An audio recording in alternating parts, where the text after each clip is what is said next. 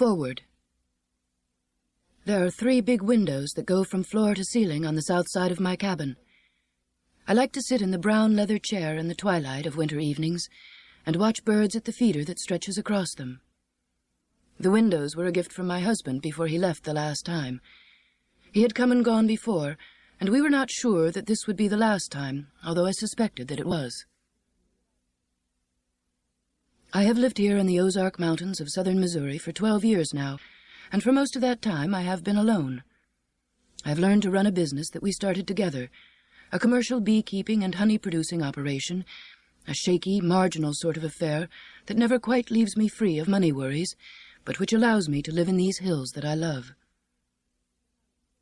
My share of the Ozarks is unusual and striking. My farm lies 250 feet above a swift, showy river to the north and a small creek to the south, its run broken by waterfalls. Creek and river join just to the east, so I live on a peninsula of land. The back 50 acres are covered with second-growth timber, and I take my firewood there. Last summer, when I was cutting firewood, I came across a magnificent black walnut, tall and straight, with no jutting branches to mar its value as a timber tree. I don't expect to sell it, although even a single walnut so straight and unblemished would fetch a good price. But I cut some trees near it to give it room. The botanic name for black walnut is Juglans nigra, black nut tree of God, a suitable name for a tree of such dignity, and I wanted to give it space.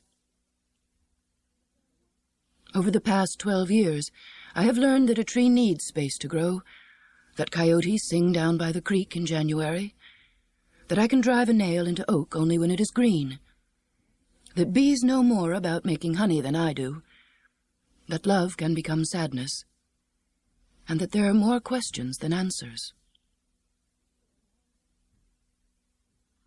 Spring.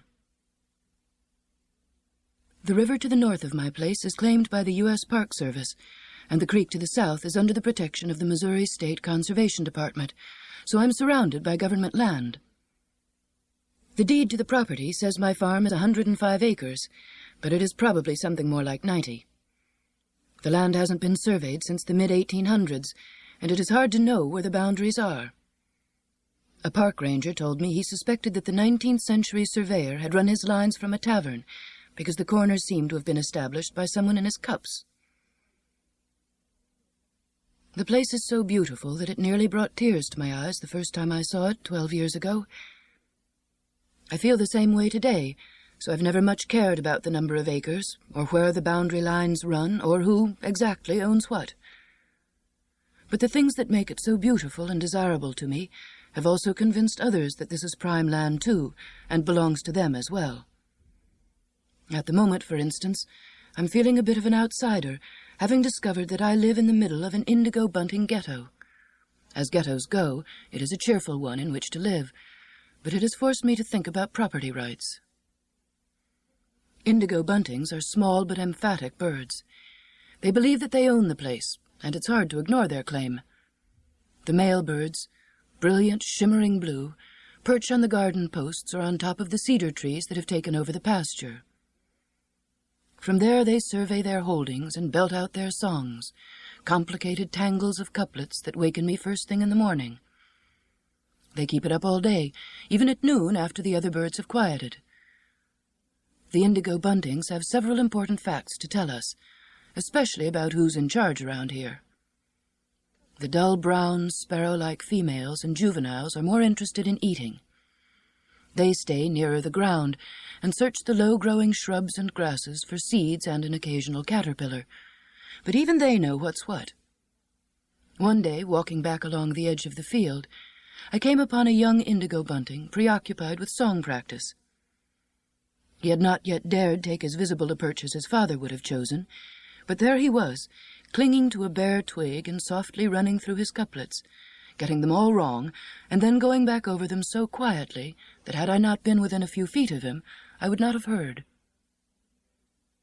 Another time I discovered that the back door of the honey house had blown open, and the room was filled with a variety of winged creatures. Most were insects, but among them I found a half-grown indigo bunting who had blundered in and was trying to find his way out, beating his small wings against the screened window. Holding him carefully, I stroked the back of his neck to try to soothe him, but discovered that his heart was not beating in terror. Perhaps he was so young that he had not learned fear, but I prefer to think that, like the rest of his breed, he was simply too pert and too sure of his rights to be afraid. He eyed me crossly and tweaked my giant thumb with his beak to tell me that I was to let him go right this minute. I did so, of course, and watched him fly off to the tall grasses behind the honey house, where I knew that one family of indigo buntings had been nesting. Well, they think they own the place, and their assurance is only countered by a scrap of paper in my files. But there are other contenders, and perhaps I ought to try to take a census and judge claims before I grant them title. There are other birds who call this place theirs. Buzzards, who work the updrafts over the river and creek, goldfinches, wild turkey, phoebes, and whippoorwills. But it is a pair of cardinals who have ended up with the prize piece of real estate, the spot with the bird feeder. I have tapes of bird songs, and when I play them I try to skip the one of the cardinal, because the current resident goes into a frenzy of territorial song when he hears his rival. His otherwise lovely day is ruined. And what about the coyote? For a while she was confident that this was her farm, especially the chicken part of it. She was so sure of herself that once she sauntered by in daylight and picked up the tough old rooster to take back to her pups. However, the dogs grew wise to her, and the next few times she returned to exercise her rights, they chased her off, explaining that this farm belonged to them, and that the chicken flock was their responsibility. When I start thinking about it that way, that those who inhabit the land and use it have a real claim to it in a non-legal sort of way, the whole question gets complicated. A long time ago, before I came to live in the Ozarks, I spent a springtime working on a plot of university research land. I was young and in love, and most tasks seemed happy ones, but the project would have captured my fancy anyway.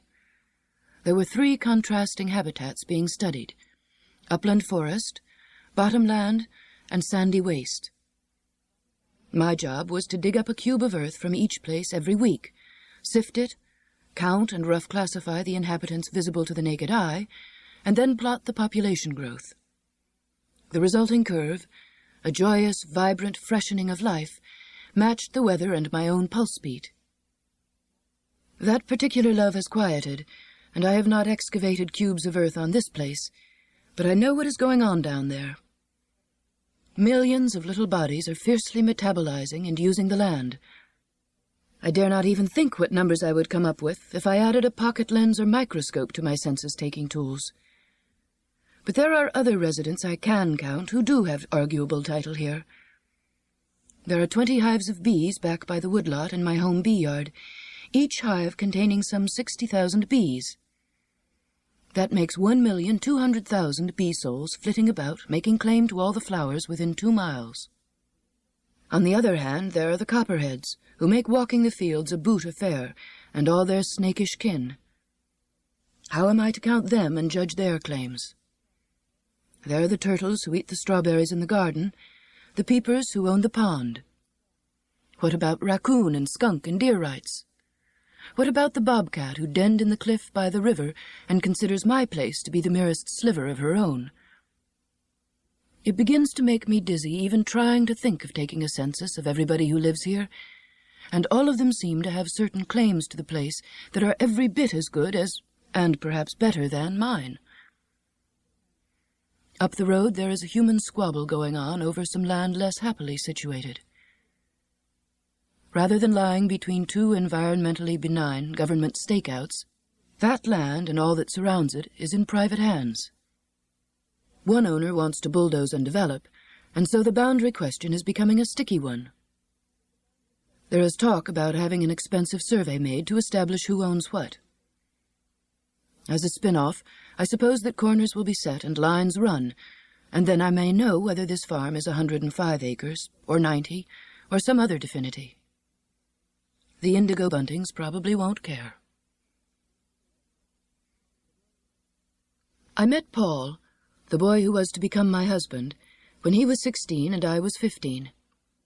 We were married some years later, and the legal arrangement that is called marriage worked well enough while we were children and while we had a child. But we grew older, and the son went off to school, and marriage didn't serve as a structure for our lives as well as it once had. Still, he was the man in my life for all those years. There was no other. So when the legal arrangement was ended, I had a difficult time sifting through the emotional debris that was left after the framework of an intimate 30-year association had broken. I went through all the usual things. I couldn't sleep or eat, talked feverishly to friends, plunged recklessly into a destructive affair with a man who had more problems than I did, but who was convenient, made a series of stupid decisions about my honey business, and pretty generally botched up my life for several years running. And for a long, long time, my mind didn't work. I could not listen to the news on the radio with understanding. My attention came unglued when I tried to read anything but the lightest froth. My brain spun in endless, painful loops, and I could neither concentrate nor think with any semblance of order. I had always rather enjoyed having a mind, and I missed mine extravagantly. I was out to lunch for 3 years. I mused about structure, framework, schemata, system, classification, and order. I discovered a classification Jorge Luis Borges devised, claiming that a certain Chinese encyclopedia divides animals into A, belonging to the emperor, B, embalmed, C, tame, D, sucking pigs, E, sirens, F, fabulous, G, stray dogs, H, included in the present classification, I, frenzied, J, innumerable, K, drawn with a very fine camel hair brush, L, etc., M, having just broken the water pitcher, N, that from a long way off look like flies. Friends and I laughed over the list, and we decided that the fact that we did so tells more about us and our European Western way of thinking than it does about a supposed Oriental worldview. We believe we have a more proper concept of how the natural world should be classified, and when Borges rumples that concept, it amuses us. That I could join in the laughter made me realize I must have retained some sense of that order, no matter how disorderly my mind seemed to have become. My father was a botanist. When I was a child, he reserved Saturday afternoons for me, and we spent many of them walking in woods and rough places. He would name the plants we came upon by their Latin binomials and tell me how they grew. The names were too hard for me, but I did understand that plants had names that described their relationships one to another, and found this elegant and interesting even when I was 6 years old. So after reading the Borges list, I turned to Linnaeus. Whatever faults the man may have had as a scientist, he gave us a beautiful tool for thinking about diversity in the world. The first word in his scheme of Latin binomials tells the genus, grouping diverse plants which nevertheless share a commonality. The second word names the species, plants like enough to regularly interbreed and produce offspring like themselves. It is a framework for understanding, a way to show how pieces of the world fit together. I have no Latin, but as I began to botanize, to learn to call the plants around me up here on my hill by their Latin names, I was diverted from my lack of wits by the wit of the system. Commeline virginica, the common dayflower, is a rangy weed bearing blue flowers with unequal sepals, 2 of them showy and rounded, the third hardly noticeable. After I identified it as that particular Commeline, named from a sample taken in Virginia, I read in one of my handbooks, written before it was considered necessary to be dull to be taken seriously, "Delightful Linnaeus, who dearly loved his little joke, himself confesses to have named the dayflowers after 3 brothers Commelin, Dutch botanists, because 2 of them, commemorated in the showy blue petals of the blossom, published their works, The third, lacking application and ambition, amounted to nothing, like the third inconspicuous whitish third petal. There is a tree growing in the woodland with shiny oval leaves that turn brilliant red early in the fall, sometimes even at summer's end. It has small clusters of white flowers in June that bees like, and later blue fruits that are eaten by bluebirds and robins. It is one of the tupelos, and people in this part of the country call it black gum or sour gum. When I was growing up in Michigan, I knew it as pepperidge. Its botanic name is Nyssa sylvatica. Nyssa groups the tupelos, and is derived from the Nyssaides, the Greek nymphs of Mount Nyssa who cared for the infant Dionysus. Sylvatica means of the woodlands. Nyssa sylvatica, a wild, untamed name. The trees, which are often hollow when old, served as beehives for the first American settlers, who cut sections of them, capped them, and dumped in the swarms that they found. To this day, some people still call beehives gums, unknowingly acknowledging the common name of the tree. The hollow logs were also used for making pipes that carried salt water to the salt works in Syracuse in colonial days. The ends of the wooden pipes could be fitted together without using iron bands, which would rust. This gives me a lot to think about when I come across Nyssa sylvatica in the woods. I botanized obsessively during that difficult time. Every day I learned new plants by their Latin names. I wandered about the woods that winter, good for little else, examining the bark of leafless trees. As wildflowers began to bloom in the spring, I carried my guidebooks with me and filled a fat notebook as I identified the plants, their habitats, habits, and dates of blooming. I had to write them down, for my brain, unaccustomed to exercise, was now on overload. One spring afternoon, I was walking back down my lane after getting the mail. I had 2 fine new flowers to look up when I got back to the cabin. Warblers were migrating, and I had been watching them with binoculars. I had identified one I had never before seen. The sun was slanting through new leaves, and the air was fragrant with wild cherry. Prunus serotina. Prunus, plum, serotina, late blooming, blossoms, which my bees were working eagerly. I stopped to watch them, standing in the sunbeam. The world appeared to have been running along quite nicely without my even noticing it. Quietly, gratefully, I discovered that a part of me that had been off somewhere nursing grief and pain had returned. I had come back from lunch. Once back, I set about doing all the things that one does when one returns from lunch. I cleared the desk and tended to the messages that others had left. I had been gone for a long time, so there was quite a pile to clear away before I could settle down to the work of the afternoon of my life, the work of building a new kind of order, a structure on which a 50-year-old woman can live her life alone, at peace with herself and the world around her.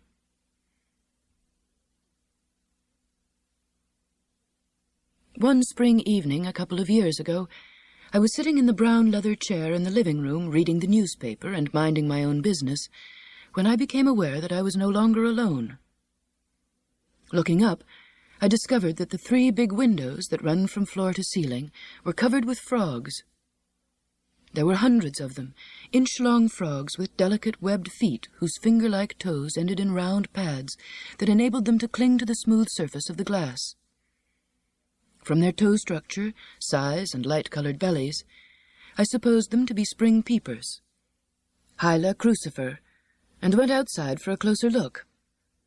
I had to be careful where I put my feet, for the grass in front of the windows was thick with frogs, waiting in patient ranks to move up to the lighted surface of the glass. Sure enough, each pinkish-brownish frog had a back crisscrossed with the dark markings that give the species its scientific name. I'd not known before that they were attracted to light. I let my newspaper go and spent the evening watching them. They did not move much beyond the top of the windows, but clung to the glass or the moldings, seemingly unable to decide what to do next. The following morning they were gone, and I've never seen them at the window since. It struck me as curious behavior. These window climbers were silent. We usually are only aware of spring peepers at winter's end. I first hear their shrill, bell-like mating calls in February from the pond up in the field. The males produce the calls by closing their mouths and nasal openings and forcing air from their lungs over the vocal cords into their mouths, and then back over the vocal cords into the lungs again. This sound attracts the females to the pond, and when they enter the water, the males embrace them, positioning their vents directly above those of the females. The females then lay their eggs, which the males fertilize with their milt. It is a clubby thing, this frog mating, and the frogs are so many, and their calls so shrill and intense, that I like to walk up to the pond in the evenings and listen to the chorus, which, to a human, is both exhilarating and oddly disturbing at close range. One evening I walked there with a friend, and we sat by the edge of the pond for a long time. Conversation was inappropriate, but even if it had not, it would have been impossible. The bell-like chorus completely surrounded us, filled us. It seemed to reverberate with the shrill insistence of hysteria, driving focused thought from our heads, forcing us not only to hear sound, but to feel it. Comparing notes as we walked back to my cabin, we were startled to discover that we had both wondered, independently, whether that was what it was like to go mad. A slightly larger cousin of the spring peeper that belongs to the same genus, the gray tree frog, commonly lives in my beehives during the summer months. These frogs cling under the protective overhang of the hive cover, and as I pry up the lid, they hop calmly to the white inner cover and sit there placidly eyeing me. They are a pleasing, soft, grayish-green, marked with darker, moss-colored patches, and look like a bit of lichen-covered bark when they are on a tree. Having evolved this wonderfully successful protective coloration, the safest behavior for a gray tree frog in a tight spot is to stay still and pretend to be a piece of bark. Sitting on the white inner cover of the beehive, the frog's protective coloration serves him not at all, but of course he doesn't know that, and not having learned any value in conspicuously hopping away, he continues to sit there looking at me with what appears to be smug self-satisfaction and righteous spunk. Last evening I was reading in bed, and felt, rather than heard, a soft plop on the bed next to me. Peering over the top of my glasses, I saw a plump, proud, gray tree frog inspecting me. We studied each other for quite a time, the gray tree frog seemingly at ease, until I picked him up, carried him out the back door, and put him on the hickory tree there. But even in my cupped hands he moved very little, and after I put him on the tree he sat quietly, blending in beautifully with the bark. A serene frog. The sills in my bedroom are rotten, so I supposed that he had found a hole to come through, and wondered if he'd had friends. I looked under the bed and discovered 3 more gray tree frogs, possibly each one a frog prince. Nevertheless, I transferred them to the hickory. There was something in the back of my mind from childhood Sunday school classes about a plague of frogs, so I took down my Bible and settled back in bed to search for it. I found the story in Exodus. It was one of those plagues that God sent to convince the Pharaoh to let the Jews leave Egypt. And the Lord spake unto Moses, Go unto Pharaoh, and say unto him, Thus saith the Lord, Let my people go, that they may serve me. And if thou refuse to let them go, behold, I will smite all thy borders with frogs. And the river shall bring forth frogs abundantly, which shall go up and come into thine house, and into thy bedchamber, and upon thy bed. This was exciting stuff. My evening had taken on a positively biblical quality. I was having a plague of frogs, and had obviously had another the evening that the spring peepers had crawled up the living-room windows. Actually, I enjoyed both plagues, but Pharaoh didn't. The writer of Exodus tells us that Pharaoh was so distressed by frogs in his bed that he called Moses and said, Entreat the Lord, that he may take away the frogs from me and from my people. And I will let the people go, that they may do sacrifice unto the Lord. A fussy man, that Pharaoh, and one easily unnerved. I once knew a pickerel frog, Rhanapalustris, frog of the marshes, who might have changed Pharaoh's mind. The pickerel frog was an appealing creature who lived in my barn one whole summer. He was handsome, grayish, with dark square blotches highlighted with yellow on his legs. I found him in the barn one morning trying to escape the attentions of the cat and the dogs. At some point he had lost the foot from his right front leg, and although the stump was well healed, his hop was awkward and lopsided. I decided that he would be better off taking his chances with wild things, so I carried him out to the pond and left him under the protective bramble thicket that grows there. But the next day he was back in the barn, having hopped the length of a football field to get there. So I let him stay, giving him a dish of water and a few dead flies. All summer long I kept his water fresh, killed flies for him, and kept an eye out for his safety. Pickerel frogs sometimes live in caves, and I wondered if the dim light of the barn and the cool concrete floor made him think he had discovered a cave where the service was particularly good. That part of the barn serves as a passageway to my honey house, and I grew accustomed to seeing him as I went in and out of it. I came to regard him as a tutelary sprite, the guardian of the honey house, the Penates melissus. Then one day the health inspector came for his annual tour. Like Pharaoh, the health inspector is a fussy man. Once he gave me a hard time because there were a few stray honeybees in the honey house. Bees, he explained patiently, were insects, and regulations forbade insects in a food-processing plant. I pointed out, perhaps not so patiently, that these insects had made the food, and that until I took it from them, they were in continuous, complete, and intimate contact with it. He gave up, but I know he didn't like it.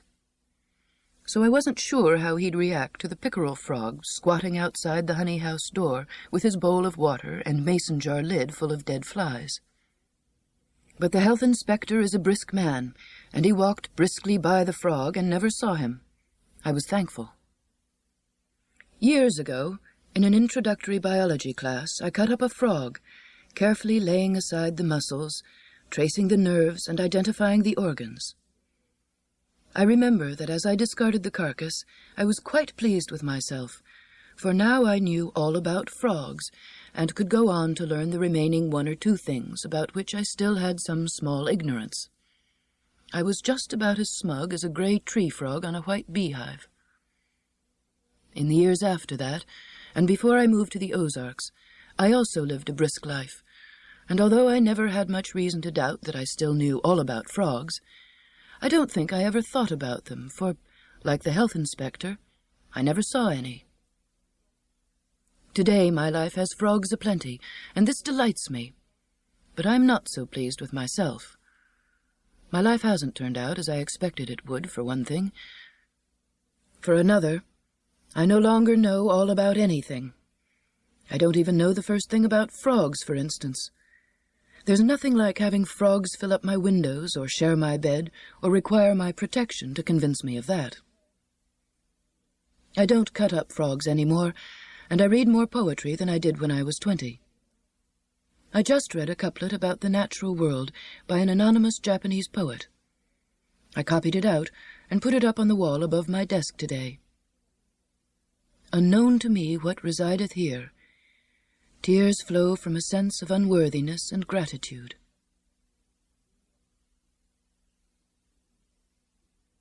My 300 hives of bees are scattered across the hills of southern Missouri in outyards on farmers' pastures or at the edge of their woodlots. I give each family who has one of those outyards a gallon of honey a year as rent, but mostly farmers just like having the hives around, for the bees pollinate their fruit and vegetables and the clover in their pastures. Bees fly 2 miles or more as they forage for nectar. I once calculated that the 18 million bees in my hives cover 1,000 square miles of the Ozarks in their flights.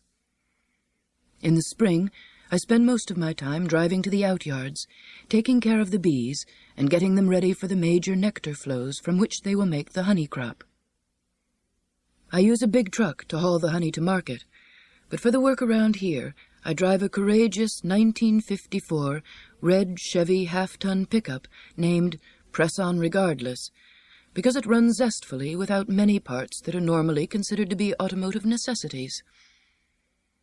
That pickup and I have been over some rough spots, through mud and hard times, and I like to take good care of it. Today was cold and rainy, not good weather for bee work, so I spent the day working on the pickup.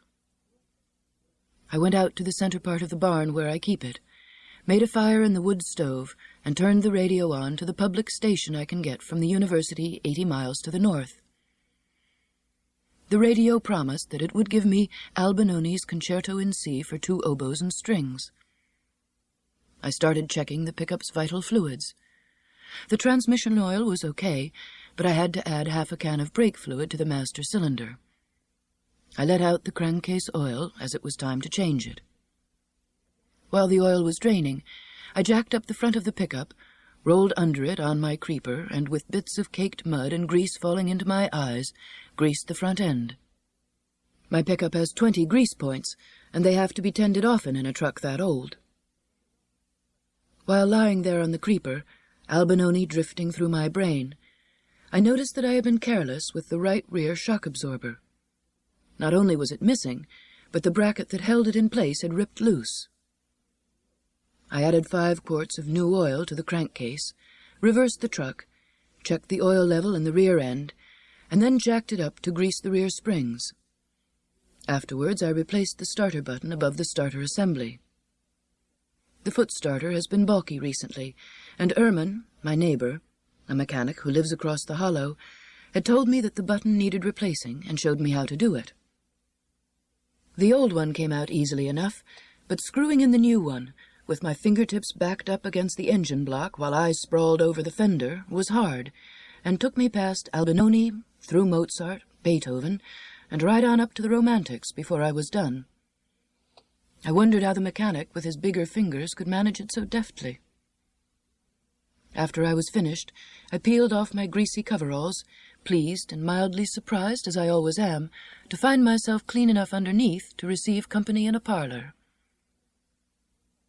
Outdoors, the weather had still not improved for bee work, so I drove into town to do errands. I stopped at the auto parts store to buy a new set of shock absorbers, and then went over to my favorite salvage yard to buy a spare universal joint. The kind of driving that I do is hard on universal joints, and the last time I sheared one in 2, my neighbor mechanic had replaced it with the last one he had, and told me to find another that I could carry as a spare in my glove box. The salvage yard man is a friend of mine, and I knew that buying the universal joint would take some time, just the thing that both he and I would enjoy on a rainy day. When I went into his shop, he was cutting a junked Pontiac into usable parts with a welding torch. I leaned up against his tool bench to wait for him to finish a cut. When he stopped, he pushed back his welding helmet and nodded to me. He poured a cup of coffee for me and another for himself. We talked about the weather, discussing the pros and cons of rain past, present, and future. Then he wondered what I was a-needing. I mentioned the universal joint for my Chevy. No, he seldom got those old rigs in nowadays, and they were always stripped clean of good parts when he did. I have lived in the Ozarks 12 years now, so I did not say thank you and leave. I knew that so far he had just said howdy. I asked him how he was getting along with the 1934 pickup he had bought and was restoring. "Not getting along worth a damn," he said. "Seems like folks come in looking for parts and interrupting all the time. Got me as fussed as a fart in a mitten." He looked hard at me. I took his comment for what it was worth and settled back more comfortably against the tool bench. "Want to get to work on it, too," he said. "It's just like the first pickup that I ever did own." Say, did I tell you about that rig? No, he hadn't. He leaned back against a crumpled fender. "It was a 34 Chevy that I'd bought from old Peg-Leg Potter," he said. "It was a pretty thing, and I was proud to drive that pickup home. But the next day I noticed that it was making a knocking noise that just wasn't right at all, so I crawled under that pickup and took the oil pan off. Well, old Peg-Leg Potter, whatever else he was, He wasn't much of a mechanic, because he'd worn out a bearing and just wrapped a piece of bacon rind around the rod to make do. Why, you can't run no pickup on bacon rind. Well, I caught my daddy asleep one day, and I cut me a piece of shoe leather right out of the tongue of his shoe, and I took out that bacon rind and put the shoe leather in its place, and then I drove that 34 Chevy on down the road and traded it in for a 1948 Ford. The old boy that I traded to, he come round to see me the next week complaining about the shoe leather. I says to him, I says, "Don't talk to me about it. Why, I improved that pickup. You go talk to old Peg-Leg Potter. He thinks you can run a pickup on bacon rind." If I had laughed or even smiled, I would have ruined the transaction, so I tried to arrange my face in a way that acknowledged that I'd heard a good story, but that I still knew a joke from a jaybird, and that I still lacked a universal joint. I said that the rain appeared to be letting up some, and I guessed I'd get going. "If you wasn't in such an all-fired hurry, I expect I might find you a U-joint somewheres," he said, and rummaged around on a shelf until he found one. The only time I've ever wished I were a man was at that moment, for what I should have said next was, "How much would a man have to give for that old U-joint now?" But I'm not, and I couldn't, and I didn't. And the word woman won't work in that question. So instead I asked him how much it was. He told me, I paid him, and he returned to his cutting torch. Anyone who's kept bees is a pushover for a swarm of them. We always drop whatever we're doing and go off to pick one up when asked to do so. It doesn't make sense, because from a standpoint of serious beekeeping and honey production, a swarm isn't much good. Swarms are headed up by old queens with not much vitality or egg-laying potential left, and so a beekeeper should replace her with a new queen from a queen breeder. You will probably have to feed and coddle the swarm through its first year. It will seldom produce any extra honey the first season, and yet we always hive them. There's something really odd about swarms, and I notice that beekeepers don't talk about it much. Probably because it's the sort of thing we don't feel comfortable about trying to put into words, something the other side of rationality. The second year I kept bees, I picked up my first swarm. I was in the middle of the spring bee work, putting in 10 to 12 hours a day, and very attuned to what the bees were doing out there in their hives. That day had begun with a heavy rainstorm, and so, rather than working out in the bee yards, I was in the honey house making new equipment. By afternoon, the rain had stopped, but the air was warm and heavy, charged and expectant. I began to feel odd, tense and anticipatory, and when the back of my neck began to prickle, I decided to take a walk out to the new hives I had started. Near them, hanging pendulously from the branch of an apple tree, was a swarm of bees. Individual bees were still flying in from all directions, adding their numbers to those clinging around their queen. In the springtime, some colonies of bees, for reasons not well understood, obey an impulse to split in two and thus multiply by swarming. The worker bees thoughtfully raise a new queen bee for the parent colony, and then a portion of the bees gather with the old queen, gorge themselves with honey, and fly out of the hive, never to return, leaving all memory of their old home behind. They cluster somewhere temporarily, such as on the branch of my apple tree. If a beekeeper doesn't hive them, scout bees fly from the cluster and investigate nearby holes and spaces, and report back to the cluster on the suitability of new quarters. We know about two forms of honeybee communication. One is chemical. Information about food sources and the well-being of the queen and colony is exchanged as bees continually feed one another with droplets of nectar which they have begun to process and chemically tag. The other form of communication is tactile. Bees tell other bees about good things, such as food or the location of a new home, by patterned motions. These elaborate movements, which amount to a highly stylized map of landmarks, direction, and the sun's position, are called the bee dance. Different scout bees may find different locations for the swarm and return to dance about their finds. Eventually, sometimes after several days, an agreement is reached. rather like the arrival of the sense of the meeting among Quakers, and all the bees in the cluster fly off to their new home. I watched the bees on my apple tree for a while with delight and pleasure, and then returned to the barn to gather up enough equipment to hive them. As I did so, I glanced up at the sky. It was still dark from the receding thunderstorm, but a perfect and dazzling rainbow arched shimmering against the deep blue sky, its curve making a stunning and pleasing contrast with the sharp, inverted V of the barn roof. I returned to the apple tree and shook the bees into the new beehive, noticing that I was singing snatches of one of Handel's coronation anthems. It seemed as appropriate music to hive a swarm by as any I knew. Since then, I've learned to pay attention in the springtime when the air feels electric and full of excitement. It was just so one day last week. I'd been working quietly along the row of 12 hives in an outyard when the hair on the back of my neck began to stand on end. I looked up to see the air thick with bees flying in toward me from the north. The swarm was not from any of my hives, but for some reason, bees often cluster near existing hives while they scout a new location. I closed up the hive I was working on and stood back to watch. I was near a slender post oak sapling, and the bees began to light on one of its lower limbs right next to my elbow.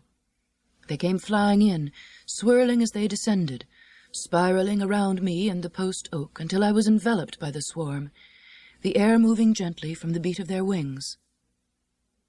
I'm not sure how long I stood there. I lost all sense of time and felt only elation, a kind of human emotional counterpart of the spring-like, optimistic, burgeoning state that the bees were in.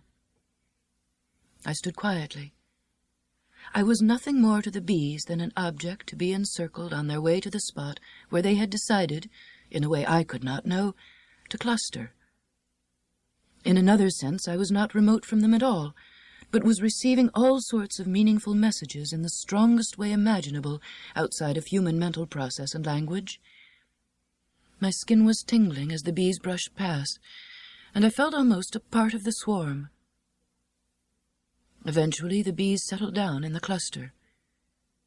Regaining a more suitable sense of my human condition and responsibilities, I went over to my pickup and got the empty hive that I always carry with me during swarming season. I propped it up so that its entrance was just under the swarm. A frame of comb from another hive was inside, and the bees in the cluster could smell it, so they began to walk up into the entrance. I watched, looking for the queen, for without her the swarm would die. It took perhaps 20 minutes for all of them to file in, and the queen, a long, elegant bee, was one of the last to enter. I screened up the entrance and put the hive in the back of the pickup. After I was finished with my work with the other hives in the bee yard, I drove back home with my new swarm. I should have ordered a new queen bee, killed the old one and replaced her, but in doing that I would have destroyed the identity of the swarm. Every colony of bees takes its essence, character, and personality from the queen who is mother to all its members.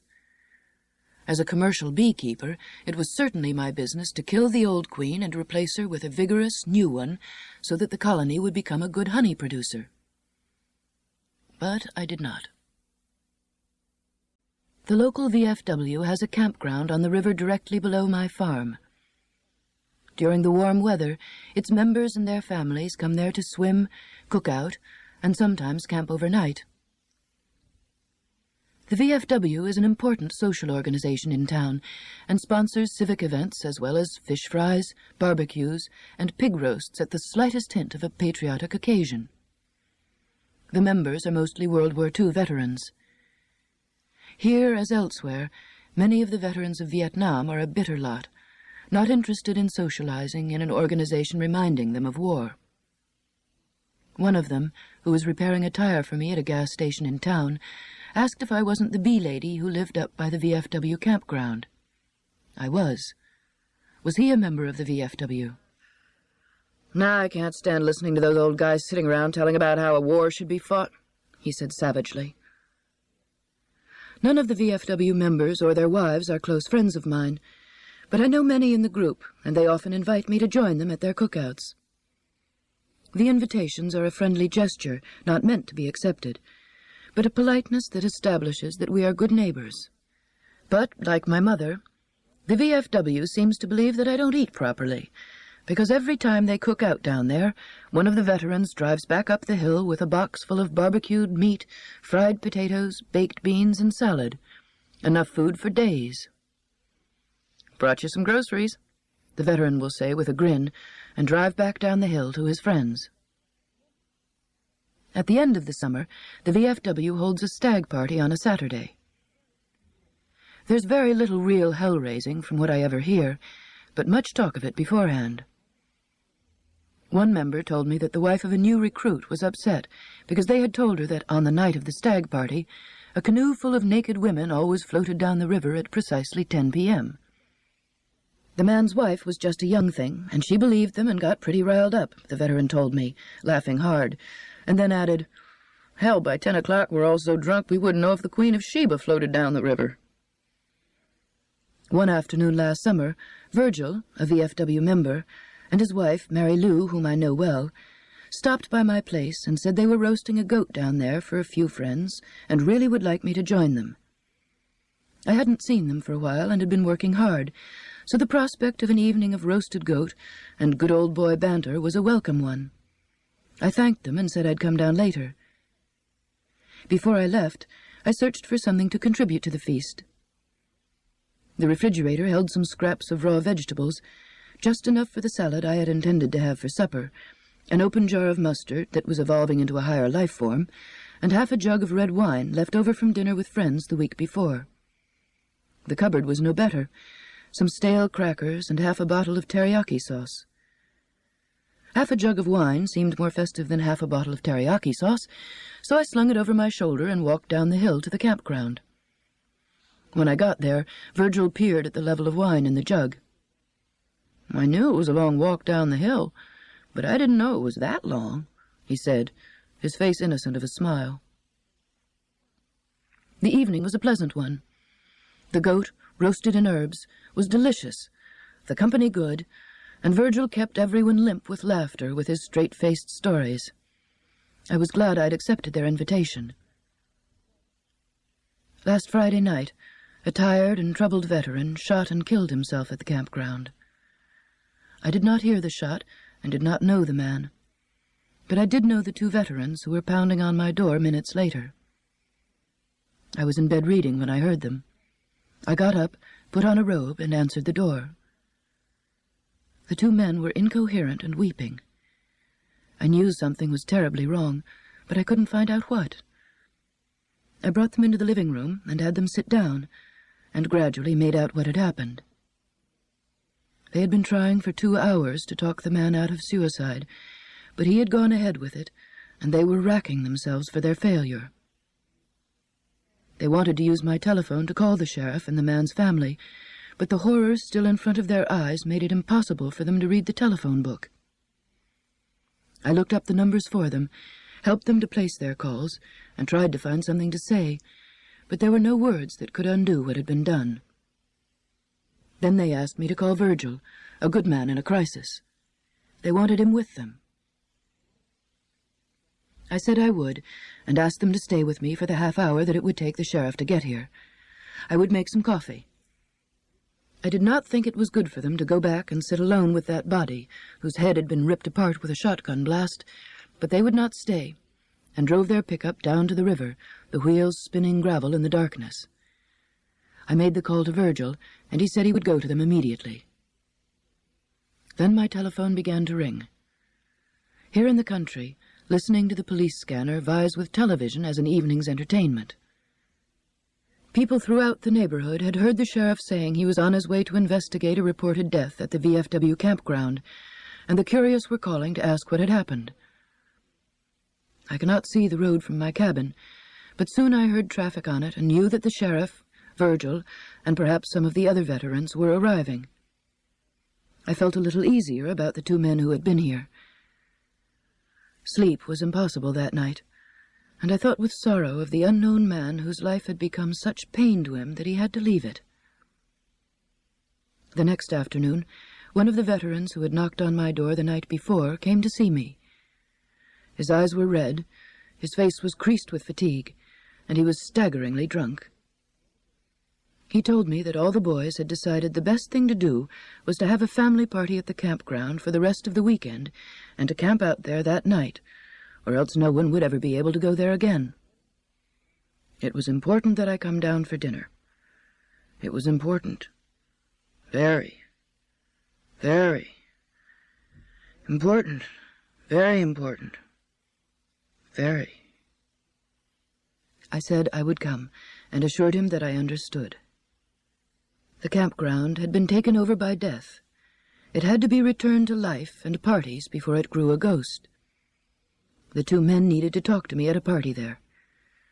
The night before, they had not been just a pair of good old boys, but two men who had seen horror and had brought it into my living room. I had not been the bee lady on the hill, but a woman who had put her arms around them when they cried. Now it was time for us to go back to what we had all been before. When the sun set, I walked down the hill to the campground. We all ate something or other. I sat with the circle of wives and daughters, and we talked of something or other. The men sat by themselves, drinking. After a while, I talked with the two men who had come to my cabin. We agreed that what had happened was bad, but that time would help a person to forget. They thanked me for letting them use the telephone, and then I walked back up the hill. Summer. I am an early riser, and now that the weather is warm, I like to take a cup of coffee out under the oak trees in back of the cabin and get a feel for the kind of day it's going to be. Today the night creatures were still about when I went out there. Katydids, whippoorwills, night-flying moths, owls, and mosquitoes. By the time I had had a sip or two of coffee and my eyes had adjusted well enough to pick out the shapes of the trees, the mosquitoes had discovered me and gathered in an annoying buzz around my head. But before they had a chance to bite, a small furry shape appeared from nowhere. I heard the soft rush of wings beside my ear, and the mosquitoes were gone. A few moments of silence, more mosquitoes, and once again a bat swooped in. The arrangement was a pleasant one for both the bat and me. I don't like mosquitoes, but the bat does. I served as bait to gather the mosquitoes in one rich spot, and the bat ate them before they bit me. For the mosquitoes, the plan was not such a good one. They were kept from dinner and were turned into one instead. All this gives me a fine, friendly feeling toward bats. In their way, I suppose, they also approve of me. The bats are quick, and in the dim light before dawn it is difficult to identify them, but I believe them to be Myotis lucifugus, more comfortably known as little brown bats. These, at least, are the ones I often see taking their daytime sleep hanging upside down from the rafters in the barn loft. They are common around here, and also sleep in caves or hollow trees. Like other bats, they belong to the order Chiroptera, which means wing-handed, a good word for an animal with wings made of a membrane of skin covering the hand and finger bones. But I also like the Old English name of flittermouse, an apt description of our only flying mammal. Bats are mammals like we are. They suckle their young and have such wizened, ancient-looking faces that they seem strangely akin and familiar. Yet they can find their way and locate their food by using sound that we cannot hear. They hunt by night, and in cold weather some migrate and others hibernate.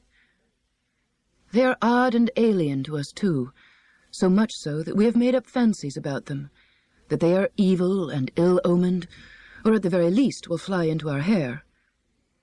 Anyone who's read Dracula will remember that young ladies should not moon around graveyards at night, or they will be in big trouble with bats. The truth is that, from a human point of view, bats are beneficial. On the North American continent, the little brown bat and other temperate zone bats have a diet made up almost exclusively of night-flying insects. Farther south, in tropical regions, there are bats that eat fruit, and even vampire bats, which have incisors that allow them to feed on the blood of large animals. But our northern bats have nothing to do with such fare, eating instead the kinds of insects that are often a bother to us. Bats find their food by producing high-pitched sounds that echo against insects or other solid objects. The echoes return to the bat's ears and give them a precise and vivid aural map of whatever is out there. These cries are beyond our human range of hearing, but when translated to frequencies low enough for us, they sound like a series of short clicks or chirps. The short, ultrasound wavelengths allow bats to locate exactly even very small moving objects, such as mosquito-sized insects. They pluck the mosquitoes out of the air close to my head, and would never be so clumsy as to blunder into my hair. What is more, the bat's discrimination is so fine that they can separate the echoes of their own clicks from those of another bat. This is important because they often fly and hunt in groups, and such accuracy allows them to do so without muddle or confusion. It may not be our way to get dinner, but it does strike me as wonderfully clever, efficient and simple. However, as with most things in life, it is not all that simple, and dinner is not always a sure thing. Night-flying moths are one of the chief items in bat diet, and over a long time span of eating and being eaten, bat and moth have worked out a complex relationship. My cousin Asher, whose academic specialty is moth ear mites, has during the course of a lifetime of work discovered a good deal about moths' ears, a structure that some of us never knew existed. He tells me that some moths who are night flyers, and therefore potential bat dinners, can hear the high-pitched noises made by bats and stand a good chance of escaping. What is even more remarkable is that certain moths have the ability to make sounds that the bats, in turn, can hear. In a sense, they can talk back to bats. "And what," I asked Asher, "do they say?" "They say I'm not good to eat," he replied. This makes life harder for the bats and easier for the moths, but the moth's advantage is only preserved by a highly specialized relationship with yet another creature. The moth ear mites Asher studies, the North American species, harm their host's ears, and if they were not careful they would deafen them and make the moths and themselves easy prey. But they are careful. The mites are tiny arachnids, scarcely visible to the naked eye. When they are ready to lay their eggs, they climb on the moth and make their way to the moth's ear, a safe and protected spot for their eggs. In the process of laying the eggs, they damage the delicate structure of the moth's ear. Since many mites might be present on a single moth, the moth would be deaf if they were to lay their eggs in both ears. So, in a stunning example of evolutionary respect, a case where courtesy and self-interest are one and the same, the first mite aboard makes a trail, in a manner not yet clearly understood, and all the mites who come later follow her trail, laying all their eggs in the same ear and leaving the opposite ear undamaged. This allows the moth to retain partial hearing and may improve his chances of escaping bats during the time the mite's eggs hatch. So there we are out under the oak trees in the dim light, the mites, the moths, the bats, the mosquitoes, and me.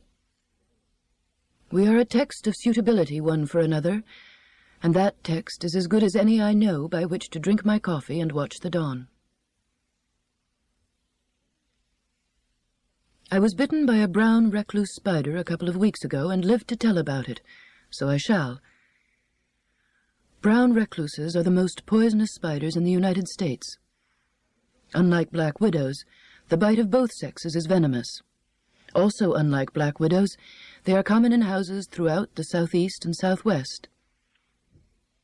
The one that bit me was hiding between the folds of a towel that I picked up and flung over my shoulder as I got ready to go for a swim with a friend. We were walking along the pathway down to the river when I felt a sharp, burning bite on my upper arm. I dropped the towel and saw a brown recluse scurry away. They are easy to recognize. Grayish-brown, leggy spiders, half an inch or so in size, with a distinctive brown violin-shaped marking on the top of their broad cephalothorax that gives them their other common name, violin or fiddle spider. My friend was horrified when I told him it was a brown recluse that had bitten me. He asked if I wanted to go back to the cabin. "Why?" I said. "If I'm going to die, I might better die down at the river than back in the cabin." So we continued on our way and spent the afternoon swimming and lying on a gravel bank.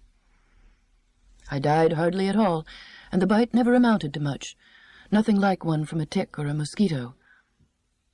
Within a few days, the pimple-like mark had disappeared without a trace. Many people, most as a matter of fact, have a reaction no worse than mine to the bite of a brown recluse, but some lack immunity to the venom, and although death from the bite is extremely rare, they can have a severe reaction. The spider's enzymes produce neurotoxins that break down cell membranes, destroying blood vessels and causing clotting. The surrounding tissue dies, creating an ever-widening wound that is so stubborn in healing that in exceptional cases, skin grafts are required to repair the damage. In addition, a susceptible person may experience chills, nausea, and fever. The reaction is highly variable, but fortunately can be medically treated. Although they spin untidy webs under rocks and logs, brown recluses are for the most part common indoor spiders. Their scientific name, Loxosceles reclusa, Loxosceles means slant-legged, dubs them reclusive, but although they may be solitary, they can be seen frequently throughout the house. To be sure, they prefer to hide in the folds of clothes in a drawer or in towels on the shelf, as did the one who bit me, but they come out to explore and forage for small crawling insects. They cannot climb smooth surfaces, and I often find them trapped in the bathtub or sink, skittering about trying to escape. A friend and her daughter stopped in for tea not long ago. I made the tea in a pot and handed out cups. Accustomed to country living, the daughter wisely peered into her cup before I poured the tea. A brown recluse," she said calmly, and we dumped out the spider and rinsed the cup before we had our tea party. Most people are not as unflappable as my young friend. Descriptions of skin rotting off from terrible brown recluse bites circulate from time to time and are greeted with horrified shudders. The brown recluse is one of our modern monsters. The day after I was bitten, I read in one of my spider books something that at first surprised me. Although the bites of other brown spiders in South America, other species of Loxosceles, were known to make people sick, it wasn't until the 1950s, as a result of bites in Texas, Kansas, Missouri, and Oklahoma, that the brown recluse was recognized to be similarly toxic. Upon reflection, I realized that it was testimony to how minor the bite is for most people. Humans and brown recluse spiders have been sharing living quarters for a long time, and people must have been bitten now and again, but it wasn't until the occasional toxicity of the bite was established that the creature was turned into a scary beast. A newspaper story appeared in several cities recently about the development of an antidote for brown recluse bites. After reading the story, a city friend telephoned me and asked if I'd ever seen a brown recluse. I told her that they were common, and now she refuses to visit me, although she's been here a number of times and has returned home in perfect health after each visit. She's a good friend, and I shall miss her company. Last week I was in St. Louis and went to a party with friends. When some people there learned that I lived in the country, they asked me about brown recluse spiders. Having recently been bitten and read up on the topic, I jumped right in, telling them rather more than they wanted to know about the infrequency and usual mildness of the bites and the shy nature of the little spider. What they wanted to hear more about was the part where the skin rots off. After scaring themselves deliciously for a while, several of them decided to cancel plans for a weekend in the Ozarks, and I realized that one of the major points in the favor of brown recluse spiders is that they help keep down the tourists. This week I have started cutting my firewood. It should be cut months ahead of time to let it dry and cure so that it will burn hot in the winter. It is June now, and almost too late to be cutting firewood, but during the spring I was working with the bees from sunup until sundown and didn't have time. By midday it is stifling back in the woods, so I go out at sunrise and cut wood for a few hours, load it into the pickup, and bring it back to stack below the barn. I like being out there early. The spiders have spun webs to catch night-flying insects, and as the rising sun slants through the trees, The dewdrops that line the webs are turned into exquisite, delicate jewels. The woodlot smells of shade, leaf mold, and damp soil. Wild turkey have left fresh bare spots where they scratched away the leaves, looking for beetles and grubs. My dogs like being there too, and today snuffled excitedly in a hollow at the base of a tree. The beagle shrieked into it, his baying muffled. The squirrel, who may have denned in the tree last night, temporarily escaped their notice, and sat on a low limb, eyeing the two dogs suspiciously, tail twitching. A sunbeam lit up a tall thistle topped with a luxuriant purple blossom, from which one butterfly and one honeybee sipped nectar. Red-eyed vireos sang high in the treetops where I could not see them. For me, their song ended when I started the chainsaw. It makes a terrible racket, but I am fond of it. It is one of the first tools I learned to master on my own, and it's also important to me.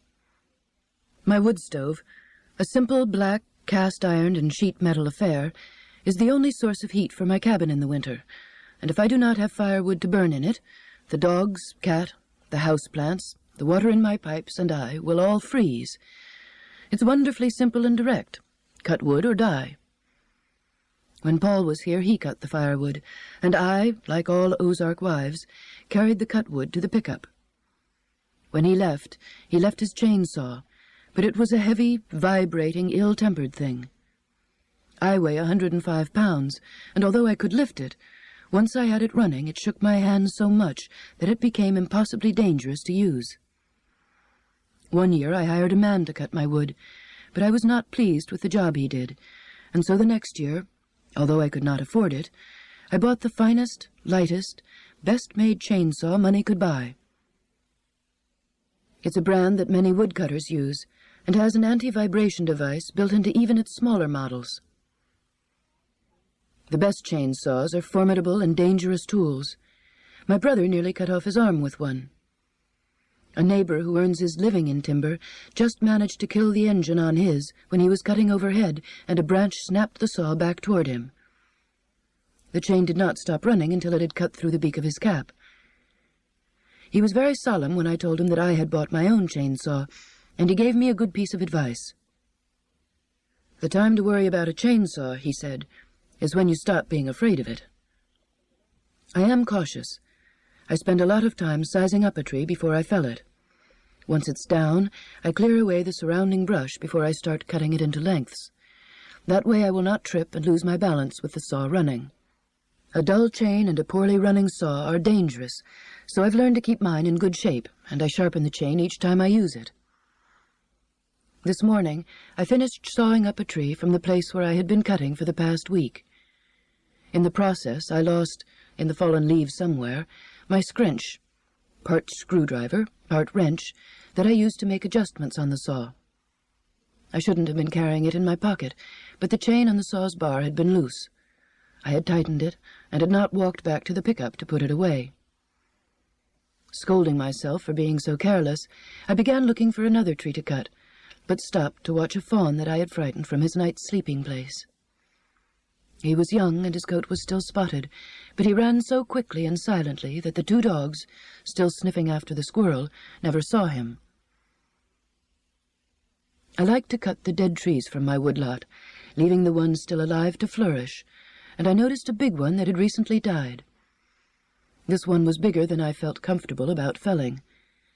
I've been cutting my own firewood for 6 years now, but I'm still awed by the size and weight of a tree as it crashes to the ground, and I have to nerve myself to cut the really big ones. I wanted this tree to fall on a stretch of open ground that was free of other trees and brush, so I cut a wedge-shaped notch in that side of it.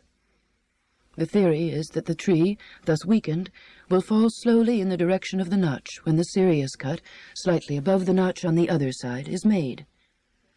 The trouble is that trees, particularly dead ones that may have rot on the inside, do not know the theory, and may fall in an unexpected direction.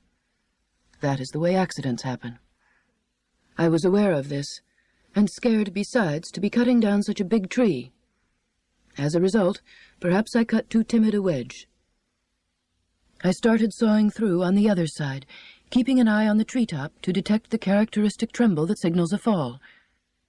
I did not have time to jam the plastic wedge in my back pocket into the cut to hold it open, because the tree began to fall in my direction, exactly opposite where I had intended.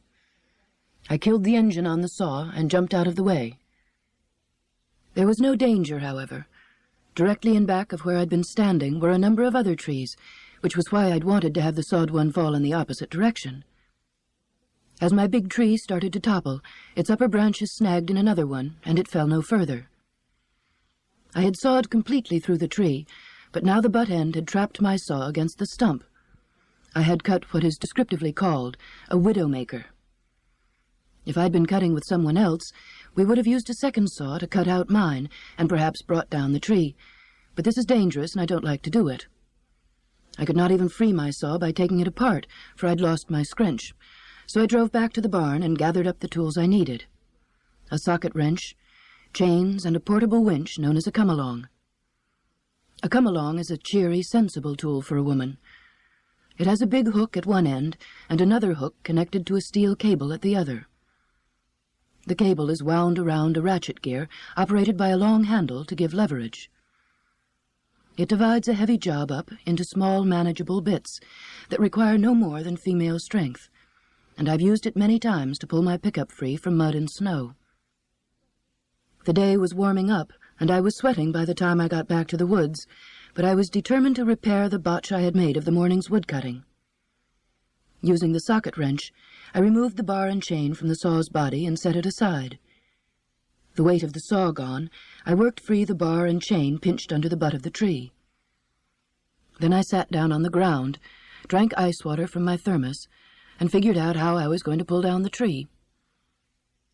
Looking at the widowmaker, I decided that if I could wind one of the chains around the butt of it, and another chain around a nearby standing tree, then connect the two with the come-along, I might be able to winch the tree to the ground.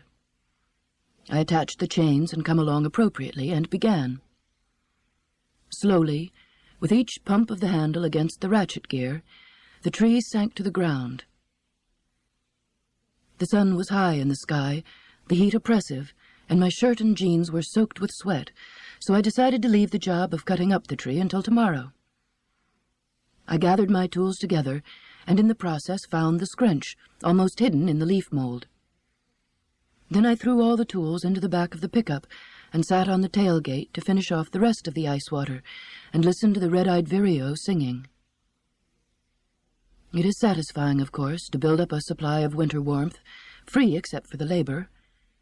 But there is also something heady about becoming a part of the forest process. It sounds straightforward enough to say that when I cut firewood, I cull and thin my woods, but that puts me in the business of deciding which trees should be encouraged and which should be taken. I like my great tall black walnut, so I've cut the trees around it to give it the space and light it needs to grow generously. Dogwoods don't care. They frost the woods with white blossoms in the spring and grow extravagantly in close company. If I clear a patch, within a year or two, pine seedlings move in, grow up exuberantly, compete and thin themselves to tolerable spacing. If I don't cut a diseased tree, its neighbors may sicken and die. If I cut away one half of a forked white oak, the remaining trunk will grow straight and sturdy. Sap gone, a standing dead tree like the one I cut today will make good firewood, and so invites cutting. But if I leave it, it will make a home for woodpeckers, and later for flying squirrels and screech owls. Where I leave a brush pile of top branches, rabbits make a home. If I leave a fallen tree, others will benefit. Ants, spiders, beetles, and wood roaches will use it for shelter and food, and lovely, delicate fungi will grow out of it before it mixes with leaf mold to become a part of a new layer of soil. One person with a chainsaw makes a difference in the woods, and by making a difference becomes part of the woodland cycle, a part of the abstraction that is the forest community. I've been out and back today checking beehives. When I leaned over one of them to direct a puff of smoke from my bee smoker into the entrance to quiet the bees, a copperhead came wriggling out from under the hive. He had been frightened from his protected spot by the smoke and the commotion I was making, and when he found himself in the open, He panicked and slithered for the nearest hole he could find, which was the entrance to the next beehive. I don't know what went on inside, but he came out immediately, wearing a surprised look on his face. I hadn't known that a snake could look surprised, but this one did. Then, after pausing to study the matter more carefully, he glided off to the safety of the woods. He was a young snake, not even 2 feet long. Like the other poisonous snakes found in the Ozarks, the cottonmouths, copperheads belong to the genus Achistrodon, which means fishhook-toothed. The copperheads in my part of the Ozarks are the southern variety, Achistrodon contortrix, which makes them sound very twisty indeed. They are a pinkish coppery color with darker hourglass-patterned markings. They have wide jaws, which give their heads a triangular shape. Like the cottonmouths, they are pit vipers, which means that between eye and nostril they have a sensory organ that helps them aim in striking at warm-blooded prey. They eat other small snakes, mice, lizards, and frogs. The surprising thing about copperheads are their mild manners, timidity, and fearfulness. They have, after all, a potent defensive weapon in their venom, and yet their dearest wish when they are discovered is to escape. This rocky upland peninsula of land between the river and creek is a lovely habitat for copperheads. I often find them under the beehives, and they are common in the open field. Twice I've had them in the cabin. Every time I come upon copperheads, they simply try to get away from me and never offer to strike. Once I had an old and heavy Irish setter who was badly bitten when he clumsily stepped on a copperhead. To the snake, being walked on by 85 pounds of dog represented a direct attack, and so he struck. The dog's leg swelled, and he was in obvious pain. Within a few hours his heartbeat was rapid, his breath shallow, and I took him to the vet. Afterwards he watched where he put his feet. I do too, and wear leather boots when I walk through the field or in the woods, and in the warm months I give decent warning when I turn over a stack of old boards. I have enormous respect for a small animal with venom so potent that it can make a large dog very sick. I weigh more than the dog, and so I might not have such a severe reaction. There's no record of a human death caused by a copperhead bite in Missouri, but I don't want to risk the pain. I respect copperheads, but I also have another set of feelings toward them, a combination of amazement and sympathy that an animal should be so frightened by me, so eager to escape, so little inclined to use the powerful means that he has to defend himself. Copperheads contrast oddly with the eastern hognose snakes, sometimes called puff adders, that I also see here sometimes. These are harmless, but put on a tremendous show of ferocity. I came upon a hognose one day in the field, and he raised up the first third of his body and spread his neck wide, hissing horribly, trying to convince me that he was a cobra. I was fooled hardly at all, and stood quietly watching him. After some more half-hearted hissing and spreading, he gave up the attempt to frighten me, remembered urgent business he had elsewhere, and slithered away into the tall grasses. Apart from copperheads, there are few dangerous snakes here. There are supposed to be rattlers, but in the 12 years I've been walking the woods and riverbanks, I've never met one. Most of the snakes around are harmless, or, like the black rat snakes, which eat rodents, beneficial, and I have no sympathy with the local habit of killing every snake in sight. It is an Ozark custom to pack a pistol along with the beer on a float trip. The pistol is for shooting the cottonmouths that are supposed to fill the river and be thick upon its banks. In point of fact, the river is too cold and swift for cottonmouths, and since I've lived here, I've seen only one. He was idling in a warm, shallow pool at the side of the creek that runs along my southern property line. I stopped to look at him from a safe distance. Heavy-bodied and dark, confident and self-assured, he watched me in his turn, and did not retreat as a copperhead would have. Instead, he coiled and raised his head in a defensive posture, ready to strike if I were to advance. He opened his mouth wide, and I could see the white, cottony-looking interior that gives the snake his common name.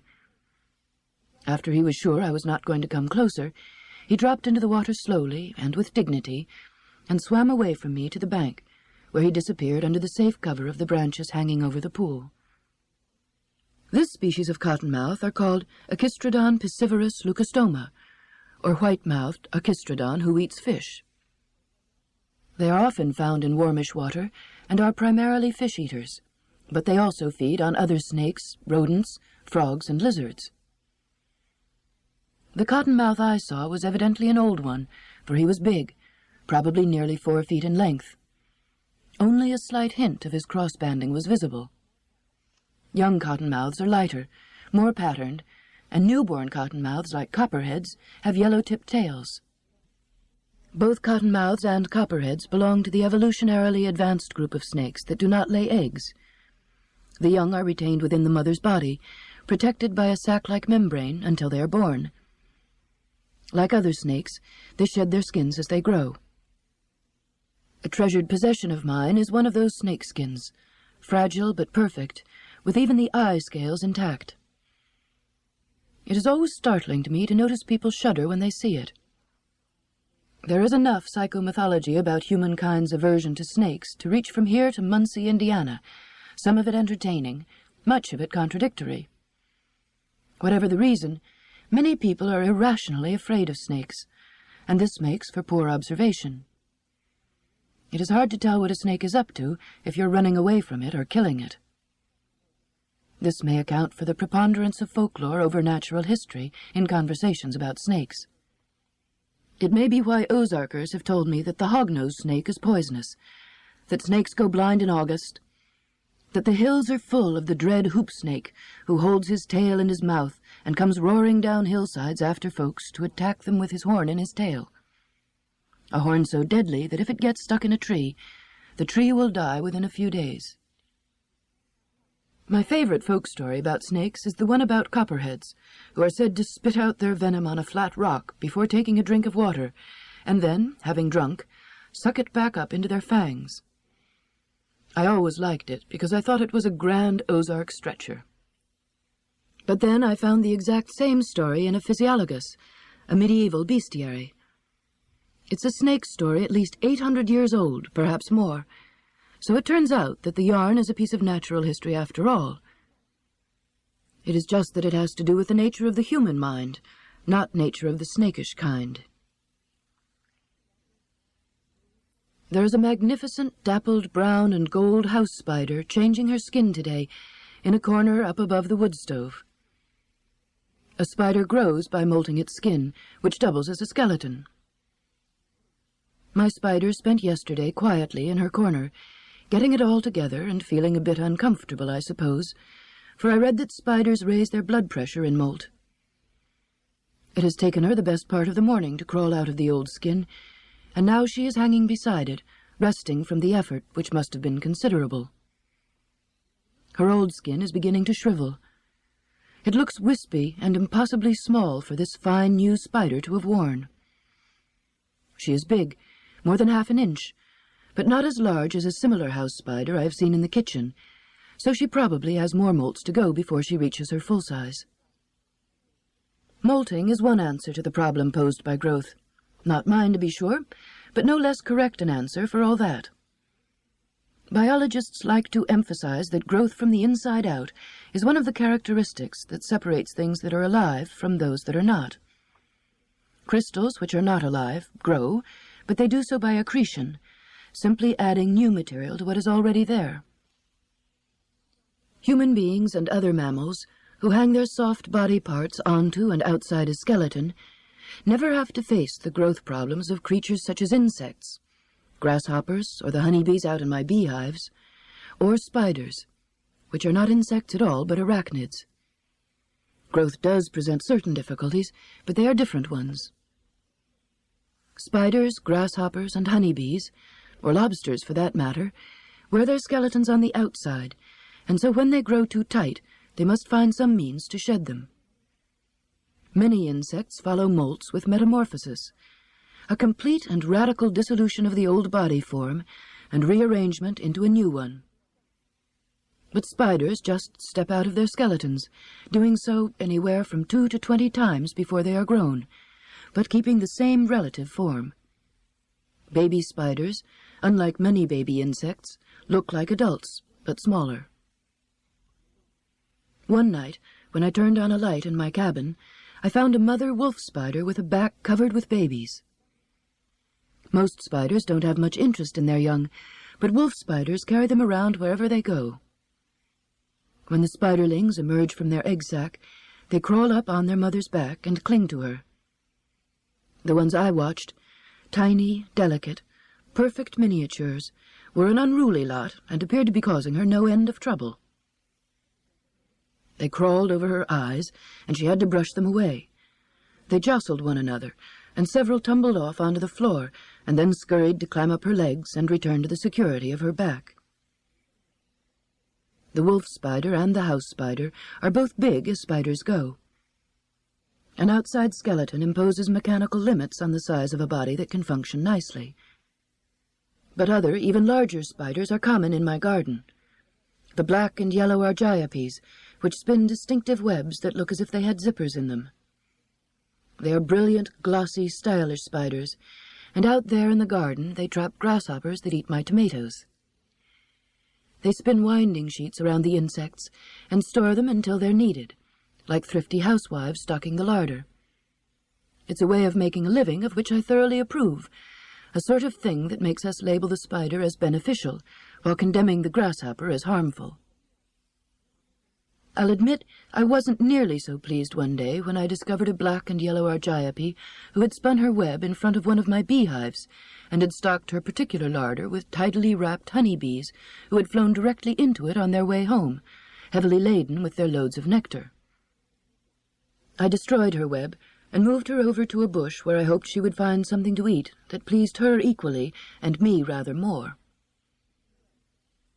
Web-weaving spiders don't see very well by our standards. They are so nearsighted that when the males come courting, they pluck the strands of the female's web to announce their arrival in order not to be taken for tasty morsels.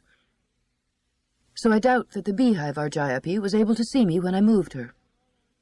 In a way, this was a pity, because for all our differences, we share something important.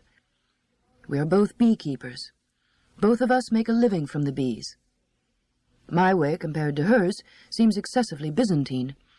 I cosset the bees all year long, take away their extra honey, process it, bottle it, truck it to New York to sell to Bloomingdale's, and then use the check to buy the things I need. She simply eats bees.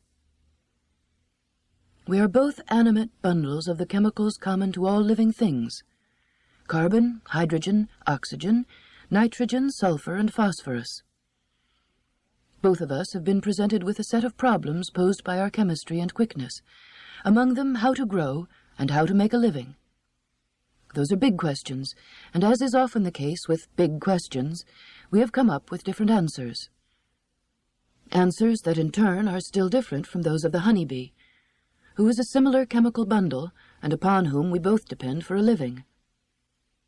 The honeybee's solutions have more to do with metamorphosis and the nectar of flowers, and those answers are good ones too. Living in a world where the answers to questions can be so many and so good is what gets me out of bed and into my boots every morning. Last Sunday we held the South Central Missouri Beekeepers' Annual Pig Roast. We have it on my place each year in July because I have space enough in back under the big oak trees for the 70 people who usually come, and also because I'm the only one in the group who lives on a river, and they like to have a place to swim.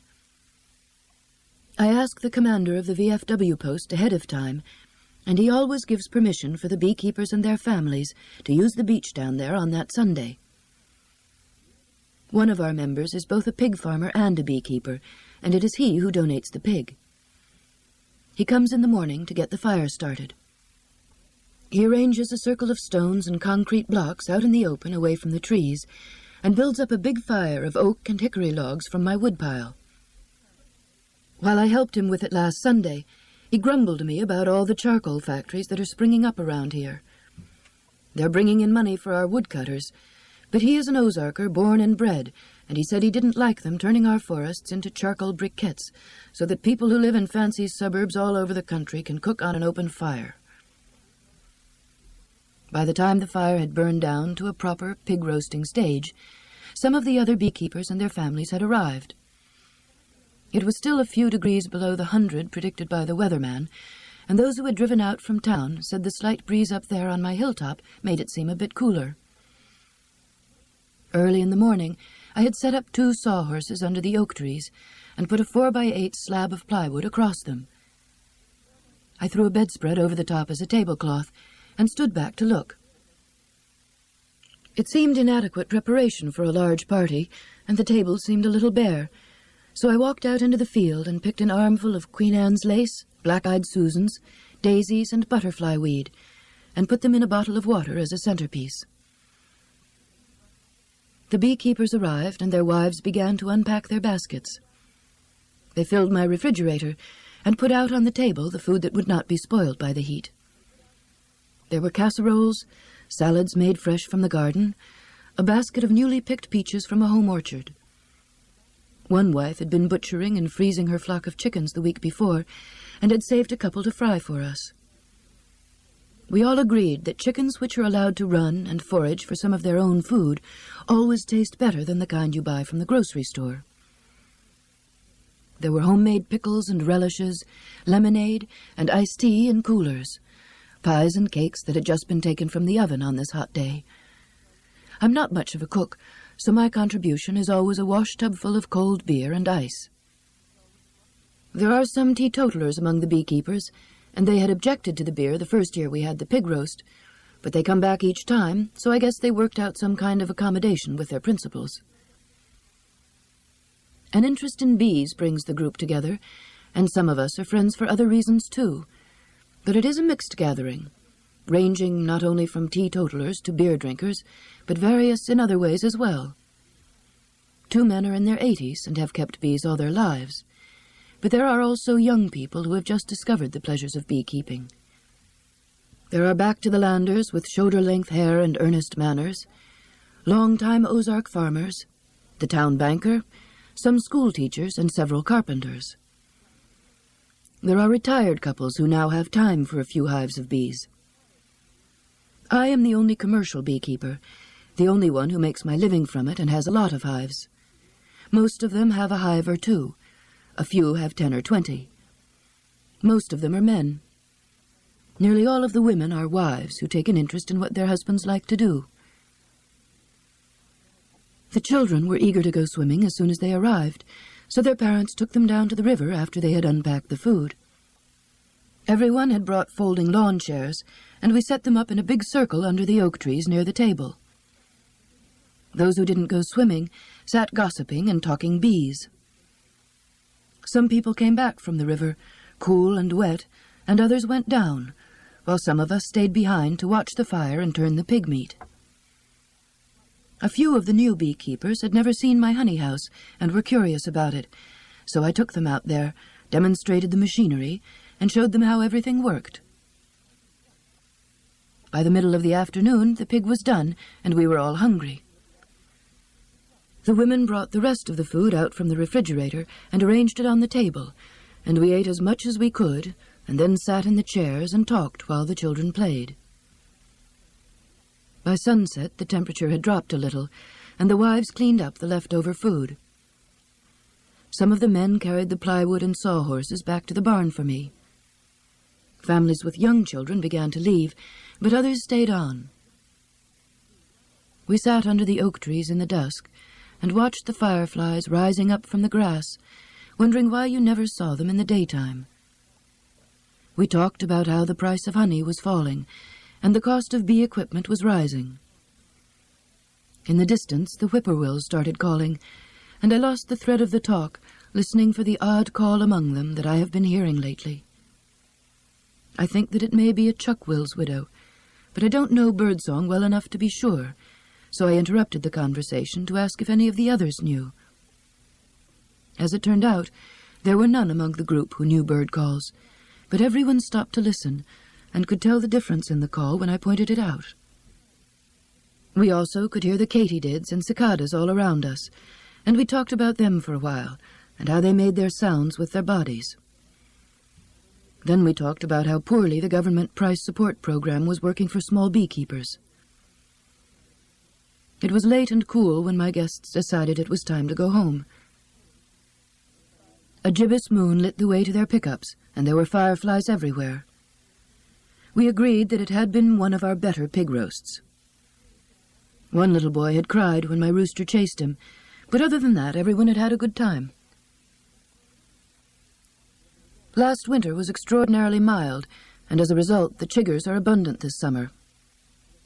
Ozark humor is an understated sort of thing, and folks here are asking one another if they happen to attend one of the funerals held for the 5 chiggers that died during the cold weather.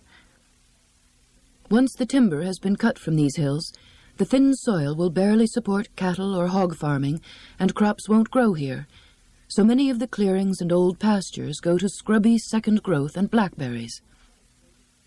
That kind of cover and the hot, steamy summers make it a prime place for chiggers.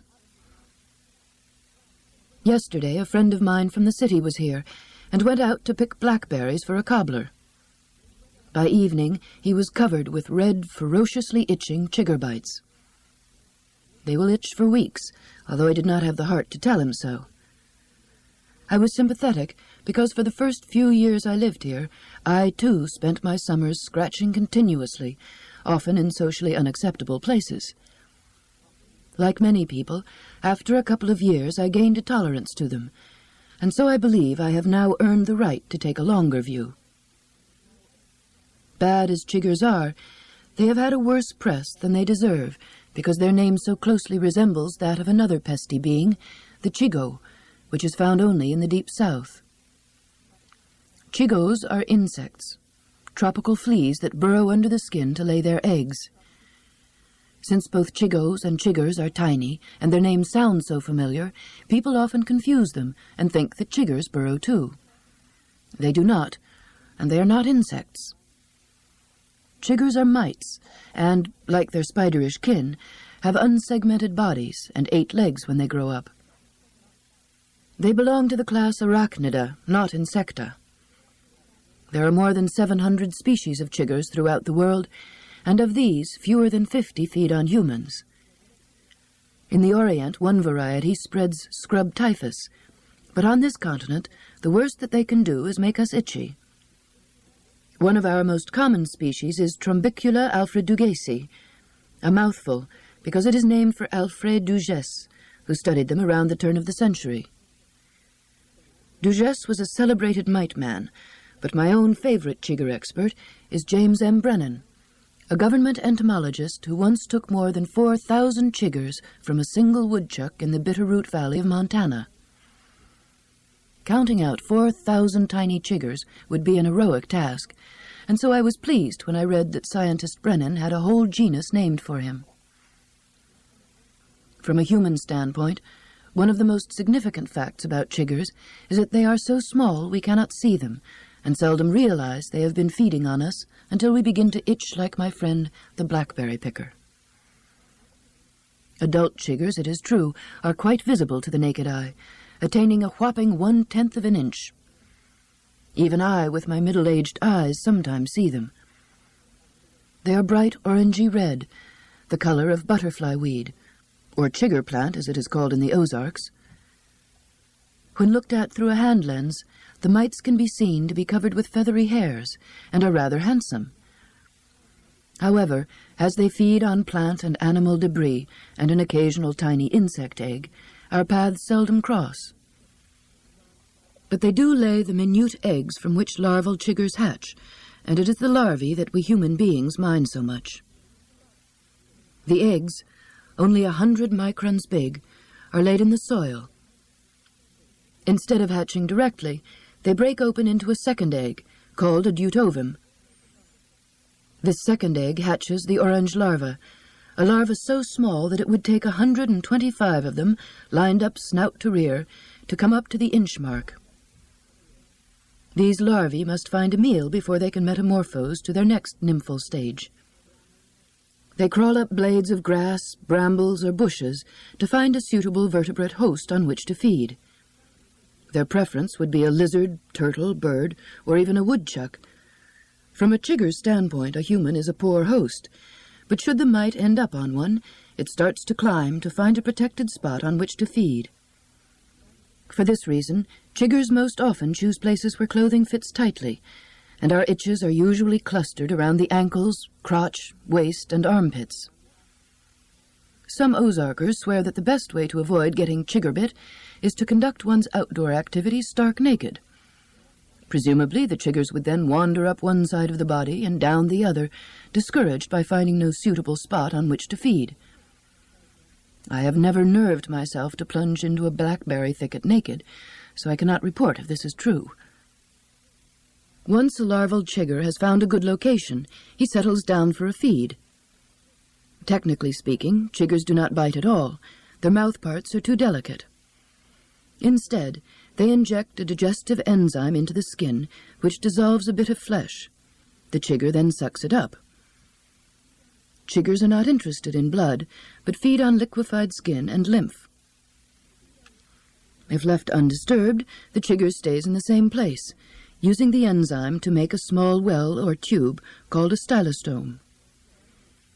If the larva can stay on his host long enough to have a full feed, about 3 days, he drops off when engorged and crawls to a protected place on the ground, where he rests and prepares to undergo transformation. Inside, his body parts melt down and reconstitute themselves into a legless, pupa-like protonymph, which in turn changes into an active jutonymph, a predator like the adult he will eventually become. The change from nymph to adult is also in 2 stages. Once again, the chigger settles quietly, while within, tissue dissolves and reforms into a legless, pupa-like tritonymph, or pre-adult, which does not move, but from which emerges the adult, the bright red, velvety, sexually mature chigger. All of which is most elegant and complex, but easily the most curious thing about chiggers, from a human standpoint, is our own reaction to them. When a chigger commences to feed on us, our bodies overreact by sending off a full battalion of allergy alarm bells, making us itch and scratch. It is actually an overreaction, because it serves no purpose either for us or for the chigger. Those of us who have happily developed a tolerance to chiggers serve as calm, non-scratching chigger hosts. And the chigger is not served by provoking that allergy either. The allergic reaction caused by the venom of the honeybee sting preserves the bee colony and its food stores. But when a chigger provokes an allergic reaction, we scratch it off before it has fed its fill, and usually kill it in the process. Mulling over this curiosity, G.W. Krantz, an eminent acarologist, says, "The intense itching reaction experienced by man reflects a lack of host adaptation. In other words, it is all a terrible mistake." This is one of those biological puzzles that I find cheering, untidy, unresolved, a reminder that the results are not yet all in, that we do not have the final forms, nor all the answers. We are still in process, chiggers, humans, and the rest.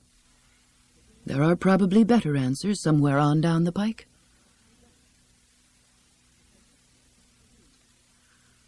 I keep 20 hives of bees here in my home bee yard, but most of my hives are scattered in outyards across the Ozarks, where I can find the thickest stands of wild blackberries and other good things for bees.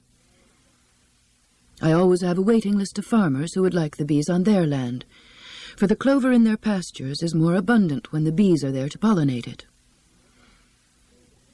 One of the farmers, a third-generation Ozarker and a dairyman with a lively interest in bees, came over today for a look at what my neighbors call my honey factory. My honey house contains a shiny array of stainless steel tanks with clear plastic tubing connecting them, a power uncapper for slicing open honeycomb, an extractor for spinning honey out of the comb, and a lot of machinery and equipment that whirs, thumps, hums, and looks very special. The dairyman, shrewd in mountain ways, looked it all over carefully and then observed, "Well, wouldn't say for sure now, but it looks like a still to me." There have been droughty years and cold, wet ones when flowers refused to bloom, and I would have been better off with a still back up here on my mountain top. But the weather this past year was perfect from a bee's standpoint, and this August I ran 33,000 pounds of honey through my factory. This was nearly twice the normal crop, and everything was overloaded, starting with me. Neither I nor my equipment is set up to handle this sort of harvest, even with extra help. I always need to hire someone, a strong young man who is not afraid of being stung, to help me harvest the honey from the hives. The honey I take is the surplus that the bees will not need for the winter.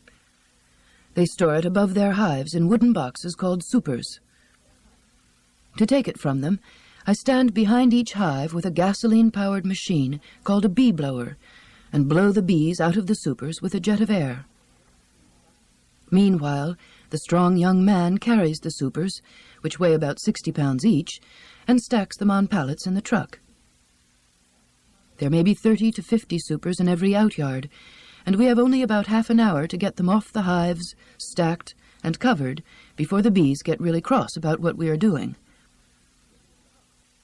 The season to take the honey in this part of the country is summer's end, when the temperature is often above 95 degrees. The nature of the work and the temper of the bees require that we wear protective clothing while doing the job, a full set of coveralls, a zippered bee veil, and leather gloves. Even a very strong young man works up a considerable sweat, wrapped in a bee suit in hot weather, hustling 60-pound supers, being harassed by angry bees at the same time.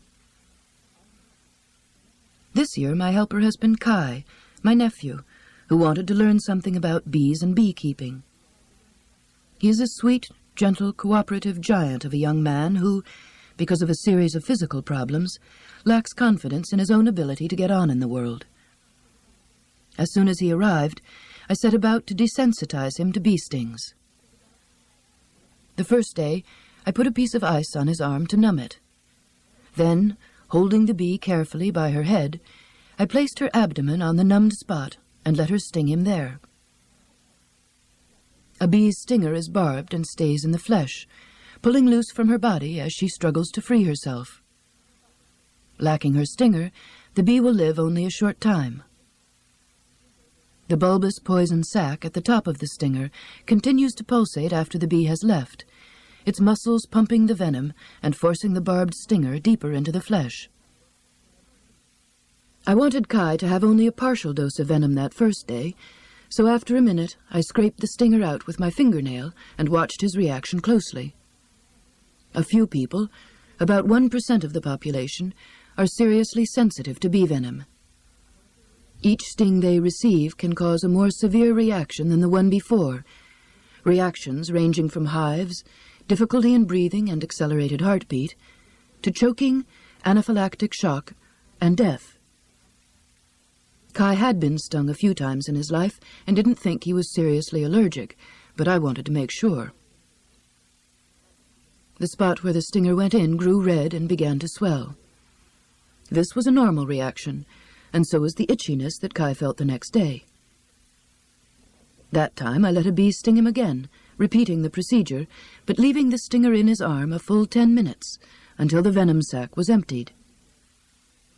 Again the spot was red, swollen, and itchy, but had disappeared the next day. Thereafter, Kai decided that he didn't need the ice cube anymore, and began holding the bee himself to administer his own stings. I kept him at 1 sting a day until he had no redness or swelling from the full sting, and then had him increased to 2 stings daily. Again, the greater amount of venom caused redness and swelling, but soon his body could tolerate them without an allergic reaction. I gradually had him build up to 10 full stings a day with no reaction. To encourage Kai, I had told him that what he was doing might help protect him from the arthritis that runs in our family. Beekeepers generally believe that getting stung by bees is a healthy thing, and that bee venom alleviates the symptoms of arthritis. When I first began keeping bees, I supposed this to be just another one of the old wives' tales that make beekeeping such an entertaining occupation.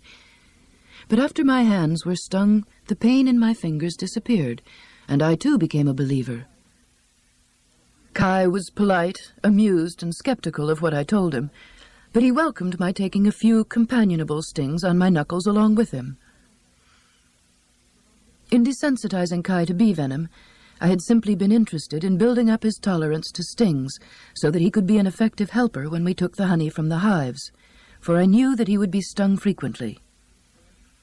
But I discovered that there had been a secondary effect on Kai that was more important. He was enormously pleased with himself for having passed through what he evidently regarded as a rite of initiation. He was proud and delighted in telling other people about the whole process. He was now one tough guy. I hoped he was prepared well enough for our first day of work. I have had enough strong young men work for me to know what would happen the first day. He would be stung royally. Some beekeepers insist that bees know their keeper, that they won't sting that person, but will sting a stranger.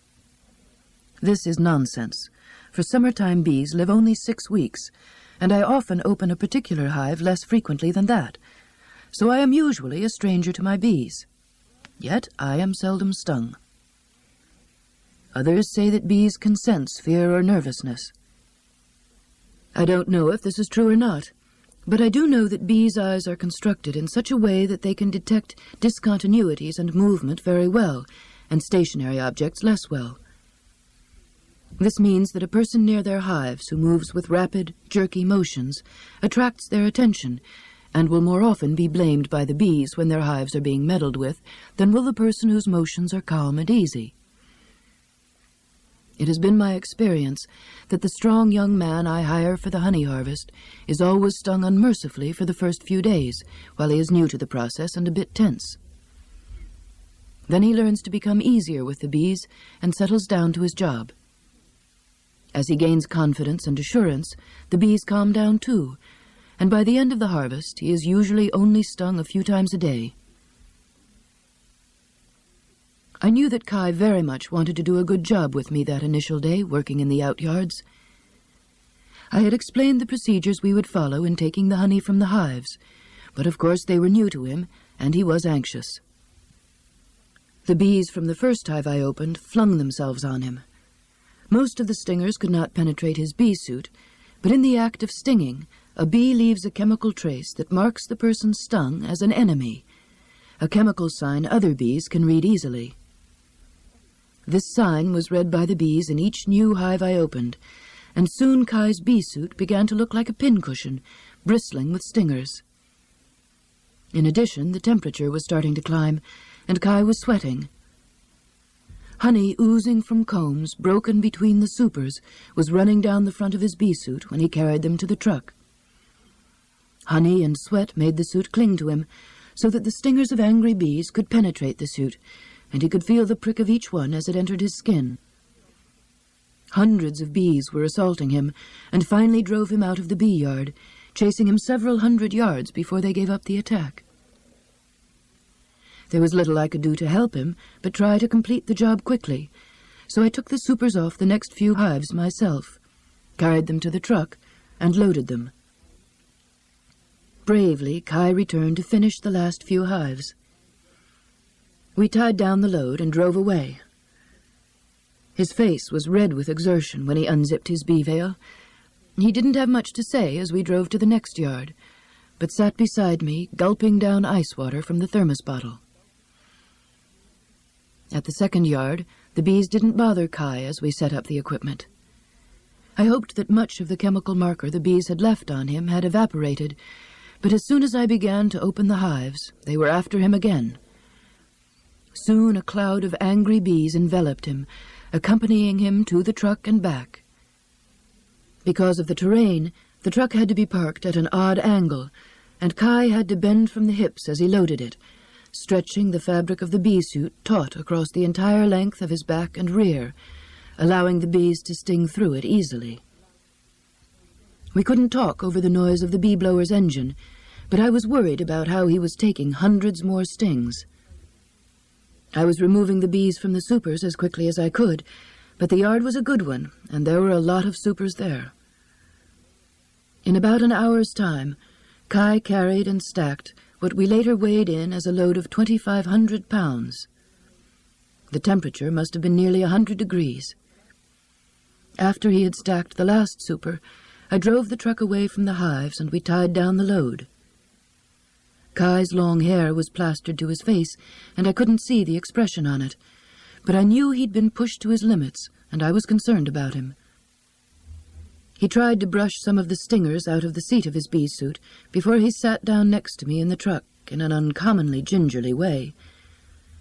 Unzipping his bee veil, he tossed it aside, pushed the hair back from his sweaty face, reached for the thermos bottle, gave me a sunny and triumphant grin, and said, "If I ever get arthritis of the ass, I'll know all that stuff you've been telling me is a lot of baloney."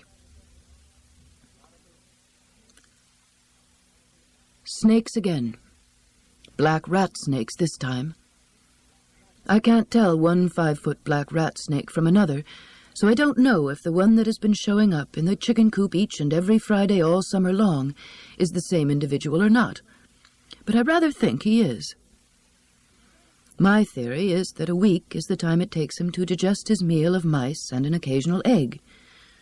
This is theory only, for none of my books tell me when mealtime is for 5-foot black rat snakes. It is something I must ask my herpetologist friend the next time I see him. Black rat snakes are some of the largest common snakes found around here. I estimate the one in the chicken coop to be 5 feet, but they can grow 6 feet or more. They are shiny black as adults, but patterned strikingly with brownish and blackish markings when they are young. The vaguest hint of blotchings can sometimes be seen on adults, and this gives them their scientific name, Eliphe obsoleta obsoleta. Eliphe allies them with their kind, the other rat and corn snakes, and obsoleta is a term used in biology to mean indistinct. Their common name hints at their diet. I have named this one Friday.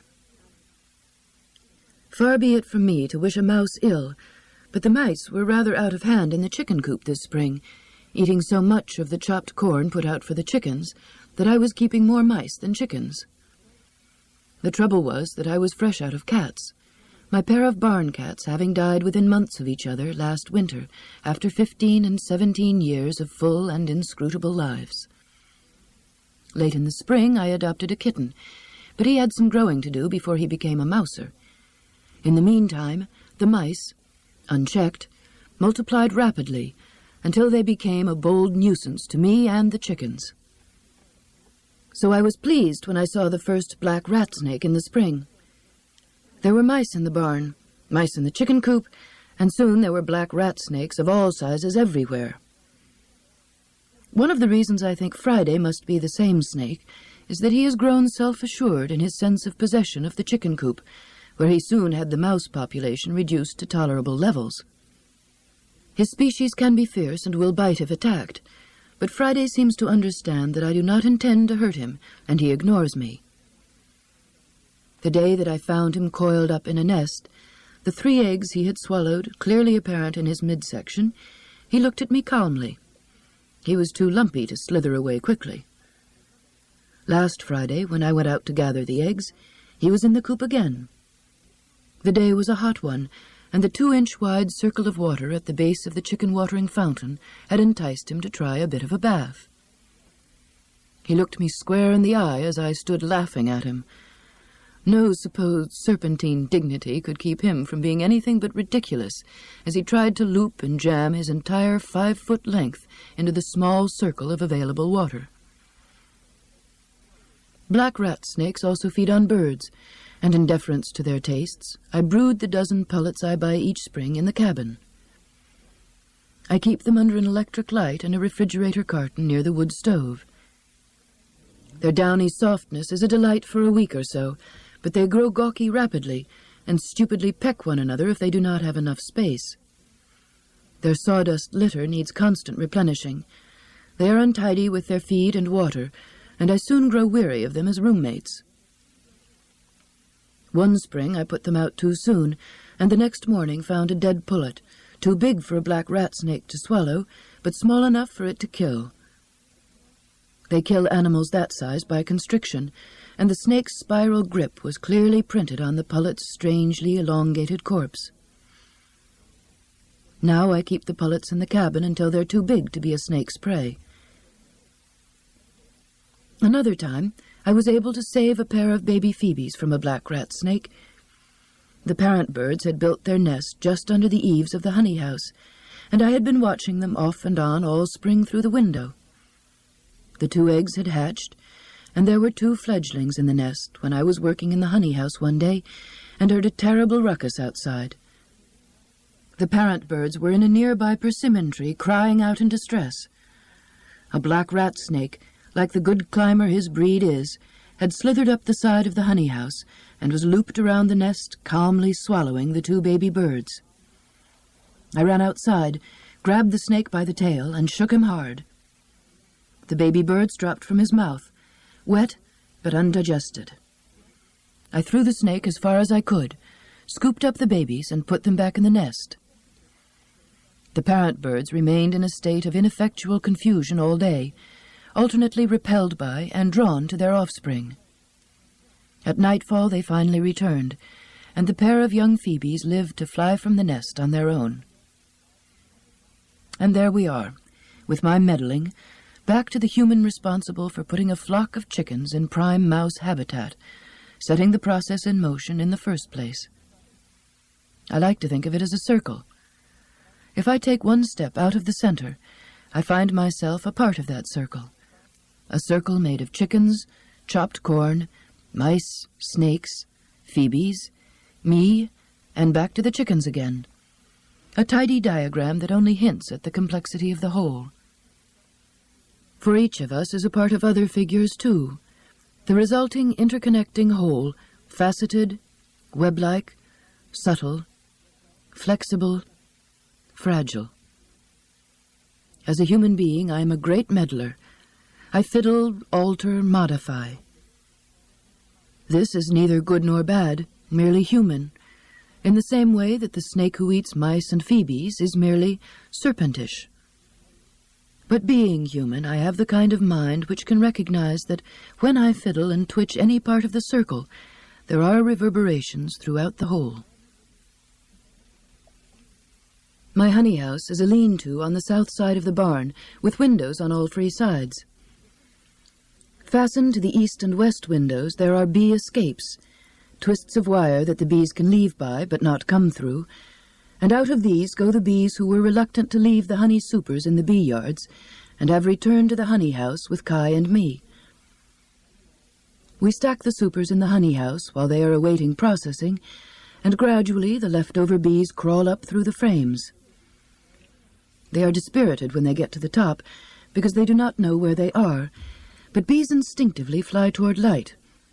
And so, gradually, over a period of days, they discover the bee escapes on the eastern window during the morning, when the light comes from that direction, and the western one in the afternoon, when the sun shines on that side of the honey house. Outside they are as confused as ever, but above the bee escapes I keep half-sized hive boxes with a few frames of honeycomb in them, and the bees enter them gratefully. After the honey harvest is done, I take the bees who have gathered in those 2 boxes and shake them into some of the hives I keep back by the woodlot. Doing this is putting bee biology to work in a textbook way to clear the honey house of bees. But this year I had some bees who hadn't read the textbooks, and their behavior puzzled me. For the first week of honey processing, the loose bees inside the honey house were finding their way out at the bee escapes, and the usual hordes of bees were on the outside of the screens, smelling the honey inside and yearning to get in. Sometimes the ones on the outside and those on the inside would feed one another, poking their long tongues through the wire to make contact. In addition to feeding, I knew that they were telling one another things, for chemical communication in the process of food exchange is one of the regulators of bee behavior inside the hive. One day, as I watched them, I idly wondered what information they could possibly have about a world as artificial to them as the honey house. During the second week, a small cluster of bees stubbornly refused to leave one of the southern windows. The cluster grew larger each day as more and more bees gathered. Bees are intensely social, and the more that join together, the better their morale becomes. They even built a few inches of honeycomb on that southern window with which to cheer themselves. The outside bees began coming more often to the spot on the screen where the obstinate bees inside were clustered. Feeding between the two groups was constant. Having bees on the inside of the honey house is cruel and untidy, and I tried a number of tricks to get them to move, cutting down their comb and dispersing them, trying to entice them into a frame of comb that I could shake outside.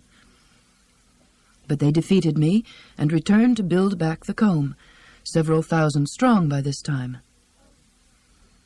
In 12 years of keeping bees, I have learned that I can't make bees do what they don't want to do, so I gave up and watched the cluster of bees grow. By the 3rd week of bringing back new supers from the outyards, it had grown to the size of a small swarm. We spent the following week processing. One day I was alone in the honey house at sunset, emptying the 1,200-pound storage tanks, draining the honey out, and putting it into 60-pound plastic buckets. The sun was shining low into the western window, and some newcomer bees were finding the bee escape there just as they were supposed to do, so I did not turn on the overhead lights, lest I confuse them. The big cluster of bees still hung perversely on the southern window. I stopped my work to look at them, for there were more than the usual number of bees opposite them outside the screen. They were agitated, their excitement palpable.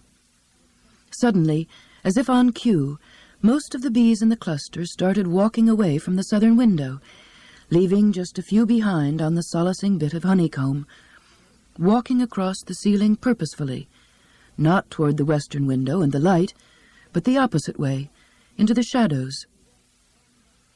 They walked in long lines across the darkened ceiling toward the eastern window, where they massed at the bee escape, piling on top of one another. They jostled and pushed their way through the bee escape, and within 15 minutes, those thousands of bees were outside. What had happened? What had made the bees leave their bit of comb, the only happiness they had been able to contrive in the honey house? Why did a few stay behind? Why had they walked away from the light? How did they know that there was a way out in the shadows? Why did they walk in lines? What signal made them all move together? I have no answers to those questions, but I presume that the constant communication with the bees outside the screen had something to do with their behavior, and this suggests a greater complexity of information conveyed and understood than I feel comfortable about. An entomologist, I asked, had no answers either. It was less of a puzzle to a fellow beekeeper to whom I talked.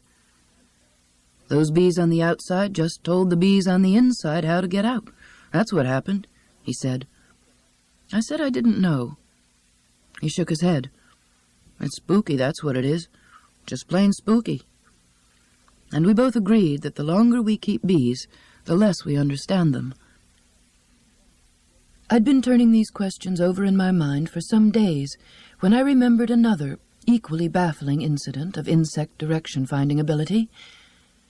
I was visiting my cousin Asher, an entomologist, when a neighbor stopped in with a stalk of milkweed on which munched a fine monarch butterfly caterpillar, handsome in his white, yellow, and black bands. When I found this, I thought of you, she said, and we all laughed, because in some company that might be a strange thing to say. Asher promptly named the caterpillar Henry, put the stalk of milkweed in a luminous green vase of water to keep it fresh, and placed it on a table where we could watch. We spent the afternoon sitting, talking, and idly looking at Henry, who had already eaten several leaves. While we watched, a leaf on which heavy Henry was feeding gave way, and he fell with a plop to the table. There were a variety of man-made objects there, but Henry paused only seconds to gather his caterpillar wits, then unerringly crawled toward the green vase and clumsily scaled its glassy, bulging surface to return to his milkweed leaves. Asher's specialty is moth ear mites, but he also has some knowledge of moths and butterflies. However, when I asked him for an explanation of what we had seen, he was as much at a loss as I was to understand how the caterpillar had found his way, in what seemed such a purposeful manner, amidst an environment in which his instincts could not have helped him. We talked back and forth about it for a bit, and in the end shook our heads in wonder. Despite the commonness of their seasonal behavior, we have no real understanding of how birds find their way when they migrate. Theories have been put forward suggesting that birds make use of landmarks recognized by experienced members of a flock, use celestial and astronomical navigation, or have a magnetic sense that allows them to detect slight variations in the Earth's electromagnetic field. But all of these theories are unsatisfactory in some respects. I recently read that researchers have discovered birds can hear sound traveling thousands of miles at frequencies which pass right through objects, and which emanate from air disturbances around large geographical features such as mountains or oceans. This means that birds migrating across my farm in Missouri may be hearing the Rocky Mountains or the Atlantic Ocean and taking their bearings from what they hear. Whatever clues they use, Robert Crawford, a young Florida researcher, said, "It's like they have another dimension. We sit here in our comparatively dull world thinking that we know all and see all." He was talking about birds, but he might have been speaking of the monarch caterpillar or my honeybees. I believe it was Sir James Jeans, the physicist, who was supposed to have observed that we live in a world that is not only queerer than we think, but queerer than we can think. I remembered this the afternoon I watched the bees streaming across the ceiling in the honey house, and was grateful that every once in a while I can have a glimpse of just how queer that might be. Autumn. I spent the afternoon today astraddle the ridge of the new barn loft roof, laying down a ridge cap, a course of overlapping shingles that covers the seam where the shingles meet from each slanting roof face. It would have been difficult not to have been happy up there. The fall migration of monarch butterflies, stunning creatures of orange and black, has begun, and numbers of them flew past me while I worked. The sumac along the woodlot edge has started to redden. It was more vivid from up on the roof, and I could see deep into the woodlot as well. The new roof is 3 feet higher than the old one, and, standing up, I could see north beyond the river, over ridge after wooded ridge, farther than I have been able to see before. After a few days of rain, the skies have cleared to the deep blue that reminds me that Missouri is a part of the West. The old barn loft roof, a cobbled construction of tin, was held in some places by wire, to misplaced, undersized roof beams, and was not much of a barrier against wind, rain, and snow. In storms, parts of it often blew off, and I would gather them up and try to nail them back on the rotting beams. Every rainstorm meant a rearrangement of buckets to keep the leaks from puddling through the loft floor to damage my workshop below. I used the loft for storage, but everything in it had to be draped in plastic to keep it dry. This past summer, I had finally put together enough money to buy materials for framing and a new roof. My son Brian and his friend Liddy came from Boston, where they live, and are finishing graduate degrees in architecture, to build it for me. They had been working together on a construction project all summer, and were tan and fit. They are both of small build, but muscular, well-coordinated, and strong. The first day they were here, we went down to the lumber yard together, and on being introduced, one of my friends there slipped his fingers across Liddy's palm as he shook hands. "Well, she's got calluses at least," he said grudgingly. He had not believed in this lady carpenter I'd been telling him about. Liddy and Brian tore down the old roof and raised the loft walls 3 feet for headroom. They framed up the new roof, put it on, and shingled it. In the additional 3 feet of wall space, they set out, at a dramatic angle, all the old windows that I have accumulated at farm sales over the years, and had painted with bright tractor paint, International Harvester red, John Deere green and yellow, Ford blue, and Alice Chalmers orange. Now the space inside the loft is so cheerful, so light, so airy, that I want to live up there. They extended the ridge beam from the peak both fore and aft, and with the addition to it of a few pieces of scrap wood cut in curves. Brian gave the roof a head and tail, transforming the barn into a large, friendly animal crouching on my hilltop. With carefully bent and glued strips of thin wood, he laminated a graceful arch below the roof peak in front. My neighbors soon heard about the arch and have been dropping by for inspection. They stand for a few minutes looking at it, and then some of them say, "Wow," but others just nod in approval. It is now that sort of a barn. Liddy and Brian work well together. It takes only a few words for them to understand each other's thoughts and intentions. I ran errands for them to the lumber yard and occasionally helped, but discovered soon enough that when I offered to either stay and help or go bake a pie, it was the pie that was more needed. It took 6 pies to finish the roof. I had not known that pies were such an important part of construction. One day, when the temperature was nearly 100 degrees, I talked them down off the roof, and we took inner tubes to the river. We floated a couple of miles, splashed about, and made the acquaintance of several gravel bars and the fish that swam near them.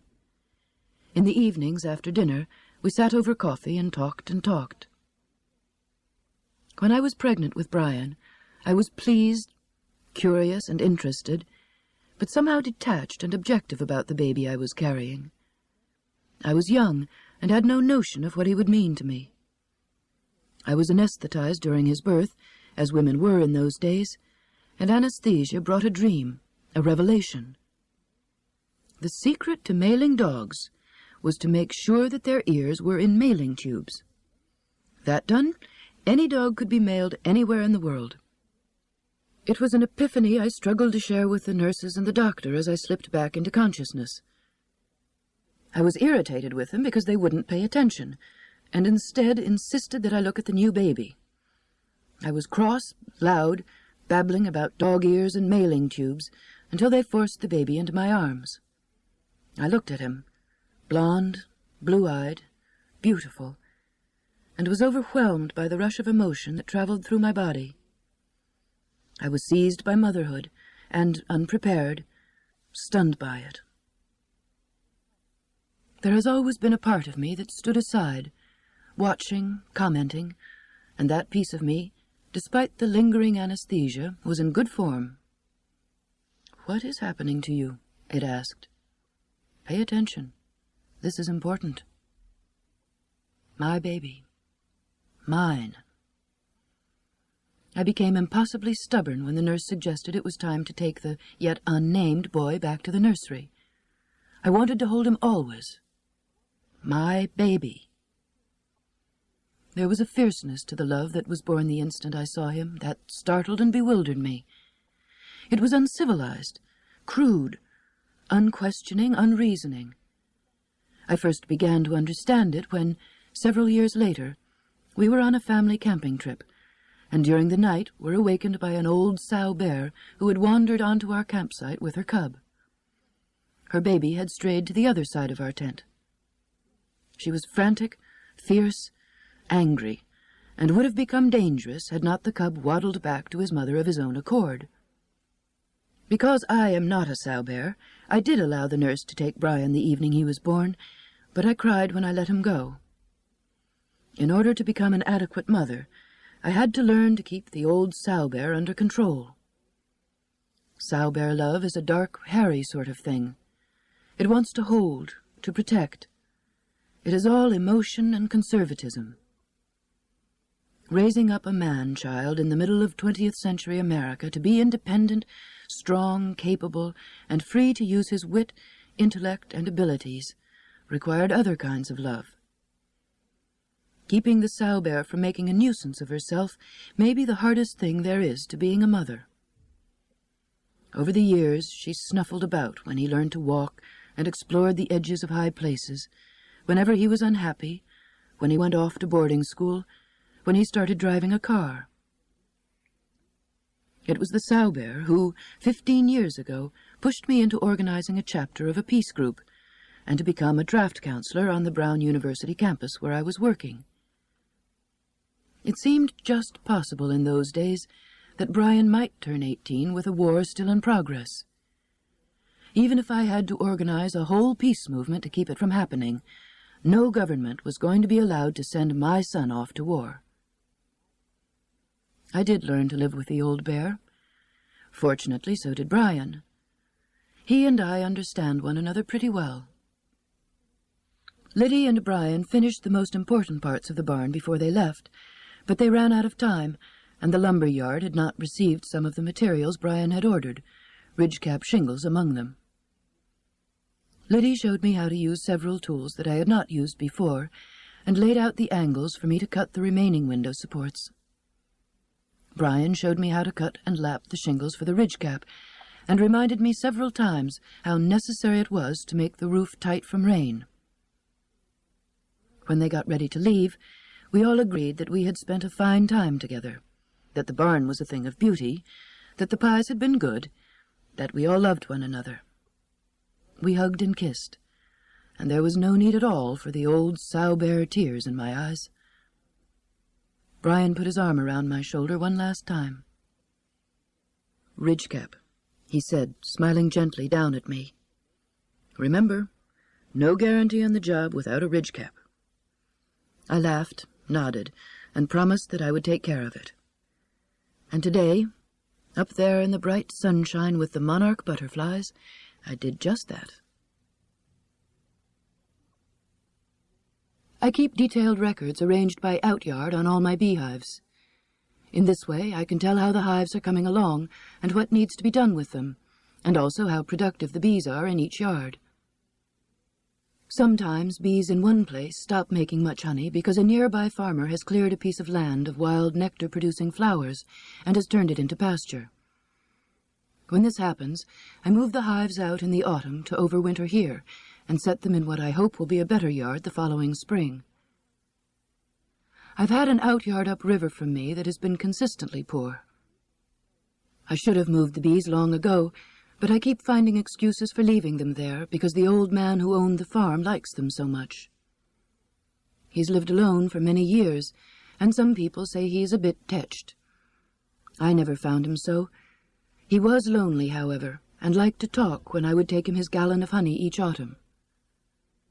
We spoke about bees, for at one time he had kept them. We discussed cows, for he had been a dairy farmer and knew a lot about them, and I didn't, so I liked hearing his stories. He had a productive orchard which he never sprayed for fear of hurting the bees who pollinated his fruit, and I always was interested in how it was coming along. Once he told me about his son, who had died 25 years ago. He cried when he talked about him. I didn't know what to say. He loved the farm, one of the prettiest along the river. It was all he had left, but it was becoming too much work for him, and for several years he has been trying to sell it. When I went to take the honey from the bees in August, a sold sign was by the edge of the road, and a heavy chain lay across the roadway leading down to the farmhouse. Fortunately, it was on the ground, so I drove across it, down the road, and then into the woods where the bees are. The day I went to take the gallon of honey as rent, the chain was stretched tautly from 2 new posts and held in place by a padlock. A freshly painted sign said, "Keep out." I reminded myself to find out who the owners were and to telephone them. Before I had a chance to do so, the new man phoned me. He sounded irritated. He had been out walking his boundaries, he said, had seen some beehives with my name and telephone number on them, and wanted to know what they were doing there. I explained the arrangement that I'd had with the old man, and that I had a gallon of honey rent to pay if I could get in. He wasn't interested in any honey, and he wanted those bees out of there right away. I told him I had been intending to move them for some time, and would be doing so later this fall, when it got a bit cooler and the bees were easier to move. Mollified, he asked me to telephone him before I came so he could open the roadway. He said he'd also like me to stop by the house, because he'd like to have some advice about how to deal with all the wild bees around. Wild bees in trees? I asked. Sometimes my bees do swarm and take up homes in hollow trees. No, wild bees hanging all over in those what you call 'em, cocoons, hanging all over on bushes, he said. His rapid speech suggested that he was not an Ozarker, and if he was talking about hornets, his lack of knowledge suggested he was not a countryman. I asked him if he meant large football-sized, round, gray, papery-looking nests. Yes, he said, sounding pleased for the first time. Those are the cocoons. Those aren't really cocoons, I explained. Those are nests, but bees don't live in them. They're hornets, bald-faced hornets. Well, bees, hornets, whatever, I don't want 'em around. Nests either. This has been an ideal year for bald-faced hornets, and they have been unusually numerous, a fact that should make an orchardist happy. But when I tried to explain this to him, he brushed it aside and asked me how to get rid of them. I advised him to do nothing until the weather got colder, because the hornets might still be in the nests. I promised to stop and talk with him when I moved the bees, and we ended our conversation on cordial enough terms. Adult bald-faced hornets can eat only liquids because of the structure of their mouth parts. Their diet, chiefly carbohydrates, is usually flower nectar, but they must have a source of protein for developing larvae, and for this they kill enormous quantities of caterpillars. I often see them in the summer when their brood-rearing is at its peak, flying low over the ground or around tree trunks looking for prey. When they find a caterpillar, they do not sting it, but butcher it alive. First, the hornet kneads the caterpillar with her mandibles to soften the muscles and other tissues, then cuts it up with her mouth. She swallows the liquid parts herself and forms the solid parts into pellets, which she carries back to the nest. Here nurse hornets take over the bits of flesh to break into still smaller morsels with which to feed the developing brood. Considering that there may be 10,000 hornets in one of the big nests, the requirements of a single colony may serve as a considerable check on destructive caterpillars in an orchard. A number of nests should cheer an orchardist. Bald-faced hornets, Vespula maculata, Vespa is Latin for wasp and maculata means spotted, are big stout insects, 3/4 of an inch long, black with whitish-yellow markings on the head, thorax, and abdomen. A mated female who overwinters on the ground under a bit of leaf litter or stone starts a new colony afresh each spring, chewing up bits of wood to make the papery material she needs to construct a small, hanging starter nest of closely arranged cells in which she lays the first eggs. The tubular cells are covered with another protective layer of the same gray, papery material. The first eggs develop into workers, sterile females. They enlarge the nest and start killing caterpillars for the next generation.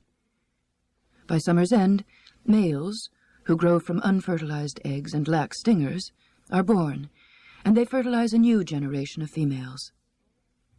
In the autumn, all of them die except for the fertilized females, who abandon the nest for better protection against winter's cold. Adult worker hornets are extremely protective of their nests and are more aggressive than most wasps. Unlike honeybees, they do not lose their stingers after they have used them, and they will sting repeatedly. A few summers ago, bald-faced hornets would sting and chase away anyone who tried to sit under the big oak trees out in back of my cabin. I never found their nest, but I was stung a number of times. Their venom, different from a honeybee's, triggered a reaction in me, and I found the stings painful. I asked the new man at the bee yard if he had been stung, thinking perhaps that this was the reason for his dislike of hornets as well as honeybees. No, he had not. He just didn't like having bugs and bugs' nests around. Moving beehives is a two-person job. The shape of two-story beehives makes them impossibly unwieldy for one person to lift into a pickup. Besides, they're heavy. At Thanksgiving, the son of some friends of mine will be home from college, and he's agreed to help me move the bees from the outyard. I'll be glad to bring them home, and next spring we'll take them to a better yard on a farm where people really want them. I shall stop in to see the new man whom I talked to.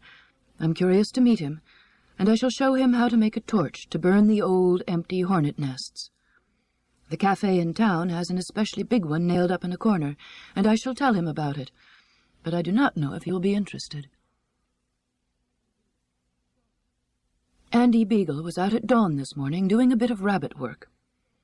He's 12 years old now, and stiff in the joints sometimes, but on a misty morning, when scents cling to the grasses, there is nothing like hunting rabbit after breakfast to keep an old guy in shape. He likes being called Andy Beagle. He wags his tail when I say to him, "Andy Beagle, Andy Beagle, Andy Beagle is his name, and he's a good dog." In truth, although I do not mention it to him, he's probably part foxhound. The first summer that Paul and I lived here, we found him in the road one day in the company of a sister, the pair of them about the size of rats, and a mother, a full-blooded beagle who was thin and desperate. The three of them were starving and nearly hairless from bad cases of mange. I do not think they had been dumped out, because people here are serious about hounds. Perhaps the mother had been lost one night when her owner had taken her out to run with the other hounds, and her pups had been born since then. She looked as though she had been on her own for a long time. When we asked around, no one knew of her or her pups. We already had 2 other dogs, a pair of Irish setters, but we brought home the hound and houndlings and fed them. The female pup was too far gone, and she died the first night.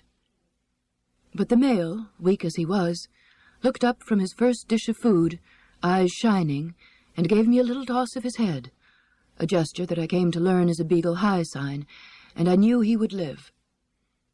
The mother, too, regained her health and strength, and with the application of the same mange medicine with which I was treating her son, her coat also grew back.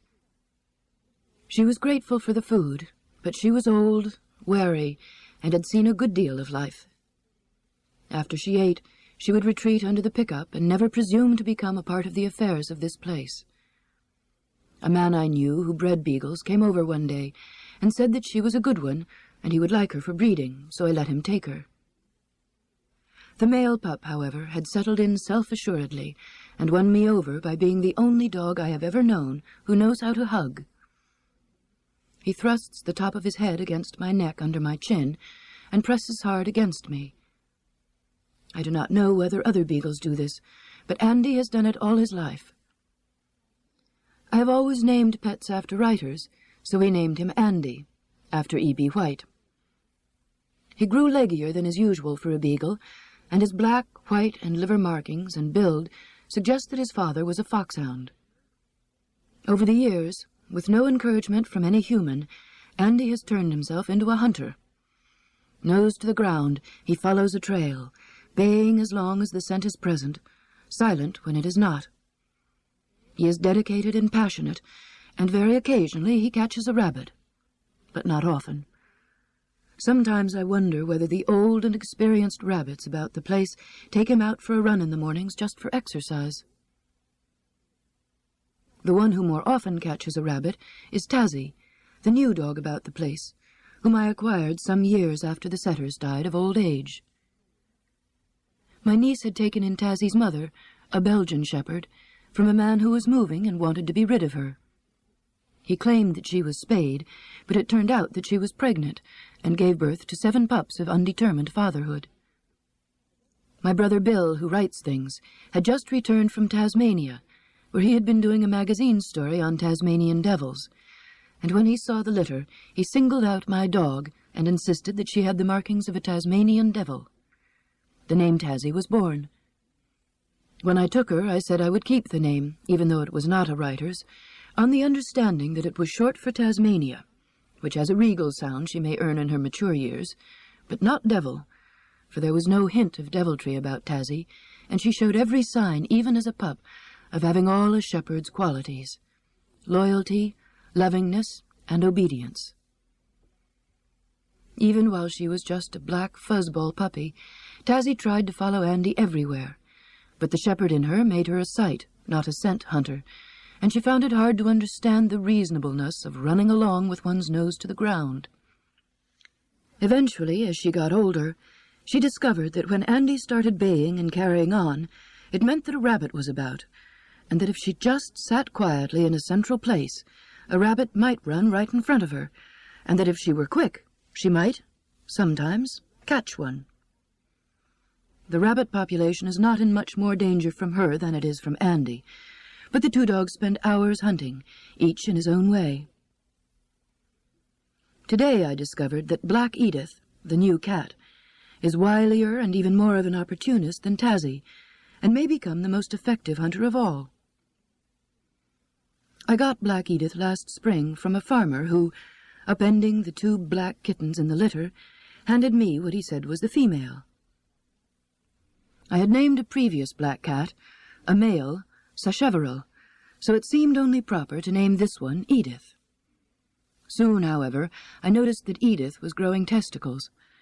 Any sexually mature male cat I have ever had has always wandered off, and I did not want to lose this one because he has such a fine personality. After spending the night outdoors, doing whatever it is cats do out there, he greets me with a pleased-sounding prrrk each morning, wrapping himself around my ankles in an ecstasy of affection while I make the coffee. When I sit down to drink it, he jumps on my lap, purring and enjoying the morning coffee ritual in his own way as much as I do. In addition, he is intrepid. The dogs would like to chase him, but when they try, he rolls over on his back and swipes at their noses, and they back off, acting confused. It is true that Tazzy regards Black Edith as a living bone. I often find her gnawing on him, holding him between her paws, but he regards this as a pleasant display of attention, and when her teeth become too serious, he yowls and rakes her tender nose with a full set of claws until she lets go. I wanted to keep Edith, so I took him to the animal clinic to be neutered. As the vet's wife was making out his admission card, she suggested that I should rename him Eddie. No, Edith it is, I insisted, and Edith it shall stay. However, he has grown up to be an emphatic cat, and it has become more fitting and proper to call him Black Edith. This morning, I was sitting in the brown leather chair listening to the news on the radio, dimly aware of Andy baying somewhere in the distance as he pursued the elusive rabbit. Through the 3 big windows, I could see Tazzy sitting calmly on a strategic high spot in the field. My attention, however, was on the news, until I saw a black shape bounding toward the barn. It was Black Edith, carrying something nearly as big as himself in his jaws. It was the rabbit. Pausing momentarily to study the 12-foot post connecting the deck to the barn loft, he leaped to the deck, touching the post at one point only. Although by now staggering, he again leaped, sideways this time, out over space into an as yet unfilled window hole in the new storage loft. He was correct to move quickly, for Tazzy had spotted him and came running. She hurled herself up the loft stairs, but of course was not agile enough to leap through the window opening. Frustrated, she scratched the loft door and whined. Some time went by before Andy, nose to the ground, picking up scent now of both rabbit and cat, arrived. He sniffed at the post Black Edith had bounded from in his leap, looked up, understood what had happened, and joined Tazzy on the deck. Both dogs could hear activity inside the loft and glared at the door, outraged that they had been done out of their rabbit by a mere cat. By this time I had come out, and could hear noises inside the loft that suggested Black Edith, young and inexpert as he is, had not killed the rabbit, but was chasing it around the loft, upsetting things as he did so. I put both dogs in the cabin and opened the loft door. Black Edith greeted me with an exasperated meow, hoping, perhaps, to ally me with his cause. The rabbit was hopping about unharmed. I scooped up the cat and took him to the cabin, then returned to the loft to look for the rabbit. I soon found him in a corner behind some boxes, frozen with panic terror. I picked him up and discovered that, despite his wildly beating heart, he had only the slightest of skin wounds and would be able to survive in the wild. I walked a quarter of a mile behind the barn, out of sight of the dogs and cat who were watching me intently through the cabin windows. While I walked, I stroked the rabbit and felt his heart beat quiet. He was a young rabbit, also inexperienced, and perhaps he learned something useful this morning. Back in the woods I found a thicket of fallen tree branches and briars and set him down there. He looked at me for rather a long time, and then hopped away deeper into the woods. Today is my wedding anniversary. I'm sad when I think of Paul, and remember what expectations we had the day we were married. But those failed expectations are what made me a beekeeper in the Ozarks. I like that a lot, and none of it would have happened without Paul. My grandfather was a beekeeper in Kalamazoo, Michigan, where I grew up. But everyone's grandfather was a beekeeper, so that doesn't signify.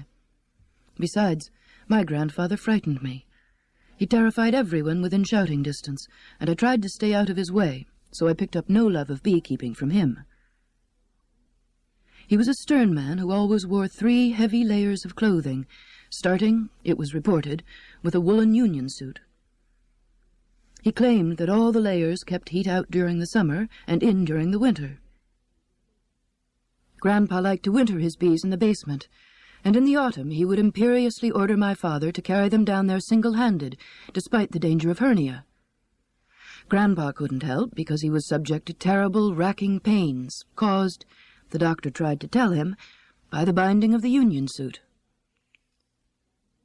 When Paul and I first started keeping bees and reading about beekeeping, I discovered that overwintering bees indoors is an old-fashioned practice now discredited. So much for the grandfatherly example. My grandmother was a timid, sad-faced woman, worn down with the cares of living with such a man, and trying to manage on the tiny household allowance he doled out to her. She never complained, and seemed almost saintly. She outlived him by many years, and after his death regained a measure of spirit. Toward the end of her life, she gathered her grandchildren around her.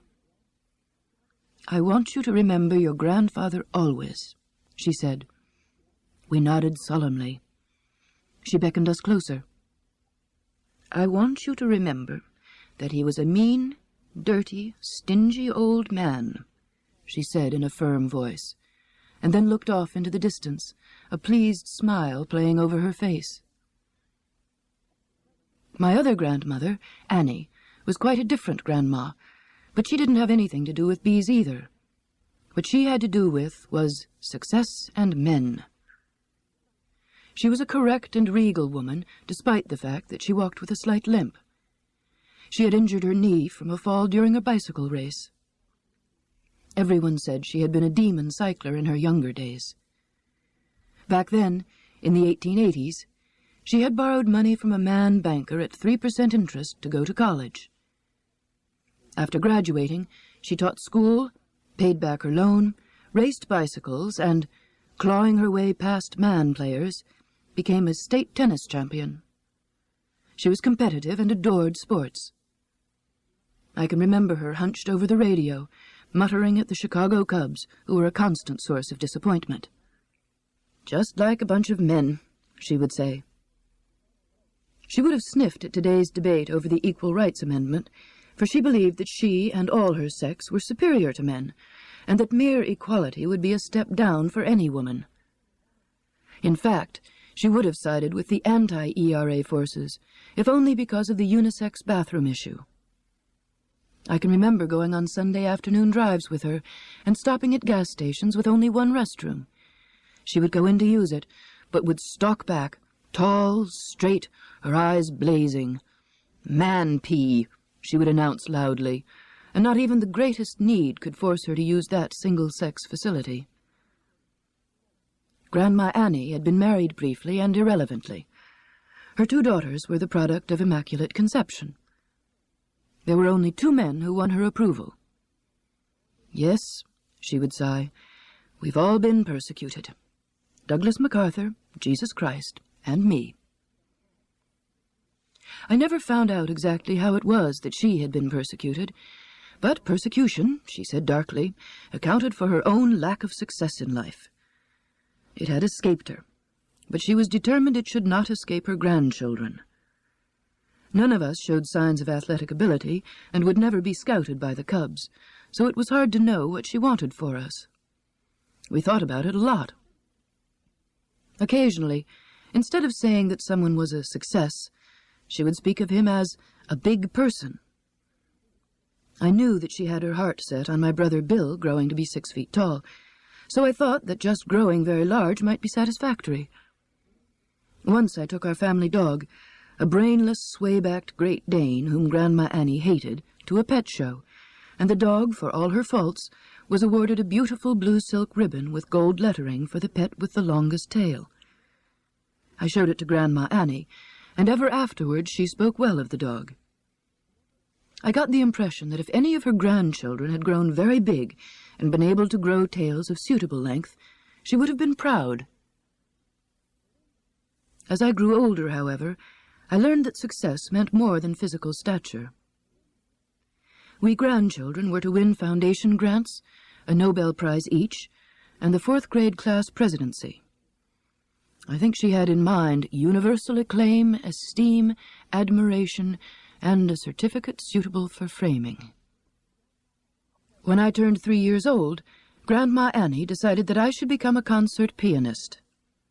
My father bought a piano, and my mother found a teacher for me, a Roman Catholic nun named Sister Esther, who taught music at a convent school. Our family wasn't Catholic, and I'd never seen a nun before. I was able to take in stride her long black habit, her cross on a chain, and her rosary beads, but I could not help staring at the stiffly starched white collar that covered her neck and encircled her face. It made creases in her cheeks and forehead that I could see when she turned her head. I felt sorry for her and tried to be good. Sister Esther was a severe, tense woman.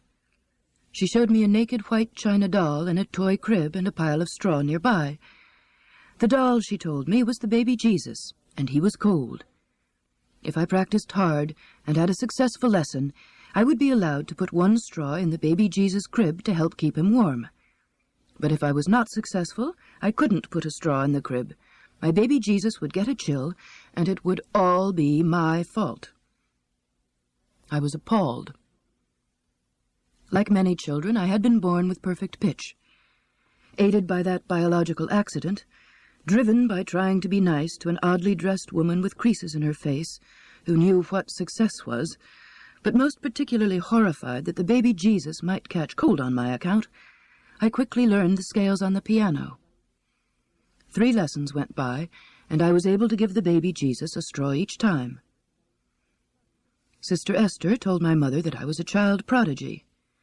Sister Esther was pleased, for I was her first prodigy. She even smiled a little.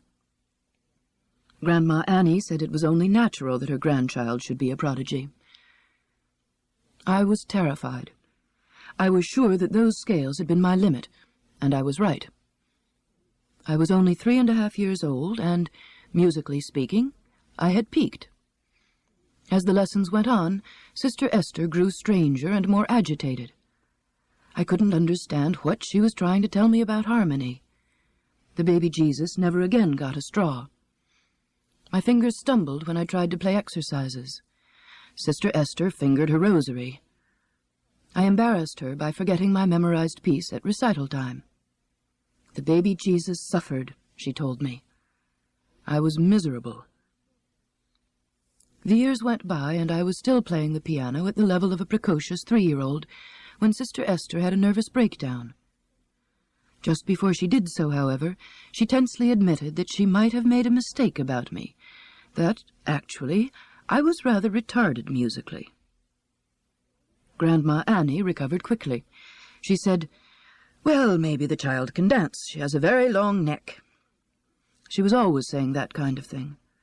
I couldn't understand what the length of my neck had to do with dancing. I felt like a giraffe and tried to pull my pigtails around my neck so that people wouldn't notice. Mother found a blousy, retired dancer who taught ballet in her own home and enrolled me as her pupil. Since I was an awkward, gangly child, the ballet teacher sized me up right away. She set me some simple exercises, sat down in a comfortable chair with a flowered slipcover, and sought relief from watching me by taking a nip now and then from a dainty flask she kept tucked in the bosom of her leotard.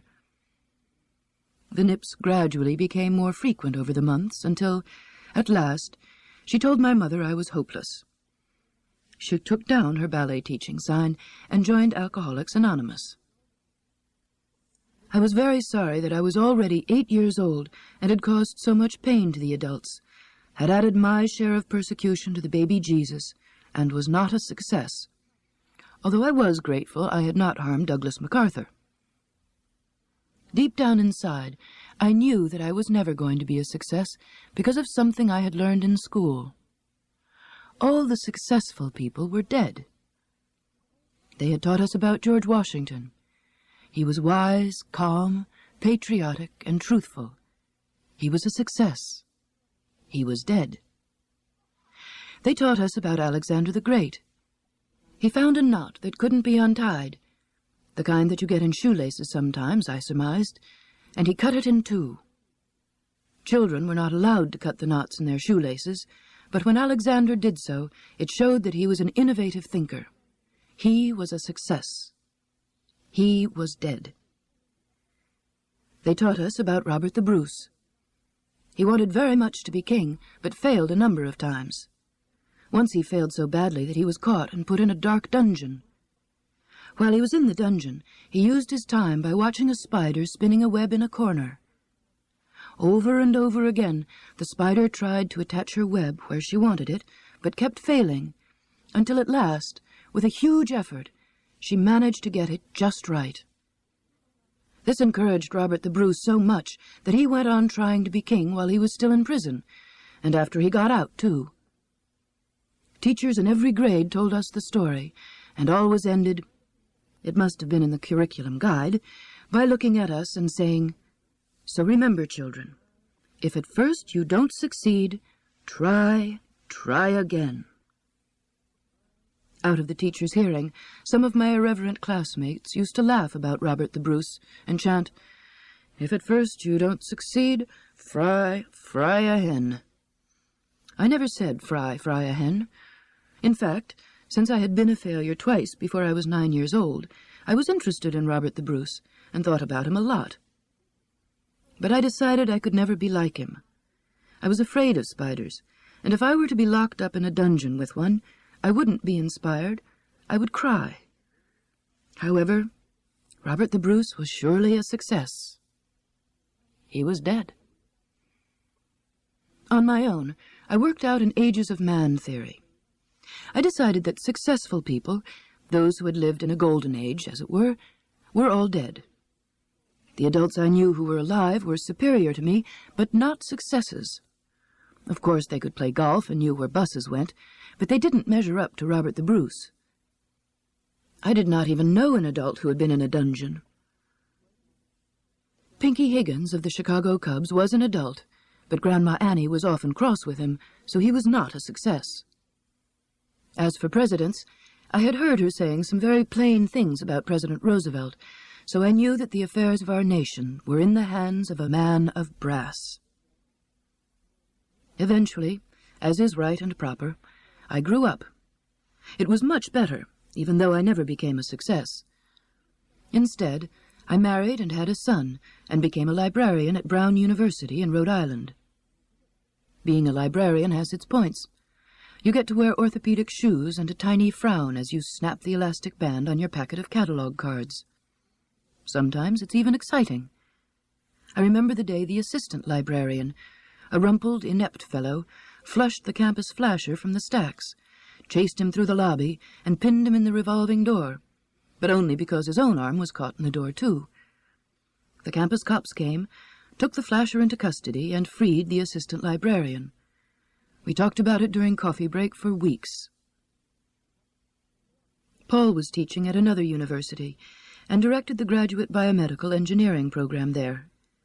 He did important research, attended meetings, and was a popular lecturer. He had been awarded tenure, that cachet of academic stability and ease. But he was not easy. In fact, he was often distinctly uneasy. When that uneasiness became unbearable, we quit our jobs and sold our house. Brian, whose absence had made the house seem so much bigger, was in boarding school, And we left Rhode Island and wandered around the country for nearly a year until we came to the Ozarks. I liked this farm the instant I saw it, and Paul said he did too, so we bought it. We had to find something to do to make a living, and Paul said that since we didn't know anything about cows, we might as well become beekeepers. At the time, that seemed perfectly reasonable. As it turned out, I was luckier than he, for here I found what I wanted.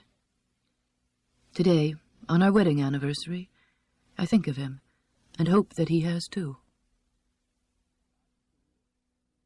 My chicken operation, I like to believe, is one of the few straightforward bits of farming that goes on at my place.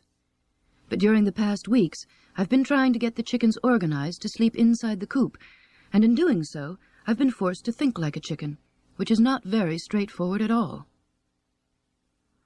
The 30 chickens, give or take a few, especially take a few as coyote dinners, are a commercial strain of white leghorns, egg-laying machines without the wit or attention to go broody. I sell their eggs back to the general store to cover the cost of their feed, have my own eggs for free, and still have enough left over to keep Erman's family across the hollow supplied in exchange for work on my truck. Leghorns are skinny little chickens, useless as slaughter birds after they've stopped laying well. Some of mine die of old age. Others are picked off by coyotes, foxes, hawks, raccoons, opossums, and owls. Being a chicken on this hilltop is a perilous business. Each spring, I start a dozen new pullets to compensate for the depredations on the flock, and the ones that make it past the black rat snakes reach egg-laying maturity in about 20 weeks. I buy sexed day-old pullets and brood them in the cabin, where they are safe and warm and I can watch them. This past spring, it was apparent after a week that the chicken sexer had made a mistake. Chicken sexing must be a highly skilled profession. I picture the sexers sitting there in the hatcheries day after day, hour after hour, upending newly hatched chicks and sorting out the pullets from the cockerels. Considering how alike baby chicks are, they must be good at it, for they seldom make a mistake. But even Homer nods, and this past spring one of the baby chicks started growing a tiny, bright red comb, proving himself to be a cockerel. Since the hens are temperamentally unsuited for raising their own chicks, I don't care if the eggs are fertile or not, and I don't really need to keep a rooster at all. But I like having one about, flapping his wings and crowing his exuberant maleness, and I fancy it to be a more wholesome state of affairs for the hens to have a rooster with them. I was glad to see the new cockerel this past spring, because my old reigning rooster badly needed the lesson that only another young one could teach. The old rooster is a magnificent New Hampshire red, twice as big as the leghorn hens. His feathers shimmer in shades of red, brown, and orange, and his tail, which is not quite so fine as he believes it to be, curves showily away from his body in deep coppery green tones. His predecessor was a mild-mannered leghorn who, one summer's day when drought had stressed all wildlife and their food sources, was carried off by a female coyote, long, lean, and hungry. She had chosen her time carefully, watching until the dogs had taken themselves for a walk to the river before she made her kill. I saw her, but it was too late. I chased her, but she looked disdainfully over her shoulder at me, the rooster dangling from her jaws, and broke into an easy lope, disappearing down into the creek hollow where I sometimes hear coyotes singing at night. My flock of hens was roosterless for a time, until I met a couple over on the next ridge of hills who had 2 roosters and 1 very tired hen, all of them New Hampshire reds. We arranged a trade, one of my laying hens for their extra rooster. He is beautiful, but mean, perhaps because he had been the number 2 rooster in the triangle, perhaps simply because the breed is aggressive. When I brought him home, he stepped right out of the burlap bag and began setting things right among the leghorns. He likes to keep all his hens in sight, pecking and chasing after them when they stray too far from the coop, scolding and fussing continually, full of self-importance. He attacks everything: odd-looking sticks, mice, cats, dogs, men, women, and children, but particularly men, whose maleness he recognizes and whom, in some dim way, he may suspect of lusting after his hens. He might even take on a coyote, which, in addition to his beauty, is the reason I have put up with him for so long. But his personality is poor. He is a coward and a bully. If you face him, he backs down and discovers a delicious stone or speck that needs scratching. But turn your back and walk away, and he comes running, fury in his wicked yellow eyes. His spurs are weapons, and whenever possible he jumps at a retreating figure, feet to the fore, and comes down stabbing with his spurs, his full 10 pounds behind the attack. With a human he makes the connection on the back of the legs, and I bear my own set of scars there to show that, ungrateful brute, he will even attack the body that feeds him. I knew when I saw the young cockerel among the chicks last spring that, proud and aggressive as he is, the aging New Hampshire red would be no match for the young leghorn's inevitable challenge. By midsummer, when the newcomer first tried to crow, the old rooster knew it too. To me, the youngster sounded like a squeaky door hinge, but the old red rooster stopped in mid-bustle, transfixed, his head to one side. He watched the young rooster carefully after that, and, pressing his temporary advantage of weight and experience, drove him out of the coop each night. As a result, the leghorn began to roost in the trees. Gradually most of the pullets joined him, and one by one so did the old laying hens. By summer's end, the red rooster, splendid in his possession of the safe chicken coop, had only 6 loyal hens. The ones who camped out always roosted too high for me to catch, but I did not worry about their safety, for they perched on flimsy branches where the raccoons could not follow, and the protective cover of leaves hid them from owls. But after the leaves fell this past autumn, I was awakened several nights running by the frightened squawk of a chicken. By the time the dogs and I got outdoors, there were only a few feathers left to show where the great horned owl, who calls his deep hoo, hoo, hoo, hoo, hoo, from the pine tree, had made his kill. 2 weeks ago I set about getting the chickens back in the coop at night. They are impossible to catch, so I contrived to make them catch themselves, putting myself into a chicken frame of mine to do so. The chicken coop has 2 doors, a regular human-sized one, and a small chicken-sized door. All the chickens, the ones who camp out as well as the coop birds, knew that I fed them just inside the big door, and would gather nearby to watch me throw down the corn on the coop floor each morning. But when the outside birds went in, the inside ones came out, so I couldn't simply feed them inside and close the doors. I fashioned a tunnel of chicken wire and 2x4s outside the small door, left it open at one end, and started feeding the chickens inside the makeshift pen. They were suspicious of the wire netting, but after a few days greed overcame caution, and they went inside it to feed. On the first morning of my chicken trapping, I left both doors closed and waited until later than usual to feed them. The outside chickens were gathered, hungry and anxious, and when I threw the corn into the tunnel, 6 of them, including the leghorn rooster, rushed right in. I pulled shut a flap of chicken wire across the open end, then went inside the coop, fed those chickens, and opened the little chicken door. The coop chickens and the outsiders spent the day going back and forth between the coop and what was now a pen, the 2 roosters eyeing one another warily and keeping their distance. At day's end, the outsiders reluctantly went to the coop, and I closed the little door. The chickens outside the wire stayed hungry and roosted in the trees, uneasy without their rooster. The next morning most of them went into the tunnel for corn. Since it was raining, all of them went inside the coop as soon as I had opened the little door, so I was able to close it again and keep them all together.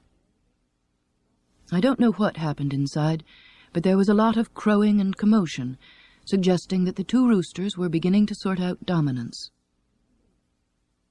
That evening, only 2 hens remained to roost in the trees, and during the night the great horned owl carried off one of them.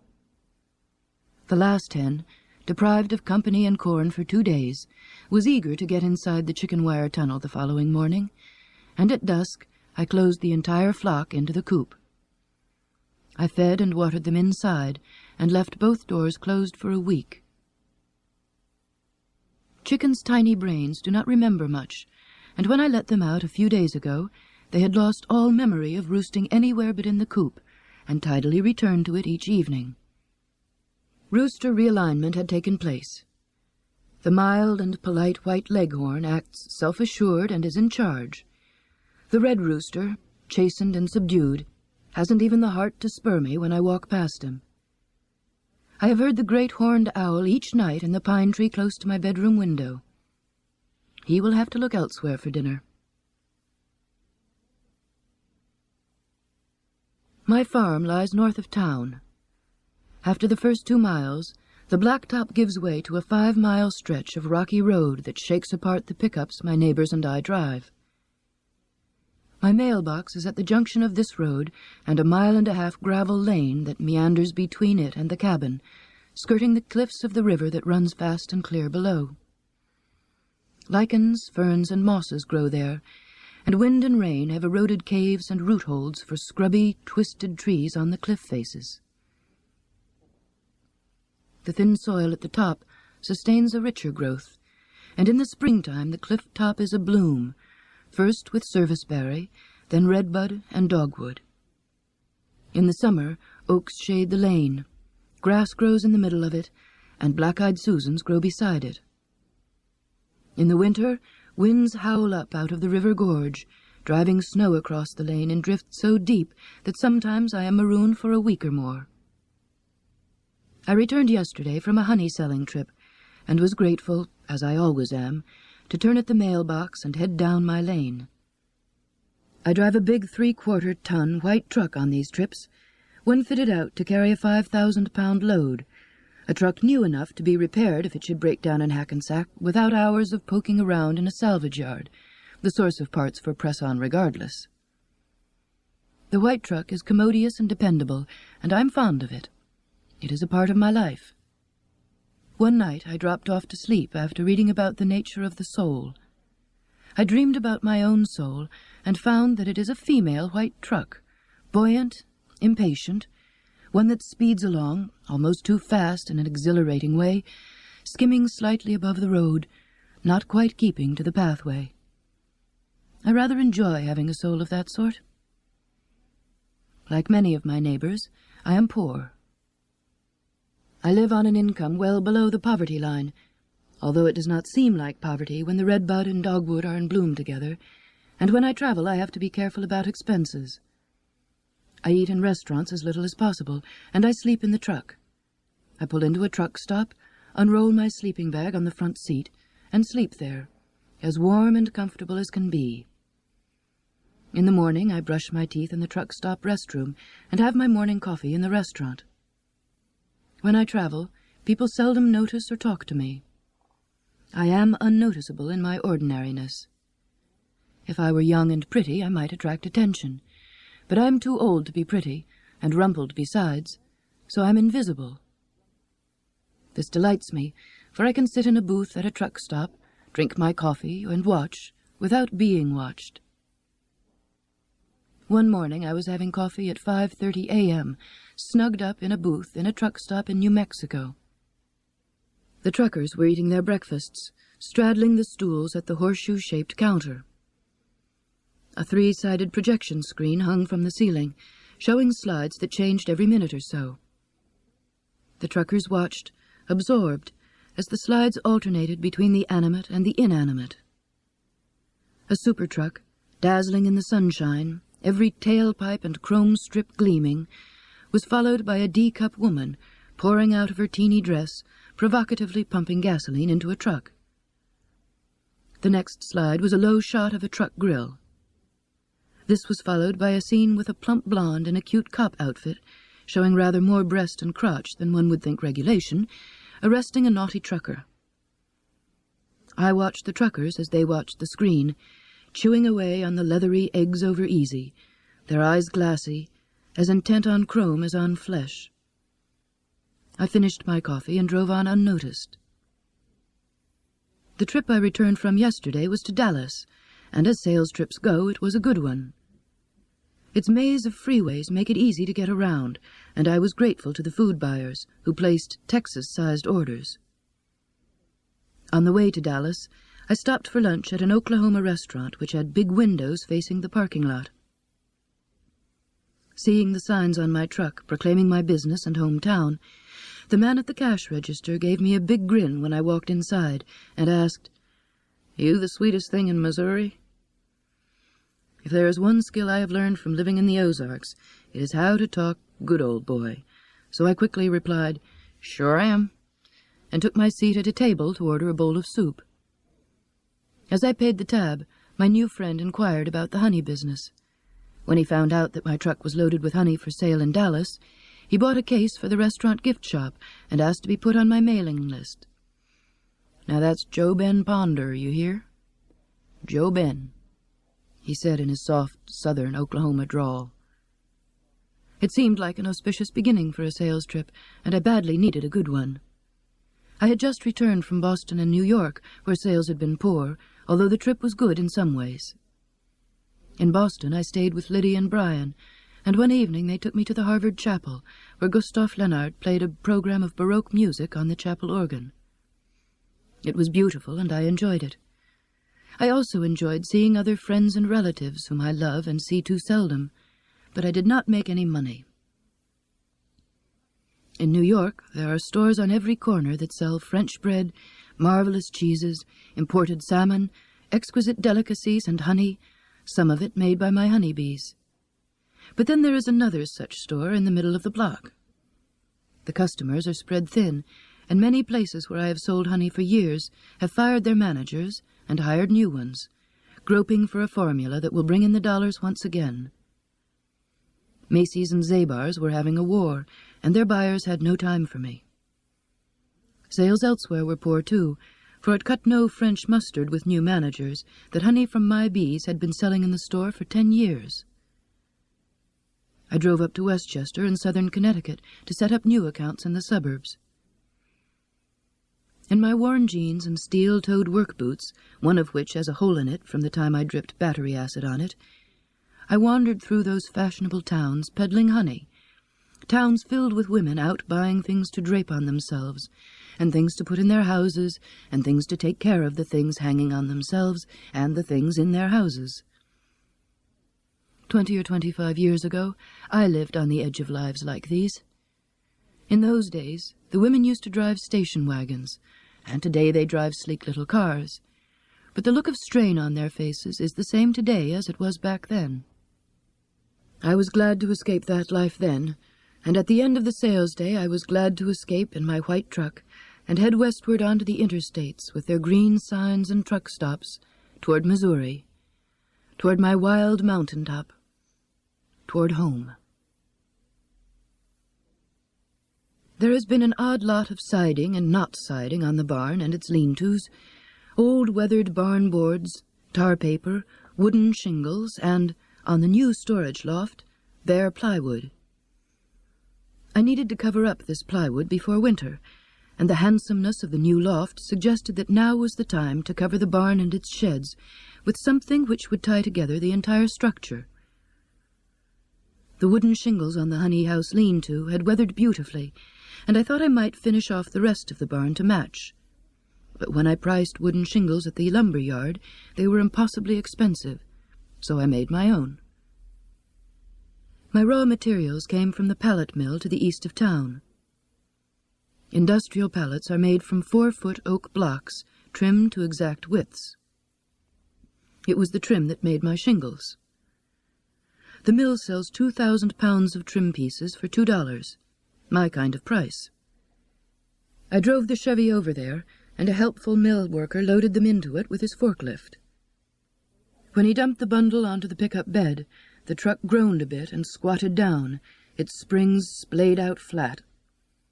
I drove home slowly and carefully, wondering how I would unload the bundle without having to cut the bands and take the trim pieces out bit by bit.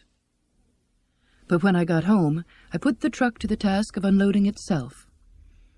I hooked a chain around the post that holds up the deck to the barn loft, fastened the other end of the steel bands around the pallet trim, and drove out from under the load. The truck groaned in relief as the bed came back up to normal height. On rainy days, I finished putting up windows and closing openings in the new loft, and on sunny ones I shingled. Some of the trim pieces were either too thick or too thin, and these I put aside to use for kindling. But from most of them I could make 3 16-inch shingles. I cut a stack on the table saw and then nailed them up, using a chalk line to keep the rows straight. The barn, to which Liddy and Brian's sculptured ridge beam had given a head and tail, now, with its coat of tawny, rough wooden shingles, looks like a shaggy beast squatting out there. I like it a lot. I have made the bee equipment for my 300 hives myself, but real carpentry has always been beyond me. The skills that Liddy and Brian taught me, and the practice I had on the barn, went right to my head, and after the barn was finished, I built a pump house with some help from a carpenter friend. The pump house at the back of the cabin contained my well and pump. It was an ugly little building, all of its angles and proportions wrong. In addition, it has been rotting gently into the ground for 5 or 6 years. Last winter I draped a tarpaulin over the remains of the roof, but I knew that it would not last another one. It has stood there all this time, ill-seeming and an accusation each time I went out the door. The location of the well meant that the pump house would have to be in an obtrusive spot. I had asked Liddy and Brian what I could do to make a new one look better. I wondered about an asymmetrical roof, but Brian cautioned me against it, pointing out that the buildings around the farm were all symmetrical and balanced. "Build something asymmetrical in this setting, and it will look like Quasimodo," he said. In my mind, I worked out what I wanted, and with a carpenter friend's help, we built a neat little building. But when we came to the peaked roof, we found that we had to add a second, higher, removable, overlapping roof to one side to allow space for the pump to be pulled out in case repairs are needed. I have indeed built Quasimodo, but as with Quasimodo, it is likable. It is smaller, better proportioned than the old pump house, sided with weathered barn siding, trimmed in International Harvester red, which highlights the faded red of the barn boards, and roofed and hump-roofed in Ripley tin. It is a cheerful and satisfying little building to have outside my back door, a good companion to the great shaggy barn beyond. Buoyed by the prospect of being able to build something that serves its purpose and looks the way I want it to look, I repaired the chicken coop and put it to rights, added several features to the honey house and main part of the barn that I've always wanted, and then, as the weather became colder, moved inside the cabin to finish my office, a place of studs, very little wallboard, and half a ceiling. Finishing that was so exhilarating that I turned to the bedroom. Like the office, it has stood unfinished since Paul left, and in the past 2 weeks I have ripped it apart and rebuilt it in a rather massive way. Yesterday I finished, and carried all the tools back out to the barn, sawhorses, circular saw, variable speed drill and driver, carpenter's level and square, tape measure, and tin cans full of screws and nails. Then I cleaned up the bedroom and rearranged the furniture. When I went to bed last night to read, as I usually do, I realized after a while that I was not reading the book propped up on my knees at all. Instead, peering over the top of my glasses, I had been admiring the new room around me and had been lost in reverie, smiling foolishly and thinking with gratitude of what Liddy and Brian had given me with their carpentry lessons. Winter. I am rich in birds today, especially in bluebirds and cedar waxwings. The bluebirds, eastern bluebirds to be precise, nest here less and less during the summer, but congregate in flocks in winter. Brilliant blue, with rust-colored breasts and white bellies, they have been here for over a month, eating sumac berries and the fruit of the pepperidge trees that grow all around the cabin, chittering contentedly to one another as they feed. The waxwings, however, are erratic visitors. and never before have I had them in such numbers or in such steady attendance. I've been seeing and hearing them for several weeks now. Today, after 3 days of rain and sleet which made it hard for them to feed, the sun rose in a clear sky, and not long afterward I could hear the tee-tee of the cedar waxwings in the trees. I had spent the past days of sleety weather inside the cabin labeling honey jars, a necessary but boring job, and I too was glad to see the sunshine. I put on a jacket, hung my binoculars around my neck, and went out to watch the waxwings. There must have been hundreds of them visible in the bare treetops. I could hear them everywhere. The bluebirds were perched on the power lines and separately in their own trees, although here and there I could see one in among the cedar waxwings. Goldfinches in dull winter plumage were flying between trees in swooping flight, singing as they do in summertime on each dip. Cardinals, chickadees, and nuthatches were jostling one another at the feeder. On the ground, which was still covered with frost in the shadows of the barn and outbuildings, juncos, small, trim, neat, grey and white birds, were scratching for weed and grass seed so earnestly that they did not even fly up as I walked among them. I went out into the field. Bluebirds were singing on all sides, calling back and forth quizzically, "Chirwee, chirwee." I could also hear cedar waxwings from over by the barn, and through my binoculars I could see that they were settling down to feed in the little persimmon grove. The persimmon trees flower in June, when the bees work the blossoms for nectar in such buzzing numbers that when I'm walking in the woods I can hear a persimmon grove long before I see it. The fruit the bees help to set is smaller than the oriental persimmons found in specialty markets, but it is tasty and high in sugar content after it is ripe. It ripens late, not until after frost. Before that it is bitter and acrid. I once bit into one too soon. My mouth puckered immediately, and the astringent effect lingered on into the next day. But ripe persimmons are sweet and flavorful, and I had intended to shake down the fruit of those trees in back of the barn and make a pie from them for a couple who are friends. The wife is an excellent cook, but she told me once that pies are beyond her, although she likes to eat them. I am no cook at all, but I rather fancy making pies when I have someone to make them for, because they look so pretty when they're finished. I was invited to dinner with my friends, and was going to take them a persimmon hickory nut pie as a surprise. But the cedar waxwings needed the persimmons more than my friends needed a pie, so I'm glad I never got around to shaking the fruit from the trees. I went up into the barn loft for a closer look. The new storage loft put me right at the level of the tops of the young trees, and the windows allowed me a close look without disturbing the birds. They were feeding so greedily, however, that I doubt if I could have disturbed them anyway. Cedar waxwings are sleek, elegant birds, crested and brownished back. Their bellies are creamy white. A bright band of yellow tips their tails, and their wings are banded in red.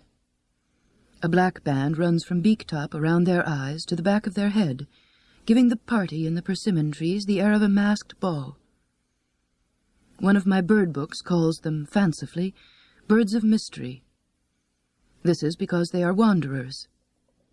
Out of breeding season, they are social birds who congregate in such big groups that they quickly deplete the food in any one spot, so they are always on the move.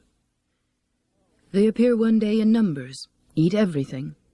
Insects when they can find them, fruit of any kind, dogwood berries, and, like the bluebirds, sumac and pepperidge, and then fly on, not to be seen again.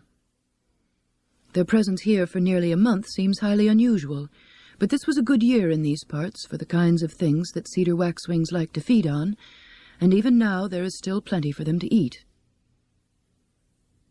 Thomas Nuttall, the 19th-century eccentric whose name was given to more species of plants and animals than any other naturalist, claimed cedar waxwings were excessively polite to one another.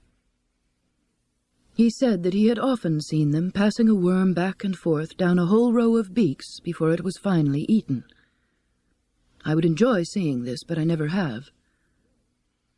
Today the birds I was watching from the loft were ravenously hungry after the days of bad weather, and though they did not take persimmons from one another, so that in a sense their behavior might be called polite, they did not pass food around either. Instead, each bird chose a single persimmon, tore at the skin to get to the sweet, soft pulp inside, gobbled it down in big lumps, and then hopped to another free persimmon to gorge again. They were feeding so intently that they stopped calling to one another. I watched them for a long time, until, their hunger stilled, they flew off to a different tree, where I could see them through the binoculars, preening and sunning, and hear them socializing sibilantly, "Tee, tee, tee," in a satisfied way. This is the recipe for the pie I would have made. 1 graham cracker crumb crust, 1/2 cup brown sugar, 1 envelope unflavored gelatin, 1/2 teaspoon salt, 3 eggs separated, 2/3 cup milk, 1 cup strained wild persimmon pulp, 1/4 cup sugar, 1/4 cup hickory nuts, chopped, heavy cream for whipping. In a saucepan, combine the brown sugar, gelatin, and salt. Beat the egg yolks lightly and add to the milk. Stir into the brown sugar mixture and cook, stirring constantly until mixture is thoroughly heated and sugar is melted. Avoid boiling. Remove from heat and stir in persimmon pulp. Chill for approximately 1 hour or until soft mounds form when mixture is dropped from a spoon. Beat the egg whites until soft peaks appear. Add the sugar gradually, beating until stiff. Stir the hickory nuts into the chilled persimmon mixture and fold into the beaten egg whites. Turn into crumb crust and chill until firm. Serve with sweetened whipped cream. The best place to store firewood is in an airy shed, protected from rain and snow. I wish I had such a shed, but I don't, so I stack my firewood out in the open down below the barn.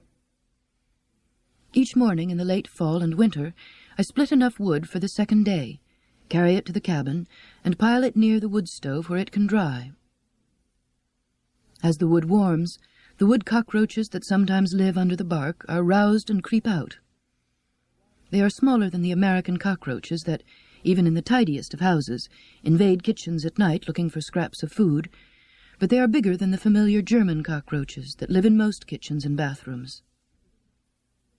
German cockroaches are called croton bugs in the Northeast because they were first noticed in New York in the mid-1800s, when the Croton Aqueduct was built. It is a safe bet that the croton bugs noticed human beings well before then, for roaches sized us up long ago as the providers of good habitat. Their relationship has been so close that there probably is not a human alive so entomologically ignorant that he cannot identify a cockroach when he sees one. My wood roaches, which come in several species, are dark brown and shiny, and are seldom a problem for human beings. They usually live outside houses and eat wood, a diet made possible by the fact that their gut is inhabited by the same intestinal protozoans which allow termites to digest wood. This is one of the reasons termites and cockroaches are believed to have a common ancestor somewhere in the distant past. Cockroaches are possibly the most successful, complex life form this planet has ever seen. Geological dates are inexact, but will serve for comparison. Humans have been around for perhaps 2 million years.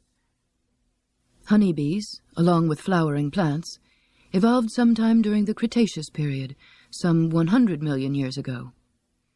But before that, back in Upper Carboniferous times, 250 million years ago, fossil records show that roaches, at least 800 different kinds of them, were scuttling about.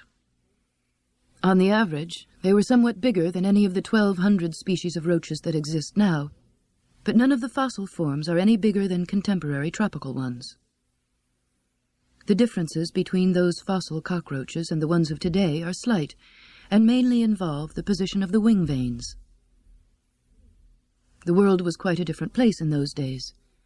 Warmer, moister, and filled with animals and plants that would seem strange to us. The ancient seas washed on different beaches. The waters had started to recede from the central part of this continent, and in the swamps and marshes along the shores grew giant horsetails, ferns, mosses, and primitive conifers. There were no flowers. Huge dragonflies filled the air. There were no birds. Primitive amphibians and reptiles walked the land, and cockroaches scuttled about, feeding on plant and animal materials and debris, just as they do today. Climate, land masses, plants and animals changed through the ages, but not the cockroaches. They had found a form even then that worked exceedingly well, a form perfect for survival on this planet, and natural selection doesn't argue with success.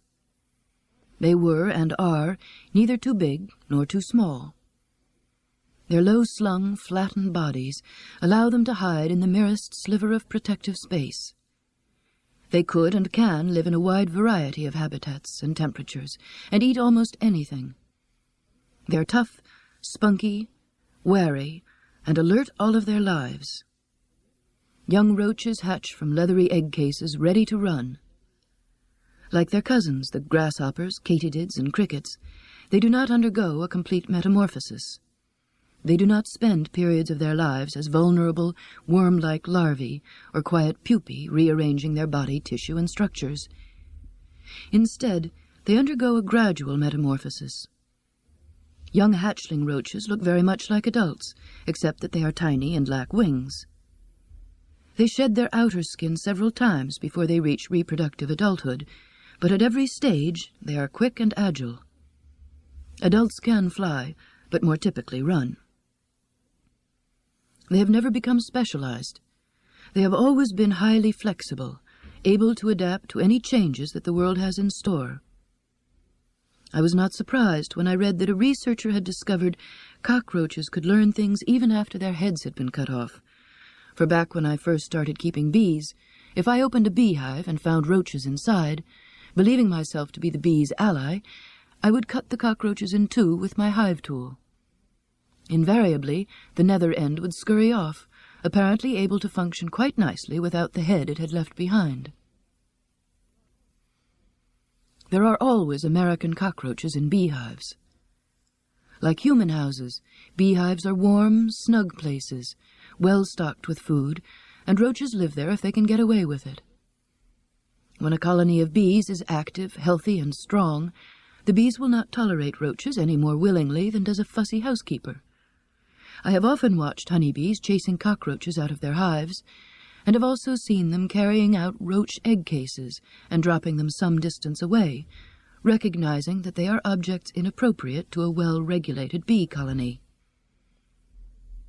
There is constant strife between the two species. The bees are vigilant and aggressive, but the roaches are always there, and at the least drop in hive strength or morale, they take over. They are opportunists. In the past few years, I have left off killing cockroaches when I open a beehive. I now know that a good colony of bees can take care of them on their own better than I can. And if a colony is not a good one, I'd better find out what is wrong with it rather than kill its roaches. In truth, I don't mind the wood cockroaches that come in on my firewood either. Their digestive system and mine differ enough so that we don't share the same ecological niche. They do me no harm. We are not competing, so I can take a long view of them. There's no need to harry them as a bee would, or to squash them as a housewife would. Instead, I stoop down beside them and take a closer look, examining them carefully. After all, having in my cabin a harmless visitor whose structure evolution has barely touched since Upper Carboniferous days strikes me, a representative of an upstart and tentative experiment in living form, as a highly instructive event. 250 million years, after all, is a very long view indeed. A group of people concerned about a proposal to dam the river came over to my place last evening to talk. The first to arrive was my nearest neighbor. He burst excitedly into the cabin, asking me to bring a flashlight and come back to his pickup. He had something to show me. I followed him to his truck, where he took the flashlight and switched it on to reveal a newly killed bobcat stretched out in the bed of his truck. The bobcat was a small one, probably a female. Her broad face was set off by longer hair behind her jaws, and her pointed ears ended in short tufts of fur. Her tawny winter coat, heavy and full, was spotted with black, and her short stubby tail had black bars. Her body was beginning to stiffen in death, and I noticed a small trickle of blood from her nostrils. "They pay $35 a pelt now over at the county seat," my neighbor explained. "That's groceries for next week," he said proudly. None of us back here on the river has much money, and an opportunity to make next week's grocery money was fortunate for him, I knew. "And I guess you'll thank me, because that's surely the varmint that's been getting your chickens," he added, for I had said nothing yet. But I wasn't grateful. I was shocked and sad in a way that my neighbor would not have understood. I had not heard a shot and didn't see the gun that he usually carries in the rack in his pickup, so I asked him how he had killed her. "It was just standing there in the headlights when I turned the corner before your place," he said, "so I rammed it with the pickup bumper and knocked it out. Then I got out and finished it off with the tire iron." His method of killing sounds more savage than it probably was. Animals in slaughterhouses are stunned before they're killed. Once stunned, the important thing was to kill the bobcat quickly, and I'm sure my neighbor did so, for he's a practiced hunter. Others began to arrive at the meeting and took note of the kill. One of them, a trapper, said that the going price of $35 a pelt was a good one.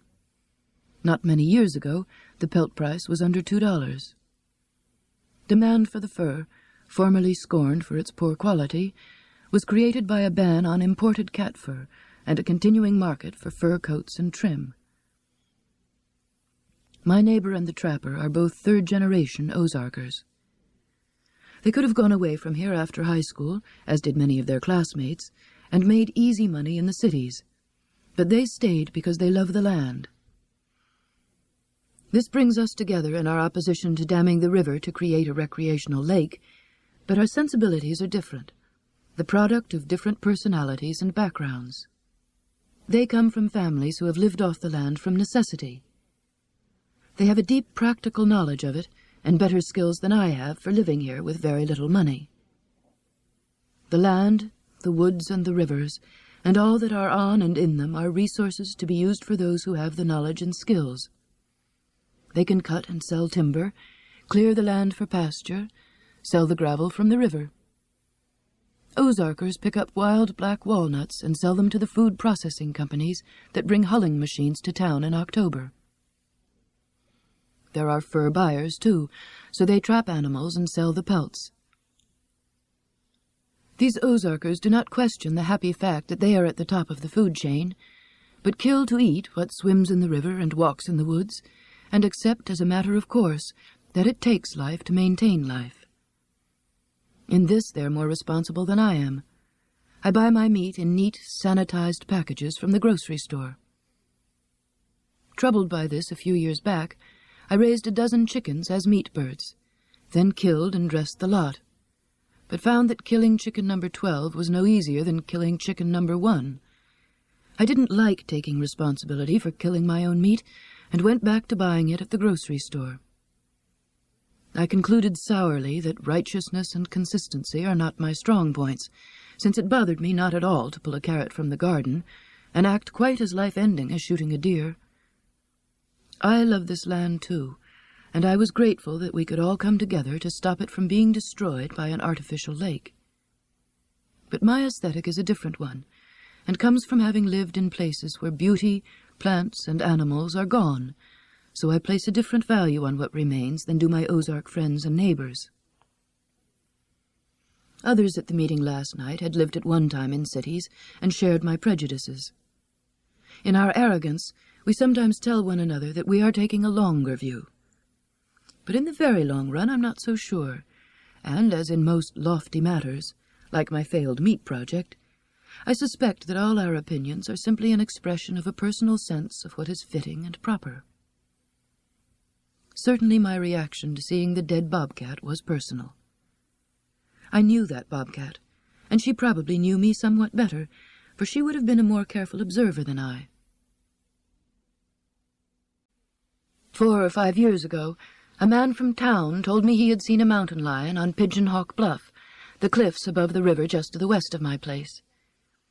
There's a rocky outcropping there, and he had left his car on the road and walked out to it to look at the river 250 feet below. He could see a dead turkey lying on a rock shelf and climbed down to take a closer look. As he reached out to pick up the bird, he was attacked by a mountain lion who came out of a small cave he had not been able to see from above. He showed me the marks along his forearm, scars, he claimed, where the mountain lion had raked him before he could scramble away. There were marks on his arm, to be sure, but I don't know that a mountain lion or any other animal put them there. I suspect that the story was an Ozark stretcher, for the teller, who logs in many hours with the good old boys at the cafe in town, is a heavy and slow-moving man. It's hard to imagine him climbing nimbly up or down a steep rock face.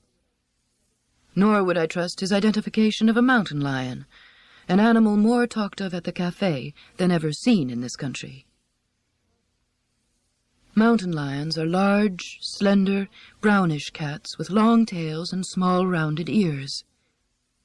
This area used to be part of their range, but as men moved in to cut timber and hunt deer, the cats' chief prey, their habitat was destroyed, and they retreated to the west and south. Today they're seen regularly in Arkansas, but now and again there are reports of mountain lions in this part of the Ozarks. With the deer population growing, as it has in recent years under the Department of Conservation supervision, wildlife biologists say that mountain lions will return to rocky and remote places to feed on them. After the man told me his story, I watched around Pigeon Hawk Bluff on the outside chance that he might really have seen a mountain lion, but in the years since, I've never spotted one. I did, however, see a bobcat one evening near the rock outcropping. This part of the Ozarks is still considered a normal part of bobcat range, but they're threatened by the same destruction of habitat that pushed the mountain lion back to wilder places, and they are uncommon. Bobcats also kill and feed on deer, but for the most part they eat smaller animals: mice, squirrels, opossums, turkey, quail, and perhaps some of my chickens. They are night hunters and seek out caves or other suitable shelters during the day.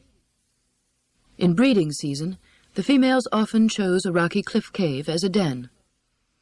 I never saw the bobcat's den, but it may have been the cave below the lookout point on the road, although that seems a trifle public for a bobcat's taste. The cliff is studded with other caves of many sizes, and most are inaccessible to all but the most sure-footed. I saw the bobcat several times after that, walking silently along the cliff's edge at dusk.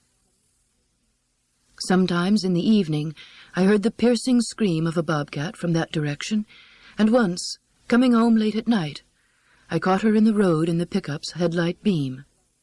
She stood there, blinded, until I switched off the headlights. Then she padded away into the shadows.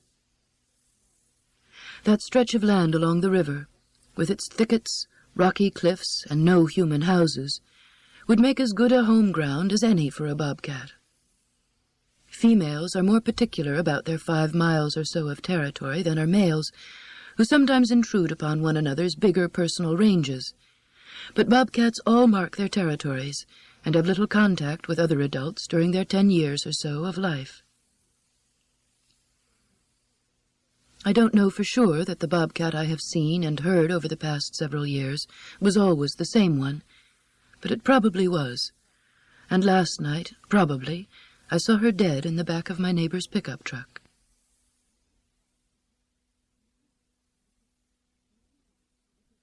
In a few days it will be Christmas. I've been snowed in for several days now, which is of no account. Toward the end of December, I always go into town and stock up on extra feed for the chickens, dogs, cat, wild birds, and supplies for myself, for there is usually a week or more during January when the lane to the mailbox is impassable to a truck because of ice or snow. The weather came a bit early this year, but I've already stocked up and do not need to get out. The lane is a county road, and after he has cleared the school bus routes, the man who drives the township grader may clear my way. But the township is a poor one, and the grader is old and undependable, and held together with baling wire and ingenuity, so he may not get here before the snow melts. A few years ago, after another heavy snow, the man cleared the lane. It was bitterly cold that day, so when I heard him coming, I went down to the end of the driveway and invited him in for coffee. He accepted, drove the grader up to the cabin, and turned it off. Instantly a look of distress swept across his face. He had forgotten that his battery was not holding a charge, and now that the engine was off, he would never get it started. But I have a battery charger and plenty of extension cord, so while the coffee percolated, he hitched the grader up to the charger. We sat by the wood stove talking of roads and weather, and by the time we had emptied the coffee pot, the battery was charged enough to start the engine. Country living requires cooperation. 15 years ago, when I was working as a librarian at Brown University, I had a 45-minute drive to work each day. Before that, I worked at a state college in New Jersey and had an hour-long commute. I grew to loathe winter, dreading the drive on slippery, congested highways. Winter was an enemy I had to fight. But no longer. I plan my sales trips so that I am off the road in bad weather. Instead, I repair equipment, label honey jars, prepare for the spring bee season, and generally work around here in the barn or cabin. Winter is not an enemy. It is a time of less going about and brings quiet and peace. The mailman has not been able to get through on the back roads for several days, but he telephoned to tell me that he is going to try to make it today, so I shall walk down to the mailbox later on to see what he's left. It's a walk that I enjoy at any time of the year. Tazzy and Andy like it too, and in more benign weather they rush on ahead joyfully. When the drifts are hip-high, as they are today where the lane skirts the river's cliffs at Pigeon Hawk Bluff, I try to urge them to break a path, but they look at me wisely and pretend that they are too loyal and obedient to do anything but walk at my heels. Panty-waist dogs, I scold. This makes them wag their tails happily. Are they my dogs, or am I their human? Brian telephoned last night from Boston and asked what I was going to do for Christmas. Not much, I admitted. What was he going to do? Well, he certainly hoped to have a Christmas tree, and so should I. I protested against cutting a tree, bringing it into the cabin and covering it with little shiny things. No, of course, that would be inappropriate, he said. But certainly with all those trees around, one of them might be a Christmas tree, mightn't it? He was right, as he usually is. So I declared the pine tree outside the 3 big windows to be my Christmas tree, and hung suet on it as a gift to the blue jays, nuthatches, and red-bellied woodpeckers. The woodpeckers have already found it. The feeder with birdseed in it goes all the way across the windows, and the usual winter birds are feeding at it. Juncos, cardinals, titmice, tree sparrows, and finches, both purple and gold. The red-bellied woodpeckers like it too, and when they come so close, I can see the faint pencil-thin streak of red on their bellies that gives them their name. This morning I counted 8 eastern bluebirds up on the power line. They do not come to the feeder because they're not seed-eaters, but they congregate where there are other birds, and feed on the sumac and dogwood berries they find at the edge of the field, now that they have stripped the pepperidge trees. Inside, Tazzy, Andy, and Black Edith are luxuriating in the warmth of the wood stove. The public radio station is outdoing itself in programming during Christmas week. Last night I heard the Bach B minor Mass, and today they have promised a program of Renaissance Christmas music. It feels snug and cheerful and peaceful here. The secretary of the park superintendent just telephoned to cancel an appointment I was supposed to keep with him this afternoon concerning the dam that my neighbors and I are worried about. A group of local people, egged on by political and commercial interests, are requesting that a dam be built on the river just below my place on the federal land. Several thousand people have signed a petition offering the river and themselves to the Corps of Engineers as a sacrifice. An environmental, economic, and personal disaster. It is also an absurdity, But politics has a way of turning the absurd into reality, so I have to pay attention. I do not think that dams get built by 2,000 people asking their congressman for one. On the other hand, I do not know how they do get built, so I've been making it my business to find out. My appointment with the superintendent was part of this business. However, neither he nor I can keep the appointment today. Winter on the banks of the river has cancelled it, and mocks the making of plans. It's not a good time of year for political activism anyway. It's a time for privacy and indwelling. I'm going to go out now and split firewood enough for a couple of days, and bring it in to dry beside the wood stove. Then I shall break up bits of a dead branch from the oak that grows by the driveway for kindling tomorrow morning's fire. In winter time on the river, I think this is as far ahead as it is wise to plan. Yesterday was one of those clear, bright days that we often have here in winter in the Ozarks. The temperature rose enough to let the icicles on the chicken coop begin to melt. The blue sky and bright sunshine drew me out of the cabin, where I had been dutifully labeling honey jars for several days. I proposed a walk to the dogs, and we headed out across the field to look at the beehives back by the woodlot. The dogs ran on ahead, stopping briefly to snuffle excitedly where a pair of wild turkeys have been scratching and feeding during the past week just beyond the barn. All three of us had watched them from the windows, some of us more noisily than others. The snowy roadway across the field was covered with footprints. Deer, turkey, rabbits, wood rats, and mice had all been forced out in recent days to look for food, and their tracks crisscrossed the path. For the past 2 days, I've been seeing an uncommon number of hawks, both red-tailed and rough-legged, hunting in the field for rats and mice. At one spot I found a ragged depression in the snow, stained with blood. Bits of down suggested that an owl had taken a victim there during the night. When I got back to the beehives, all appeared quiet. It was still far too cold for bees to fly. I hoped that they had enough honey to feed on for the winter. If they did, they were alive, clustered inside their hives, metabolizing fiercely, fueled by honey, to keep the temperature in the cluster at 70 degrees. Now that the days are beginning to lengthen, they will raise that temperature inside the brood area to 90 degrees as the queen starts to lay eggs. The cycle begins anew. To open a hive and check them would be cruel in these temperatures, for all their generated heat would escape, and the seals that they have so carefully made to keep it in would be broken. Still, by walking in front of the hives, I could tell about the health of the colony within.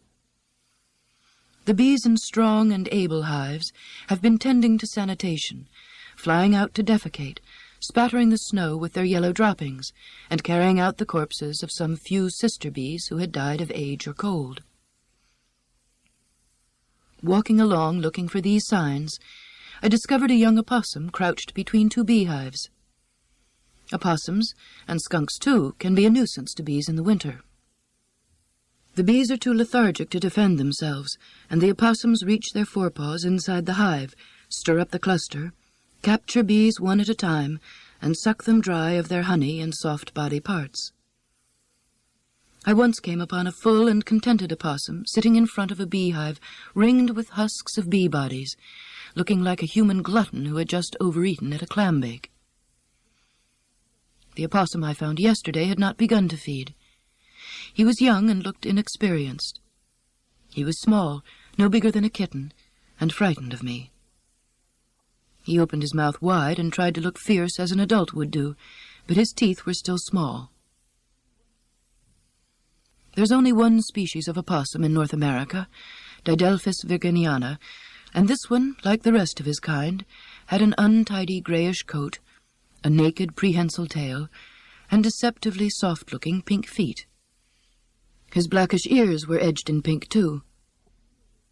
Opossums, this hemisphere's only marsupials, are among the most primitive of living mammals, and this one, with his head back and his jaws open, had a prehistoric look. Opossums eat fruit, nuts, insects, carrion, and an occasional chicken when they can get one. In the Ozarks, they are considered vermin and are sometimes hunted for sport and trapped for their fur. Some weeks ago, I found an adult opossum in the chicken coop. I had returned home late after spending an evening with friends. The dogs greeted me as joyfully as though I had been gone for weeks, and leaped about as I walked over to gather the eggs and close the chicken coop door. When I switched on the light in the coop, we could see the opossum in a corner under the droppings board. His mouth was wide open, displaying formidable teeth, and he was ready to fight.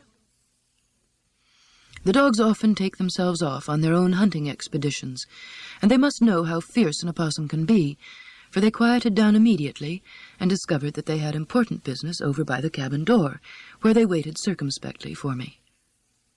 I threw a piece of kindling at the opossum to drive him from the coop.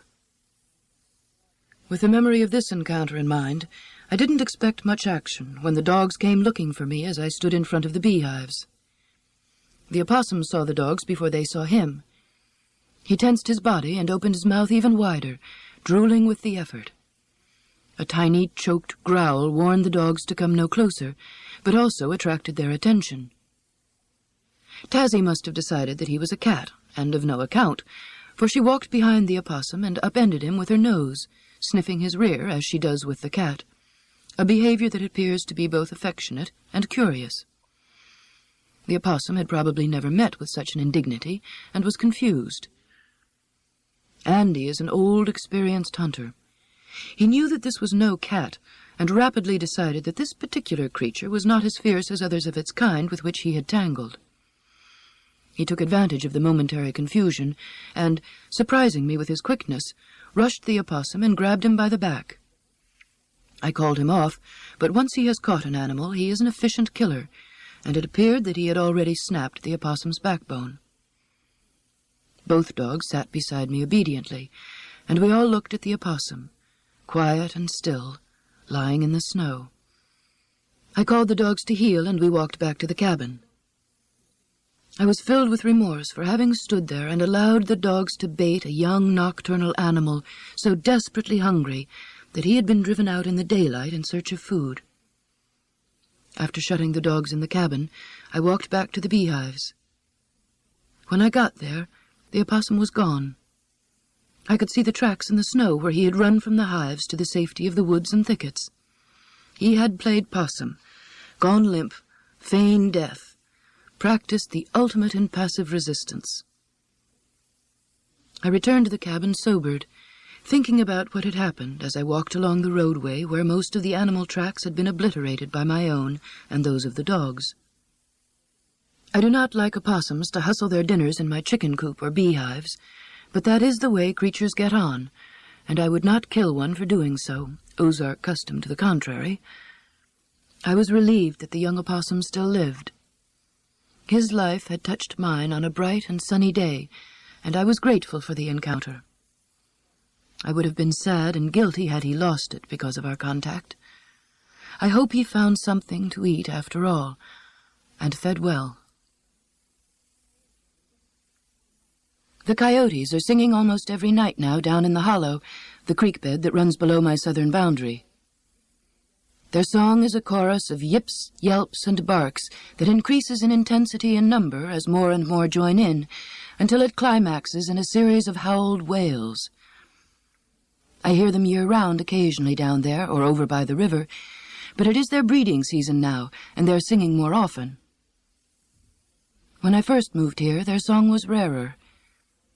The pair of male Irish setters Paul and I had then would cock their heads and listen when they heard coyotes, and then look at us as if for an explanation of this sound so near and yet not quite of their kind. The dogs I have now, Tazzy and Andy Beagle, are accustomed to the coyotes, however, for here as elsewhere coyotes have increased in number. They are one of the few wild animals who have spread their range, even as humans have tried to eliminate them. They are shrewd and wily and can eat almost anything. Here in Missouri, their diet is chiefly rabbits, rice, mice, and small birds, but they will eat insects, plants, fruits, and seeds when they have to. They bring back their prey to their den and bury what they don't eat to dig up later when they need it. They are fond of carrion wherever they find it, They will polish off the kill of another animal and clean up after inexpert human hunters who only maim. Though studies of the stomach contents of killed coyotes show that only 10 to 20% of what they eat are animals man would prefer they didn't, calves, sheep, or chickens, ranchers and farmers consider them enemies. Bounties have been placed on their heads, traps and poison put out for them. Still they spread.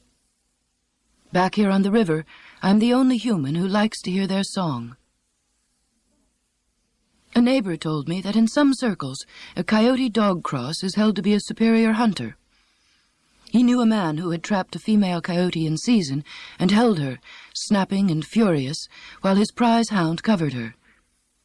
He kept the coyote caged until she whelped, but she killed her pups as soon as they were born. I'm not surprised after such a mating and imprisonment.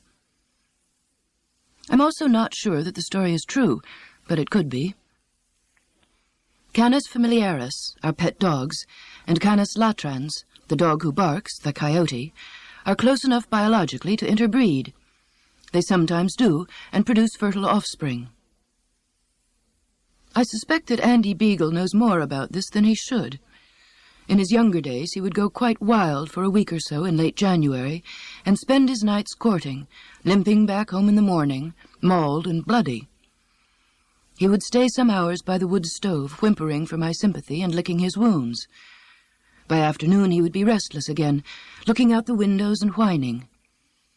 He would sit in the middle of the living room floor, point his nose to the ceiling, and howl his randiness, and by evening was ready to hobble out of the cabin and away, only to return again the next morning, his old wounds reopened and new ones bleeding. I always asked around to see if any of my neighbors had a bitch in heat, but none of them ever did, and several of them suggested that he was courting coyotes. It is possible. If so, he carries the scars of its chutzpah. One long floppy ear in 3 parts, rather like a split-leafed philodendron, the badge of a night when he returned covered from nose to tail with blood that was streaming from the ripped ear. It was the last time he ever went wild in January. He is older now. He spends the month as close to the wood stove as he can get. Perhaps Andy learned something in his final wooing. I did see one encounter of his with a pair of coyotes in which he showed himself discreet, if not valorous. Prudent behavior, which indicated to me that he was well acquainted with coyotes and their capabilities.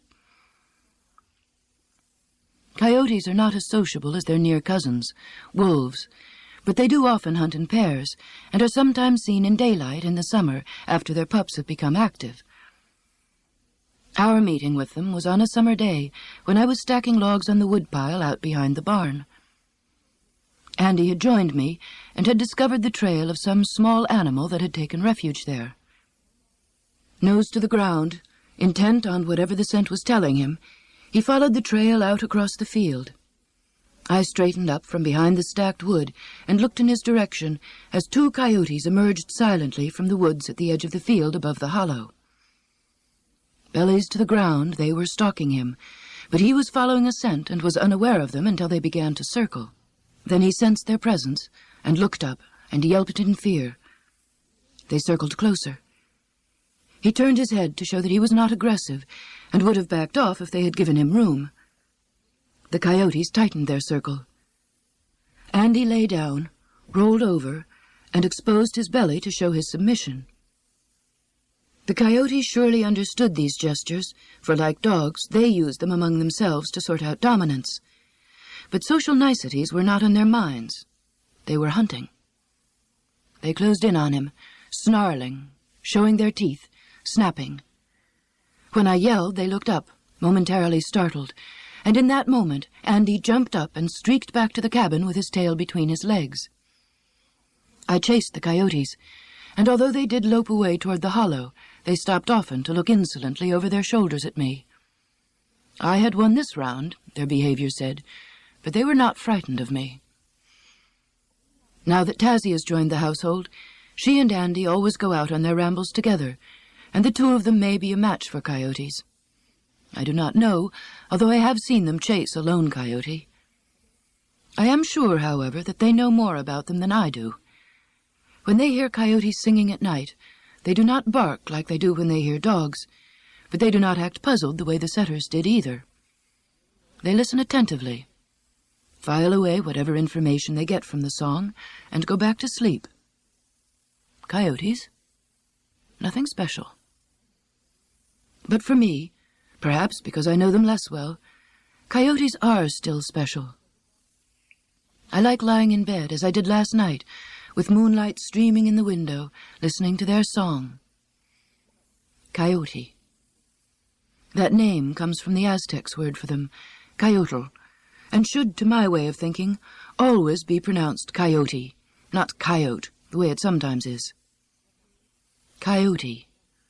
That word handed down from long ago, a clumsy approximation of their song, the song of wild things in the moonlight. Every winter I promise myself that I will label an entire year's supply of honey jars, and every winter I don't. The job is a boring one, and I'm clever about finding other work more important. I sell most of my honey in 1-pound jars. There are 24 of these to a case, and each one needs a label. I set up my label pasting machine on a table near the wood stove. The machine is so noisy that I can't listen to the radio, and although I don't mind because my public radio station has recently come down with a bad case of Dvorak, the labeling machine doesn't have much interesting to say either. Just thwip, thwip, thwip as the labels run through its rollers. Sitting there by the warm fire, pasting label after label neatly and precisely, makes me sleepy and dull. But I did get enough jars labeled for the February sales trips, and now I am processing honey to fill them. When I extract the honey at summer's end, I store it all in 5-gallon, 60-pound buckets, and stack them 4 high in the barn. This honey has never been heated, and so it is crystallized. I wish I could sell it that way, because the flavor is at its best, and the thick crystallized honey spreads nicely on warm toast, without running down the elbow the way liquefied honey does. But the buyers at stores tell me that their customers think something is wrong with honey when it is crystallized, so I must melt it down and heat it before I can sell it. I put 10 of those 60-pound buckets into a hot box, which melts the honey so that it can flow out of the buckets and into a pump, which pumps it up into an overhead-controlled heating unit. This heats it enough to break down the honey crystals, but does not hurt the flavor. The honey flows from the heater down into a storage tank, where I let it stand to allow the air bubbles to rise out before I bottle it. Processing each batch of 600 pounds of honey takes 1 day. The bees made the honey from flower nectar.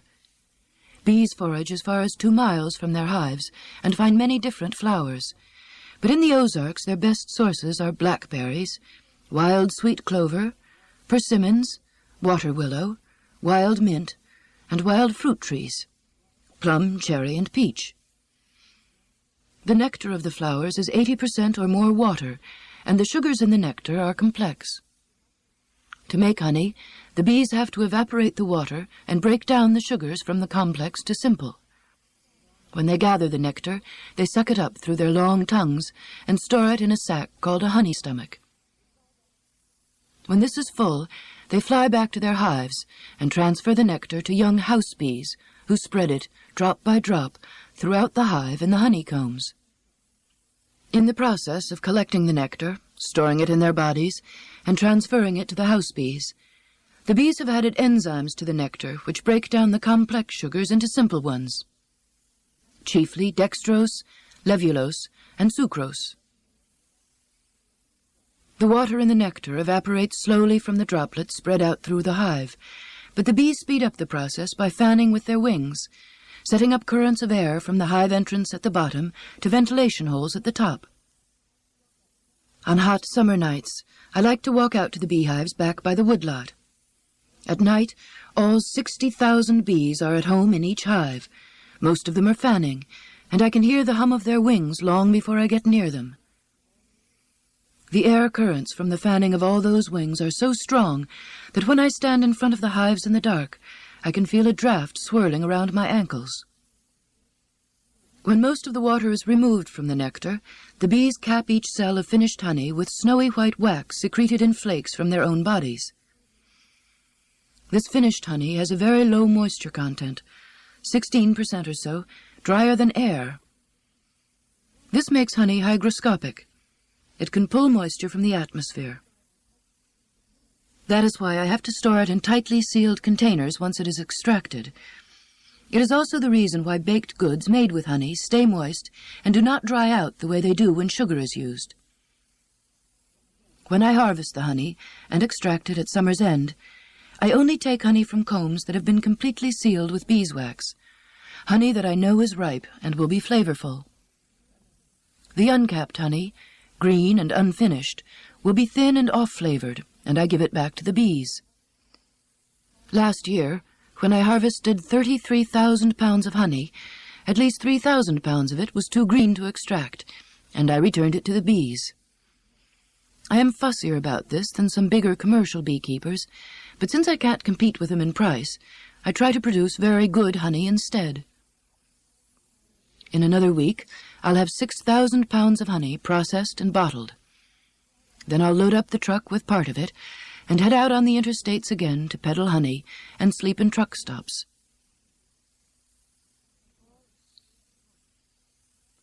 Paul is skilled and competent and likes to do things well and neatly. During our life together, he assembled a large collection of tools, and when he left, he passed them on to me.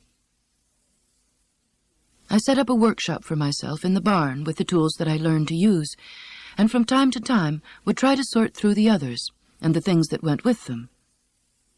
He had left coffee cans full of hardware labeled in his precise draftsman hand, 3/8-inch bolts, springs of assorted sizes, insulated staples, and the like.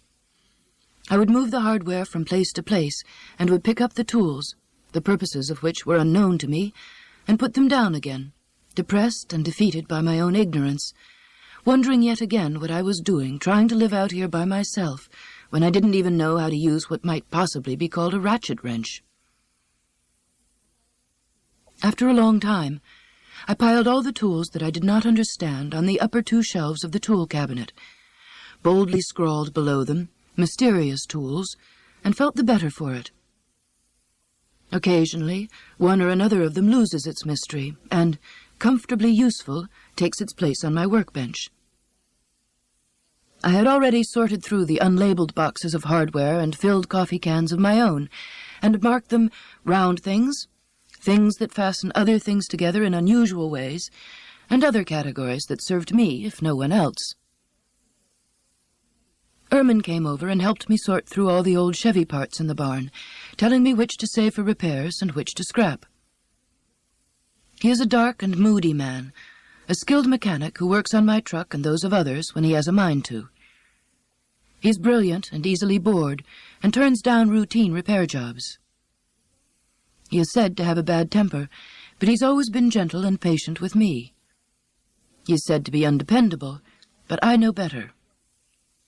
Time after time he's come to rescue me when the Chevy has inexplicably ceased to run at an inconvenient time and in inconvenient places.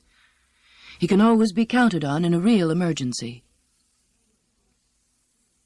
The day that he helped me sort through the Chevy parts, we talked about the tractor sitting out in the shed. It was an old one, basically sound, but with many idiosyncrasies and minor mechanical problems. When Paul lived here, he had used it to plow and disc the field, where he tried to grow sweet clover for the bees. The thin, poor soil and drought defeated his efforts, and afterward he kept the field clear and the grass around the barn trimmed by brush hogging several times a year. A brush hog is a heavy mowing machine pulled by a tractor. An open field, if not cut frequently, is soon taken over by weeds, blackberries, and multiflora roses. Years ago, the multiflora rose, an exotic, was touted as a miracle plant. Its fruits are eaten by birds, and its habit of thick, rapid, tangled, and thorny growth could turn it into what the nursery catalogues used to call a living fence, one that even cattle will not go through. In the early 1940s, the Missouri Conservation Department grew the plants and encouraged landowners to set them out. Birds did indeed like the fruit, but the seeds passed through their digestive systems fully fertile, and so birds planted new multiflora roses with their droppings. Instead of staying in tidy fence rows, the multiflora rose spread rapidly over pastures where it was not wanted. It could not be dug out because the broken roots, hydra-like, sprouted new plants. Recently, strong herbicides have been developed that kill the rose, but they may contaminate water supplies and ponds. Brush-hogging multiflora roses at least keeps them from spreading. I knew that I could not keep the tractor in good enough repair to do the brush-hogging. Erman wanted it badly, but he could not afford to pay for it. So we made a deal. He could have the tractor if he would keep it in good working order, and once a year bring it over and do the brush-hogging. This worked well enough for several years. The tractor served him, and he brush-hogged for me. But then he grew bored with the routine, and I had to nag to get the job done. Last year I nagged in vain. I noticed that, from an aesthetic standpoint, I really preferred a field full of daisies, black-eyed Susans, chicory, Queen Anne's lace, wild pinks, and scattered blossoms of sweet clover and alfalfa. Around and below the barn, a lush stand of orchard grass and clover grew up untidily, but my eye became accustomed to it. I did fret about the multiflora roses, however. They had just been put on the official state noxious weed list, and most farmers were pouring on the herbicides and were paid for doing so by the Conservation Department, which was trying to make up for its past sins. I wondered if I should do the same. Then I noticed something unusual. The growing tips of some of the roses were stunted, blighted-looking, twisted and unnaturally red. I did not know why until the extension agronomist explained that a new rose disease had showed up in our part of Missouri. Not much was known about it, but this was what was killing back the growing tips on the roses in my field.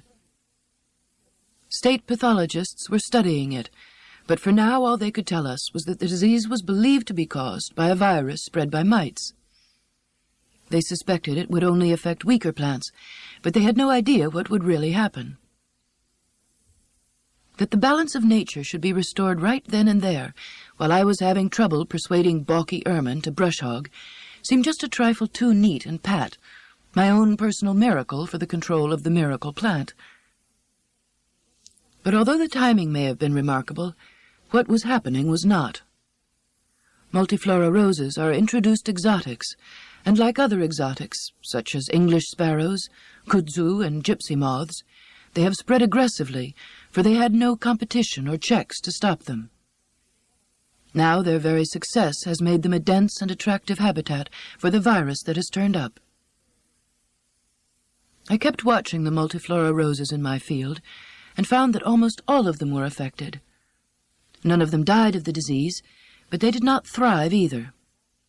I shall see what happens this coming year. Meanwhile, I have stopped nagging Erman.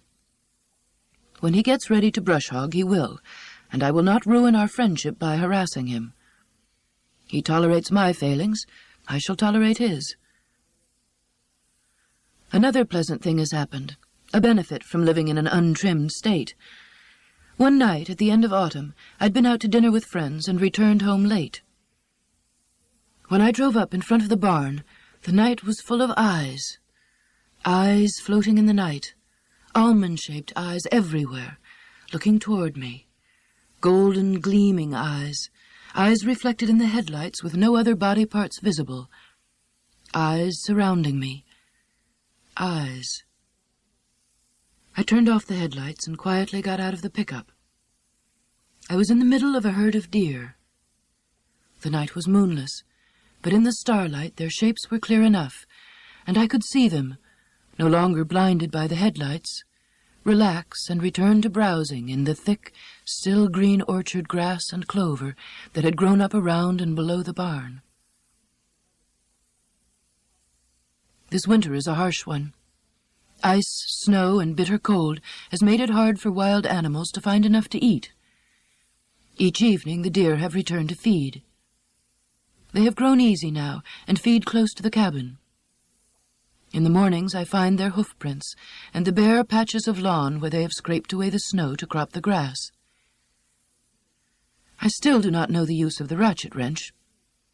Paul was out here for a wary visit a few years ago and kindly explained its purpose to me, but what he told me has slipped my mind. I have concluded that I have been living a full and adequate life for 50 years without using a ratchet wrench, and so, no matter what its importance is to others, it is probably not important to me. A touch of the Luddite, that, but I am learning to live with my own crotchets as well as those of my neighbors. Perhaps the brush hogging will get done this year. Perhaps not. My eye has long ceased to find trimness pleasing, and as to the multiflora roses, I have never had much use for miracles, plant or otherwise. Besides, I want to see how virus and mite, two ordinary and non-miraculous bits of life, will fit into the action taking place in my field. I have a ringside seat. Once I tried to stop a war, and once I really did help start a labor union at a library where I worked. But on the whole, the world has cheerfully and astutely resisted my attempts to save it. And now that I've spent my winter saving my particular 90 acres of it from the floodwaters of a dam, I am left to wonder, as usual, what I have done. Upon examination, the dam proposal turned out to be as lacking in reality as fairy gold, but the local people were sure that it was real, and so perhaps it was. The controversy got its start at the end of the summer. I was harvesting the honey crop then, and immediately afterward started on my autumn round of sales trips, so I didn't hear much about it at first.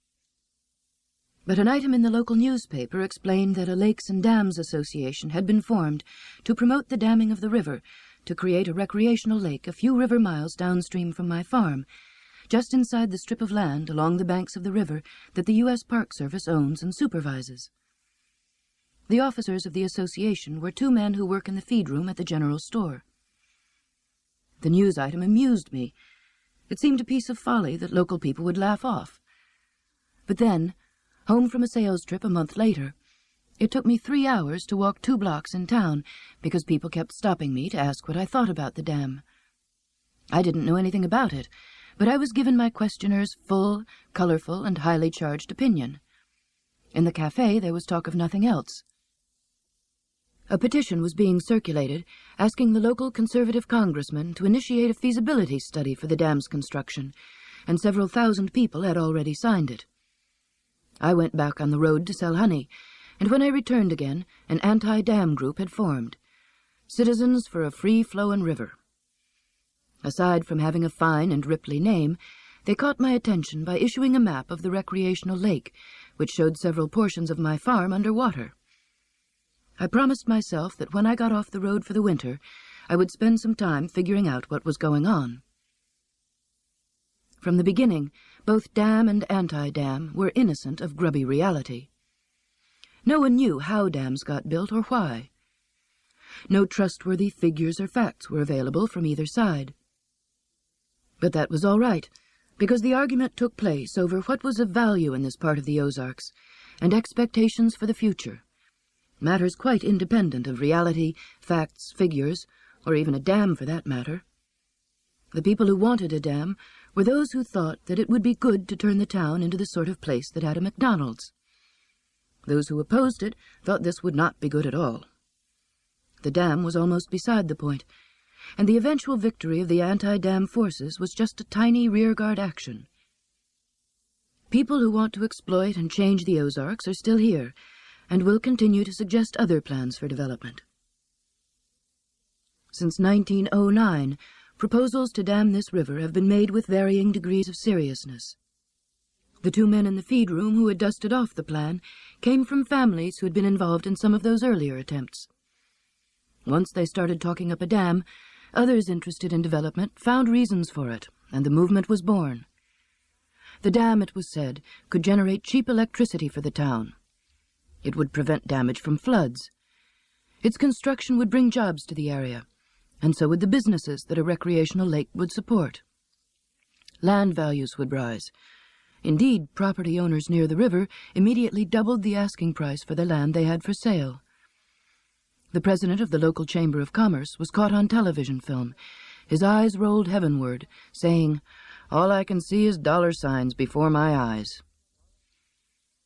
But there was another compelling and contrary appeal that made people sign the petition for a dam. By inviting the U.S. Corps of Engineers to build a dam on U.S. Park Service land, the latter agency would get its comeuppance. It is hard for anyone accustomed to thinking of the popular U.S. Park Service as a benign bureaucracy to understand with what loathing the agency is regarded here. The local park was established in the mid-1960s to protect the river from attempts to dam it the decade before. Land along the river was bought up and removed from private to federal ownership. This shift in title to the river's banks has never been forgiven. As highways improved and it became easier for city people from Illinois and northern Missouri to get to the Ozarks, more people started floating the river, fishing in it, and hiking along its banks, and the Park Service created new rules to regulate its use and protect the habitat. Local citizens, who remembered the old days when there were no rules and few tourists, were outraged, believing that their rights had been taken from them. They also resented, as an unwarranted constraint on the chance to make a buck, the Park Service limitation on the number of private concessionaires who rented canoes to tourists. The dammers knew that they couldn't make the Park Service go away, but they hoped they could punish it by withholding the river's waters behind a dam built by the U.S. Corps of Engineers, sensible folks, not like those fuzzy-minded park rangers who were always talking about the environment. The Corps certainly wouldn't issue a lot of silly rules that would keep local people from doing what they and their fathers and grandfathers before them had always done to and along the river. The free-flowing citizens, or at least the Ozarkers among them, didn't like the U.S. Park Service any better than did the dammers, but they didn't trust the U.S. Corps of Engineers either. They wanted the river to stay in private hands, namely theirs, for many of them were landowners upriver. They did not like the idea of changing the town by bringing in even more tourists and outsiders than the federal park had already done. Many of them were concerned about the destruction a lake's waters could bring about to the wildlife habitat along the edge of the river. For the past 6 weeks, I've been spending my afternoons writing letters, telephoning, and meeting in offices with appropriate government bureaucrats, elected officials, and staffs of environmental organizations in order to find out how dams get built and what the impact of one would be on this area. I discovered that this cave-riddled limestone is unsuitable for dam construction, that the Corps of Engineers builds flood control dams only in urban and major agricultural areas, that costs of electricity generation have to be borne locally, that economic development in areas where dams have been built has disappointed local people, and that rare and endangered plants in the state's natural area system would be destroyed by the dam. I also found out that current practice requires large initial local funding, and that the federal government pays costs of a dam only when it can be justified for flood control, which this one could not. Other dams, such as those created for recreational lakes, would require local funding of at least half the cost. In a state still untouched by economic happiness, one which cannot afford to pay for its poor or its potholes, funding for a dam would be difficult.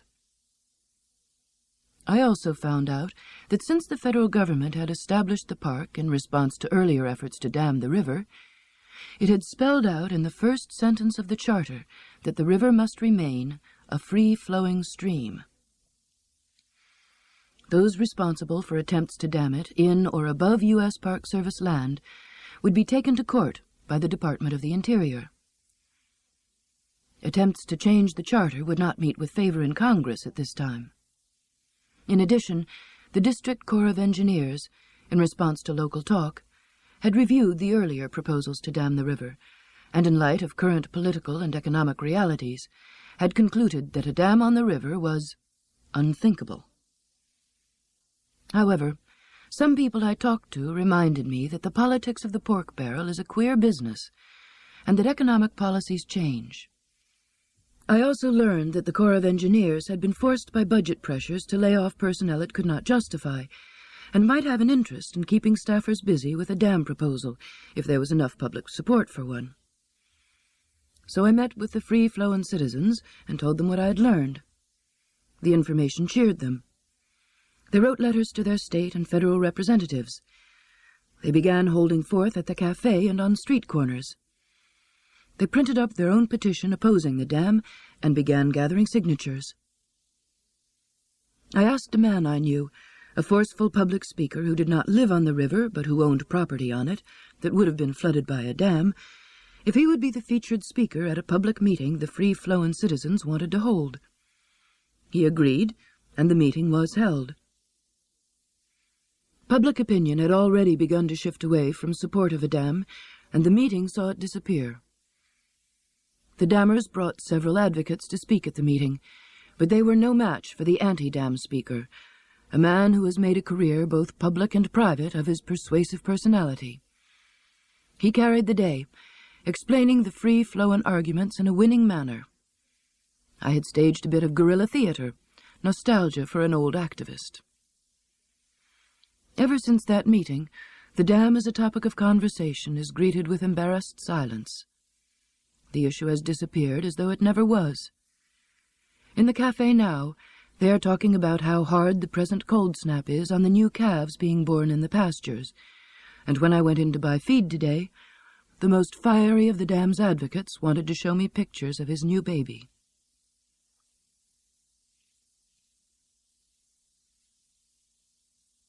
Spring.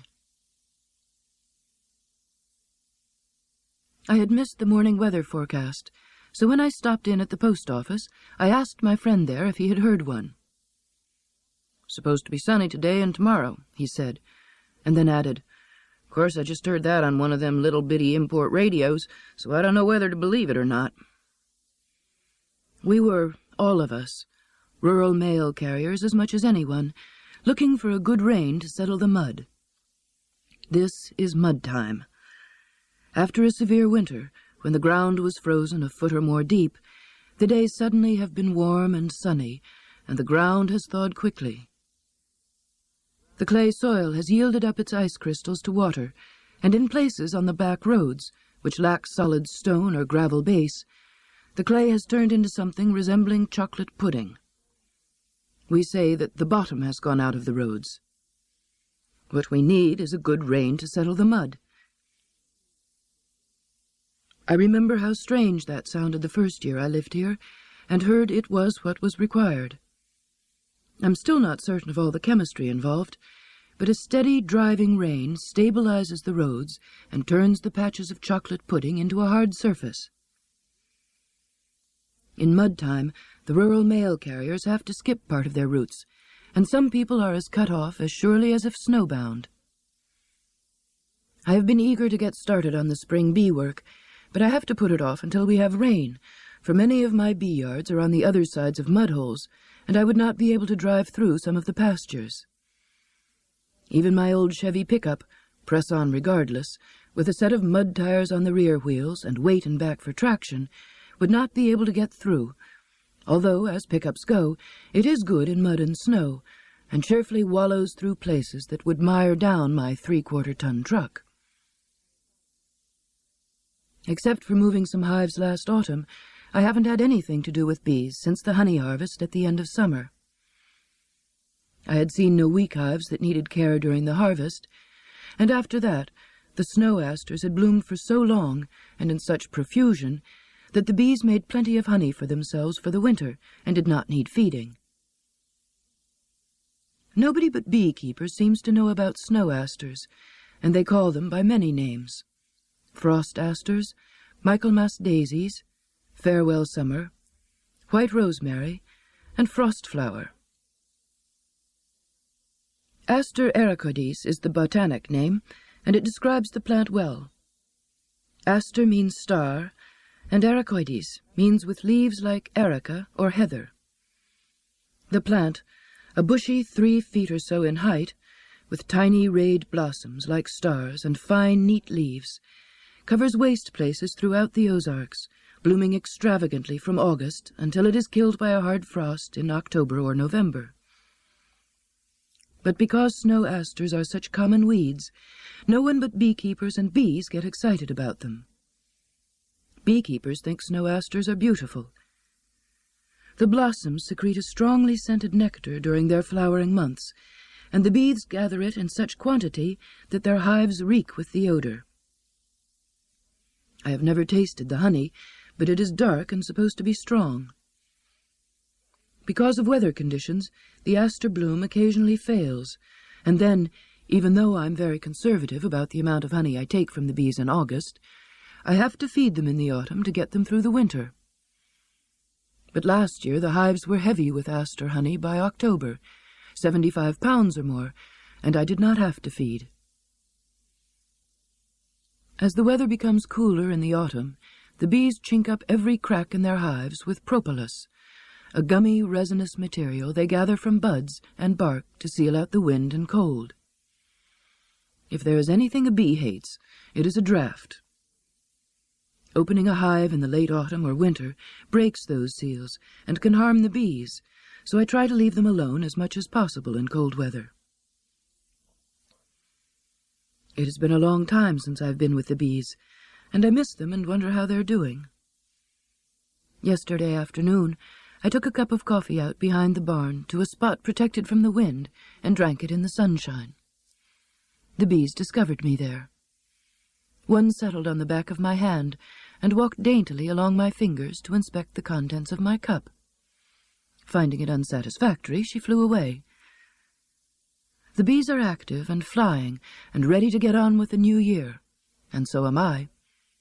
But not today and not tomorrow. Not in mud time. Yesterday afternoon, I walked up to get the mail and rubber boots, which grew heavy with caked mud before I had walked a quarter of a mile. When I reached the box, I could see a truck mired in the mud hole just beyond it.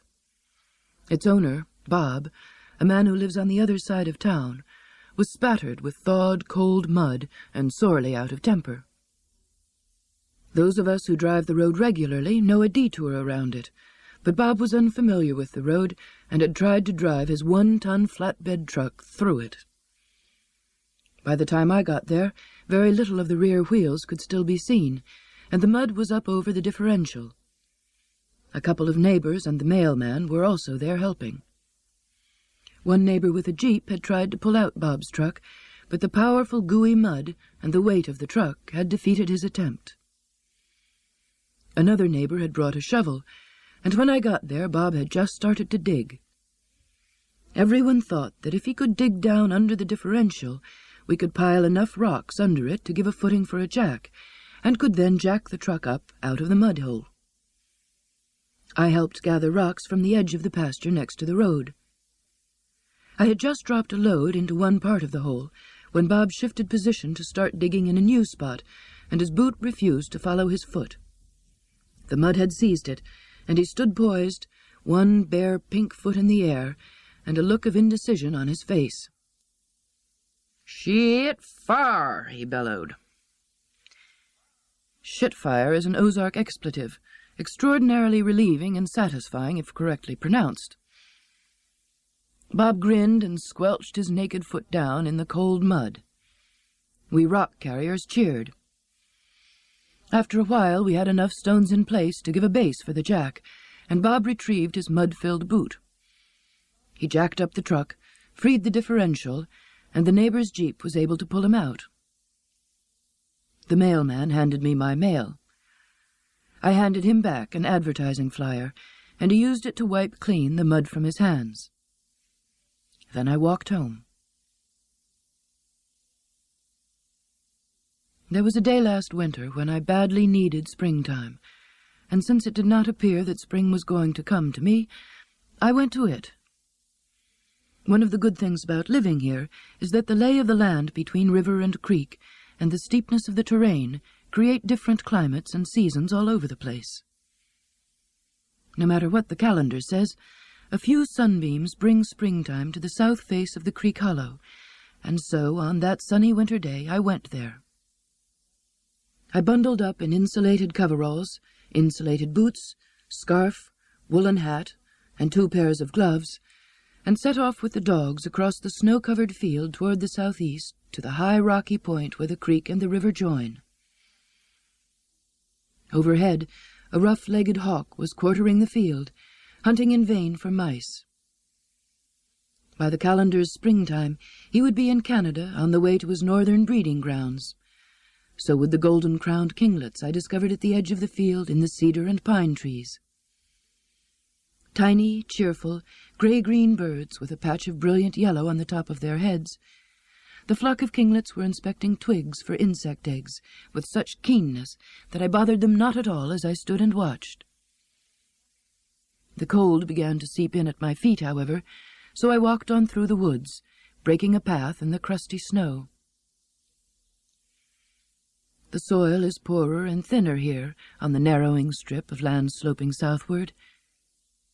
Hardwood trees give way to scrub, grasses, and finally, at the rocky cliffs several hundred feet above the juncture, to the modest plants of a limestone glade.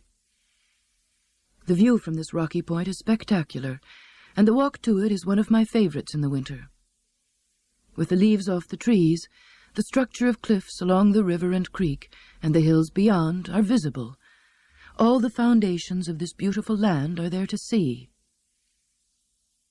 Water melting from the snow above oozed through the low grasses and dripped from the cliff edge. There, in the sunshine, mosses and lichens were holding their own private but exuberant springtime. All were shades of tender, sweet, and vibrant green, and several varieties of mosses were covered with fruiting bodies. I was warm out of the wind, so I pulled off my heavy coveralls and scrambled down the cliffs to look for the blossoms of harbinger of spring, which should be growing in the rich soil at the creek's edge. Erigenia bulbosa takes its genus name from the Greek, Erigenia, early-born, Homer's epithet for Eos, goddess of the dawn. Poking in the leaf mold at the foot of the cliffs, I found the early-born, with its bulbous root and clusters of small white flowers. The climb back up the steep cliffs was harder than my sliding descent, and I had to stop once to catch my breath and peel off my sweatshirt. At the top I found a sunny niche among the lichens and moss, and sat down, taking off my heavy boots and socks. Across the creek, the snowy shadowed woods on the north face of the hollow insisted that it was still winter. That was in January. Now, in April, it is springtime everywhere. The kinglets and the rough-legged hawks are gone. The woods are full of migrating warblers, and the hummingbirds have returned to the feeder by the windows.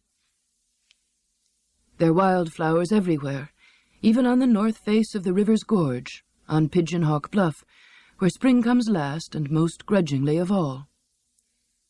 This slope is frosted with the feathery white blossoms of the small tree that as a child in Michigan I had known as shadblow. Ozarkers call it sarvisberry. The tree's botanic name is Amelanchier arborea. On the ground under the trees are the pink and white blossoms of rue anemone and the white-blossomed, liver-leafed hepaticas. In the grass around the cabin, the bees are eagerly working golden dandelions and ignoring the bluets and violets. The violets, purple, blue, and white, are growing in such profusion that the air is scented with their fragrance. From the upland woods, the sweet odor of wild plum blossoms comes in on every breeze. The bees like wild plum blossoms, and so do I. They smell exactly like cherry lifesavers taste. The violets bloom along the dirt roads I drive down to get to my bee yards, and in one yard a special violet, the Johnny Jump-Up, which looks like a little pansy, has taken over. I had fenced off these beehives so that the cows cannot graze near the hives, and the Johnny Jump-Ups have pushed out the pasture grasses and surrounded the hives with blossoms, blue and purple with yellow and white centers. I have a friend, an amateur botanist, who carries a sketch pad with her and draws each flower she identifies.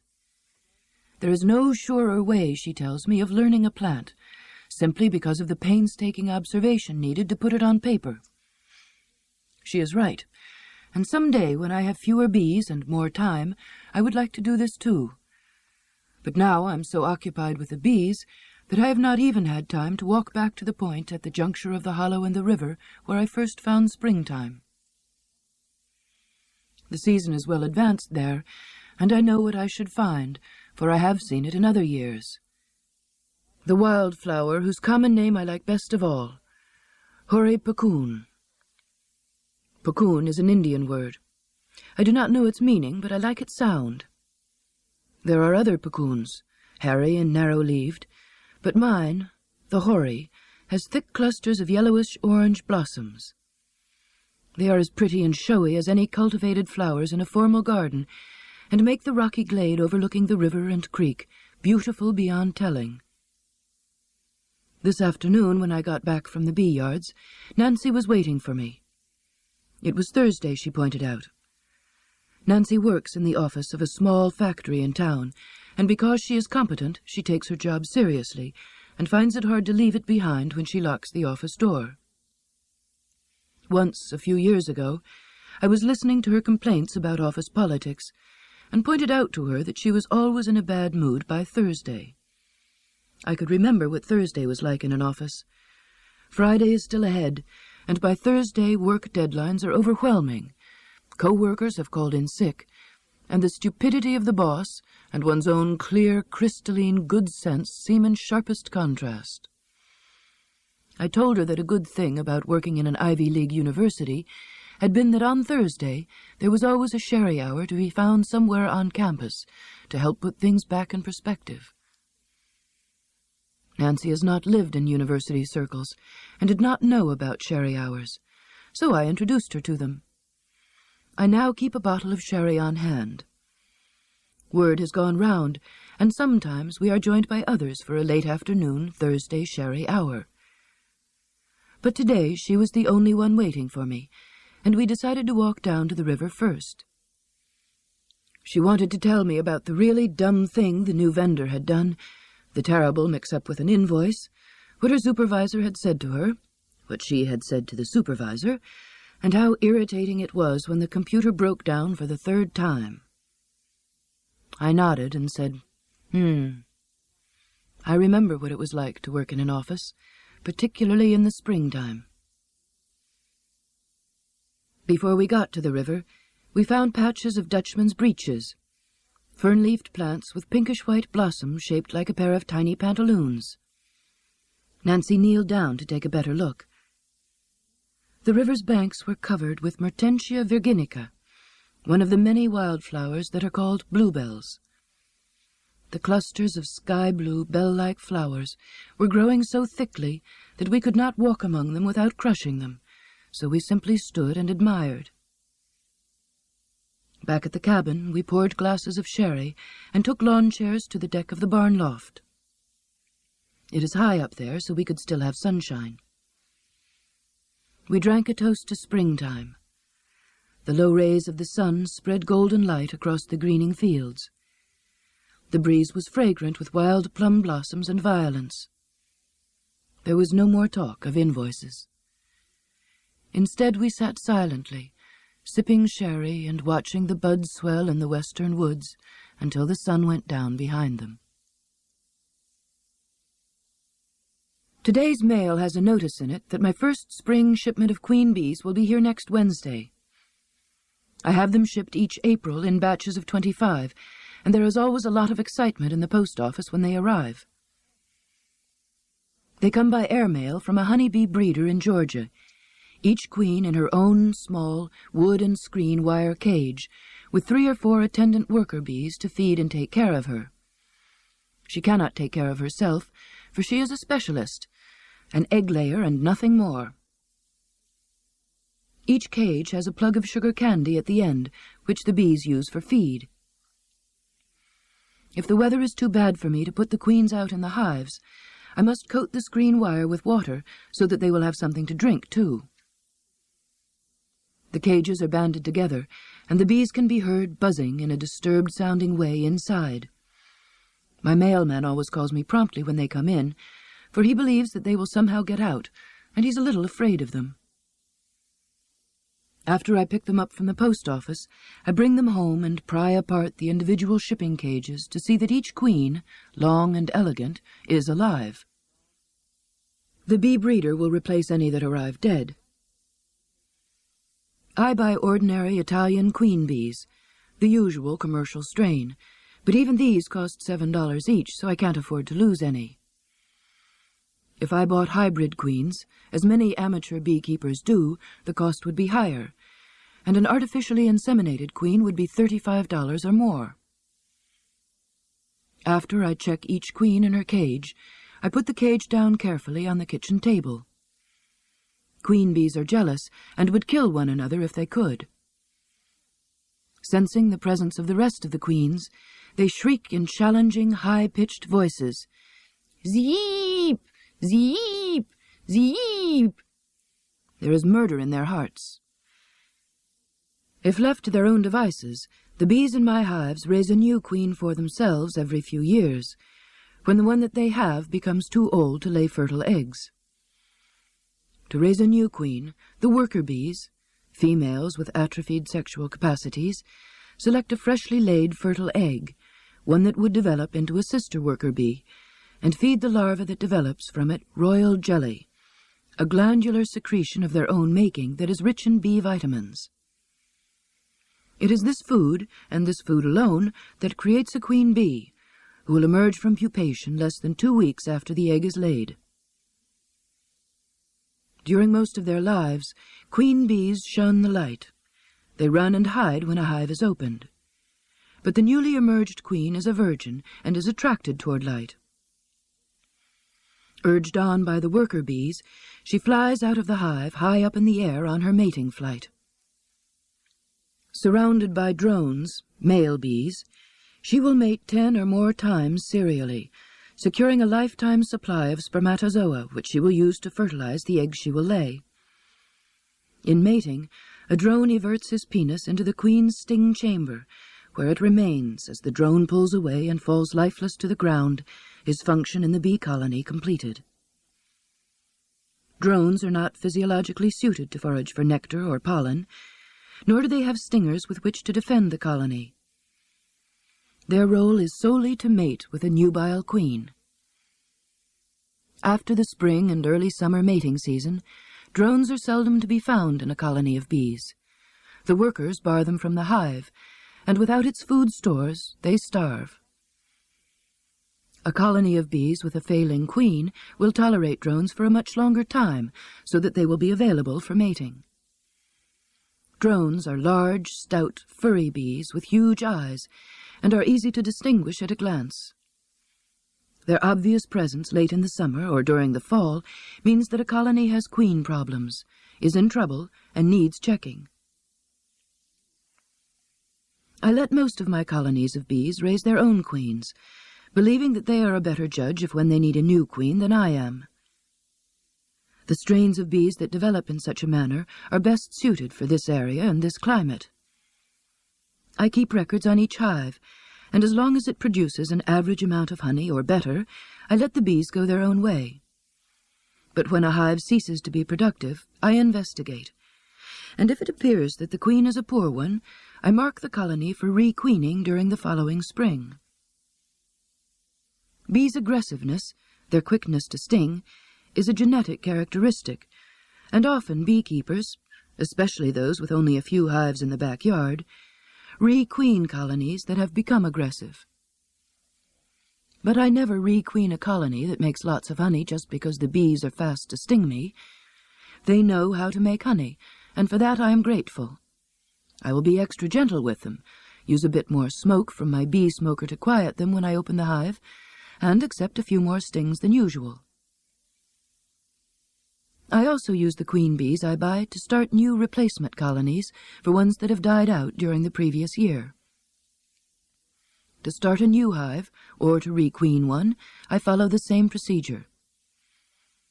I take 3 frames, or honeycombs, that are filled with eggs, larvae called brood, and young bees, and put them in a single-story, empty hive. Then I add 2 more frames filled with honey and 4 empty frames of honeycomb. In between 2 of the frames of brood in the center, I wedge the new queen in her cage, after poking a little hole through the sugar plug at the end. If I let the queen out of her cage and put her into the hive directly, the bees on the brood frames would kill her, for they still consider themselves loyal to the queen from whose hive I have taken them. By leaving her in her cage, they have a chance to become acquainted with her through the screen wire which protects her. Gradually, the memory of their old queen fades, and by the time they have chewed through the sugar plug at the end of her cage, they are ready to accept her as their own. In warm, fair weather, the process takes a day or 2. If the new queen is a good one, she immediately starts to lay eggs, and the single-story hive is then ready to take to a permanent location, or to use to requeen a poor hive. I do this by finding the old queen and killing her, putting the new nucleus hive in the place of the old one, and adding the old bees to the new. Spring bee work requires time, patience, some skill, and a strong back. It also requires a clear mind and concentration. There is nothing that so focuses the attention as opening a hive of bees. At full summertime strength, a bee colony has about 60,000 bees in it, and in the springtime, half or 3/4 of that. When I open a hive, the sheer number of bees fussily tending to their business makes me tend to mine, which is their care. In recent years, because more and more of the honey market is being taken over by cheap imported honey, there are fewer U.S. commercial honey producers than there used to be. At last count, I saw we were down to 1,200, which is 400 fewer than 6 years ago. A day is coming, probably quite soon, when I may have to admit that in a price-conscious market I can't meet the competition of South American honey, and will have to make a living some other way. But after keeping bees, whatever will I do? My bees cover 1,000 square miles of land that I do not own in their foraging flights, flying from flower to flower for which I pay no rent, stealing nectar but pollinating plants in return. It is an unruly, benign kind of agriculture, and making a living by it has such a wild, anarchistic, raffish appeal that it unsuits me for any other, except possibly robbing banks. Then there is that other appeal, the stronger one, of spending, during certain parts of the year, a 10 or 12-hour working day with bees, which are, when all is said and done, simply a bunch of bugs. But spending my days in close and intimate contact with creatures who are structured so differently from humans, and who get on with life in such a different way, is like being a visitor in an alien but ineffably engaging world. In town I am known as the Bee Lady. Whatever could I do to equal that? Ooh, ooh, ooh, ooh, ooh, ooh, ooh, ooh. My neighbor across the river is doing his barred owl imitation in hopes of raising a turkey from the roost. It is turkey hunting season, and at dawn the hunters are trying to outwit wild turkeys, and I listen to them as I drink my coffee under the oak trees. Ooh, ooh, ooh, ooh, ooh, ooh, ooh, ooh. Ka-ka-ka-ka, replies an imitation turkey from another direction. I know that neighbor, too. Yesterday he showed me his hand-held wooden box with which he made the noise that is supposed to sound like a turkey cock gobbling. It doesn't. After the turkey cocks are down from their roosts, the hunters, by imitating hen turkeys, try to call them close enough to shoot them. The barred owl across the river once showed me his turkey caller. He held it in his mouth and made a soft clucking noise with it. "Now this is the really sexy one," he said, arching one eyebrow. Put-put, put-put-put. It is past dawn now, and I imagine both men are exasperated. I've not heard one real turkey yet this morning. The hunting season is set by the calendar, but the turkeys breed by the weather, and the spring has been so wet and cold that their mating has been delayed this year. In the last few mornings I have started hearing turkeys gobbling occasionally, and it will be another week or two before a wise and wary turkey-cock could be fooled by a man with a collar. There are other birds out there this morning. The indigo buntings, who will be the first birds to sing in the dawn later on, have not yet returned to the Ozarks, but I can hear cardinals and Carolina chickadees. They wintered here, but today their songs are of springtime. There are chipping sparrows above me in the oak trees, and field sparrows nearby. There are warblers, too. Some of their songs are familiar, and others, those of the migrators, are not. I hear one of the most beautiful of bird songs, that of the white-throated sparrow. He is supposed to sing, "Old Sam Peabody, Peabody, Peabody." This is the cadence, to be sure, but it gives no hint of the lyrical clarity and sweetness of the descending notes of his song. I slept outdoors last night because I could not bear to go in. The cabin, which only last winter seemed cozy and inviting, has begun to seem stuffy and limiting, so I spread a piece of plastic on the ground to keep off the damp, put my sleeping bag on it, and dropped off to sleep watching the stars. Tazzy likes to be near me, and with me on the ground she could press right up to my back. But Andy is a conservative dog who worries a lot, and he thought it was unsound to sleep outside where there might be snakes and beetles. He whined uneasily as I settled in, and once during the night he woke me up, nuzzling me and whimpering, begging to be allowed to go inside to his rug. I think he may be more domesticated than I am. I wonder if I am becoming feral. Wild things and wild places pull me more strongly than they did a few years ago, and domesticity, dusting and cookery, interest me not at all. Sometimes I wonder where we older women fit into the social scheme of things once nest-building has lost its charm. A generation ago, Margaret Mead, who had a good enough personal answer to this question, wondered the same thing, and pointed out that in other times and other cultures we have had a role. There are so many of us that it is tempting to think of us as a class. We are past our reproductive years. Men don't want us, they prefer younger women. It makes good biological sense for males to be attracted to females who are at an earlier point in their breeding years and who still want to build nests, and if that leaves us no longer able to lose ourselves in the pleasures and closeness of pairing, well, we have gained ourselves. We have another valuable thing, too. We have time, or at least the awareness of it. We have lived long enough and seen enough to understand in a more than intellectual way that we will die, and so we have learned to live as though we are mortal, making our decisions with care and thought, because we will not be able to make them again. Time for us will have an end. It is precious, and we have learned its value. Yes, there are many of us, but we are all so different that I'm uncomfortable with a socio-biological analysis, and I suspect that, as with Margaret Mead, the solution is a personal and individual one. Because our culture has assigned us no real role, we can make up our own. It is a good time to be a grown-up woman with individuality, strength, and crotchets. We are wonderfully free. We live long. Our children are the independent adults we help them to become, and though they may still want our love, they do not need our care. Social rules are so flexible today that nothing we do is shocking. There are no political barriers to us anymore. Provided we stay healthy and can support ourselves, we can do anything, have anything, and spend our talents in any way that we please.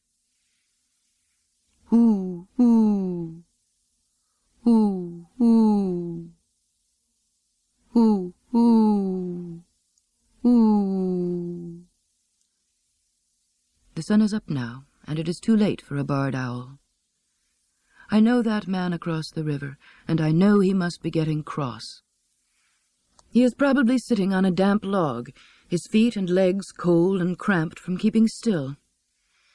I also know the other hunter, the one with the wooden turkey collar. This week what both men want is a dead turkey. I want a turkey too, but I want mine alive, and in a week I'll have my wish, hearing them gobbling at dawn. I want more, however. I want indigo bunting singing their couplets when I wake in the morning. I want to read Joseph and his brothers again. I want oak leaves and dogwood blossoms and fireflies. I want to know how the land lies up Coon Hollow. I want Asher to find out what happens to moth ear mites in the winter. I want to show Liddy and Brian the big rocks down in the creek hollow. I want to know much more about Granddaddy Longlegs. I want to write a novel. I want to go swimming naked in the hot sun down at the river. That is why I have stopped sleeping inside. A house is too small, too confining. I want the whole world, and the stars too. Last winter, a bird never before seen in Missouri or any of the lower 48 states, the slaty-backed gull, a native of the Bering Sea, was blown into the state on an Arctic cold front, and was spotted near the Mississippi River by a birder experienced enough to realize that this rather undistinguished-looking gull was different. "When I first saw it, I had no idea what it was, but I knew it wasn't," said Bill Rudden, who holds several state titles for rare bird spotting. That there can be titles for rare bird spotting is an indication of what has happened to bird watching now that it has become birding. It is a competitive affair. Field days are held in which one demon birder pits his skills against another, and the winner is the one who has sighted the most species of birds within a 24-hour period, aided by tapes of the birds' songs, which entice them into view. Birders keep life lists of birds seen, and travel around the country for the single purpose of adding to their lists. It is a trophy approach to natural history. I once asked a ferocious birder about a spring warbler that I had seen in my woodlot during migration time. It had puzzled me, and I was not sure that I had seen what I thought I had seen. Did he know the warbler? Had he ever seen it? "I don't know," he replied. "I'd have to check my life list." The slaty-backed gull's appearance in Missouri was an event for competitive birders, and they flocked, pardon the expression, to the ice floes on the Mississippi River, pencil in hand, to be able to add the bird to their lists. The confused gull had flown into the state on wing power buoyed by Arctic winds, but the Audubon Society flew its top muffler-wrapped birders in on an airplane. After positively identifying the gull, they called a news conference, and the gull's picture and story appeared on the front page of the New York Times. The slaty-backed gull was duly noted to be the 378th bird species to be identified in Missouri, and was solemnly declared to be the state's best bird. I've always disliked making lists and taking part in organized fun and games, and the few birding expeditions that I have been on have only reinforced this dislike. I will never make a birder. That said, I feel free to award my own title of best bird wherever I please, and to change it from time to time. This week I have given the title, in its plural form, to a pair of cowbirds. Birders wouldn't give a cowbird a look. Black birds with brown heads, they are far too common, and appear at one time of the year or another in every part of the country, sometimes flocking in numbers, often foraging among cattle for insects disturbed by the animals' hooves. Their habit of laying eggs in the nests of other birds for the latter to raise, to the detriment of their own young, has, it is claimed, reduced the population of orioles, tanagers, warblers, and vireos. As a result, they are considered to be rather trashy birds. One of my bird books refers to them as utterly irresponsible, and goes on, "In keeping with its unholy life and character, the cowbird's ordinary note is a gurgling, rasping whistle, followed by a few sharp notes." My other bird books speak no better of their song. But these books are wrong, which is why cowbirds are my best birds this week. 2 of them have been courting, and when I first heard them, I was inside the cabin and came out with my binoculars to see what was singing such a beautiful song, reminiscent but slightly different from the liquid, bubbling trill of red-winged blackbirds. It was the cowbirds. Since I became aware of this song, I have been watching the cowbirds all week. They are conducting their love affair in the treetops and on the power lines that run between the barn and the cabin, so I can set up a lawn chair in the space between and watch them comfortably through my binoculars. The male throws its head straight back, fluffing up all his feathers elaborately and singing a piercingly sweet song. Wing fanning and tail wagging follow, and the display culminates in a plebeian-sounding scrat, a finale that the female seems to find impressive. I'm delighted to have heard and watched their carryings-on, and to report that I think their courting will be successful. I hope everything works out for the two of them. Last week my best birds were a pair of Baltimore orioles. Even trophy birders would concede that these birds are beautiful, although they probably would insist that they are far too common to be of interest, since they are summertime residents all over the United States. The males are brilliantly colored, orange with black hoods and backs. The females are somewhat duller. They eat insects and caterpillars, and are usually seen feeding in trees, so I was startled when I walked through the living room last week and saw a flash of orange near the syrup-filled hummingbird feeder that hangs in front of the window, a dainty bit of glass and red plastic with 4 slim wells. I waited for whatever it was I had seen to reappear, and in a few minutes a pair of Baltimore orioles returned. The orioles are robin-sized, and clumsily found toe-holes on the feeder, tipping it from side to side to spill out drops of the syrup, which they dabbed up with beaks more suited to an insect diet. I could hardly believe what I was seeing, but over the next several days I watched them repeat their performance, clutching awkwardly at the wildly swinging feeder while they slurped up syrup, offending the hummingbirds and driving them away. Then, at the end of the week, the newspaper from the county seat, some 30 miles away, ran a front-page picture story of a Baltimore oriole feeding at a town resident's hummingbird feeder.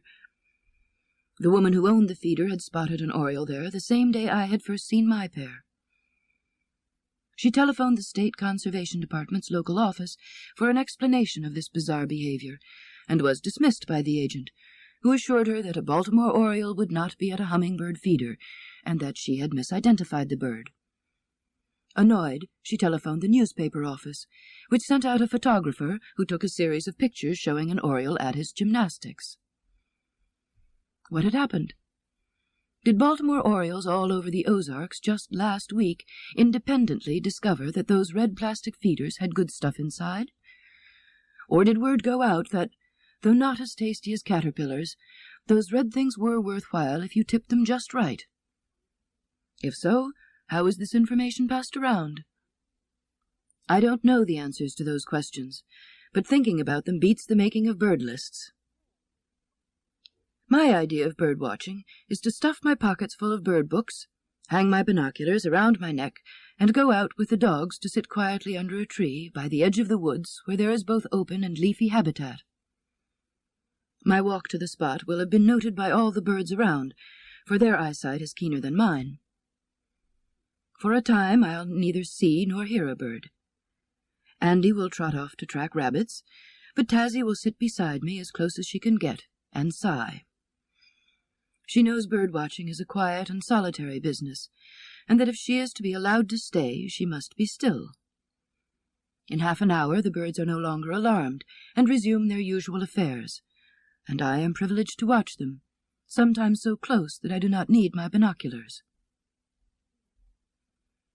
Even better than sitting in the woods is to go out to the rope hammock hanging between 2 pine trees below the cabin. I crawl into it with my books and binoculars late in the afternoon when I am tired and when the birds are feeding for the last time before dusk.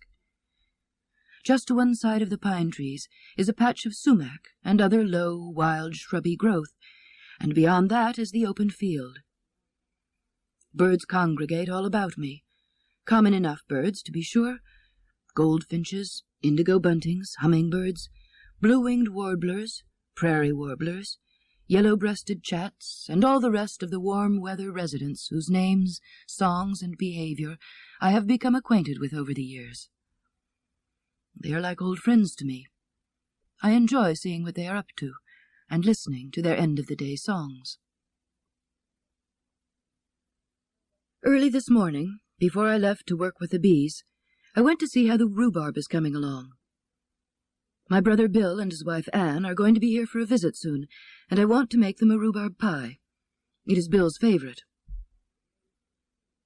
Back when there were 2 of us here to eat and do the work, I had a big garden between a grove of pepperidge trees and the old road down to the river. I enjoyed the work that was necessary to produce, by midsummer, the neat rows of beans and beets, carrots, potatoes, corn, tomatoes, Swiss chard, onions and lettuce of good flavor and amazing hues.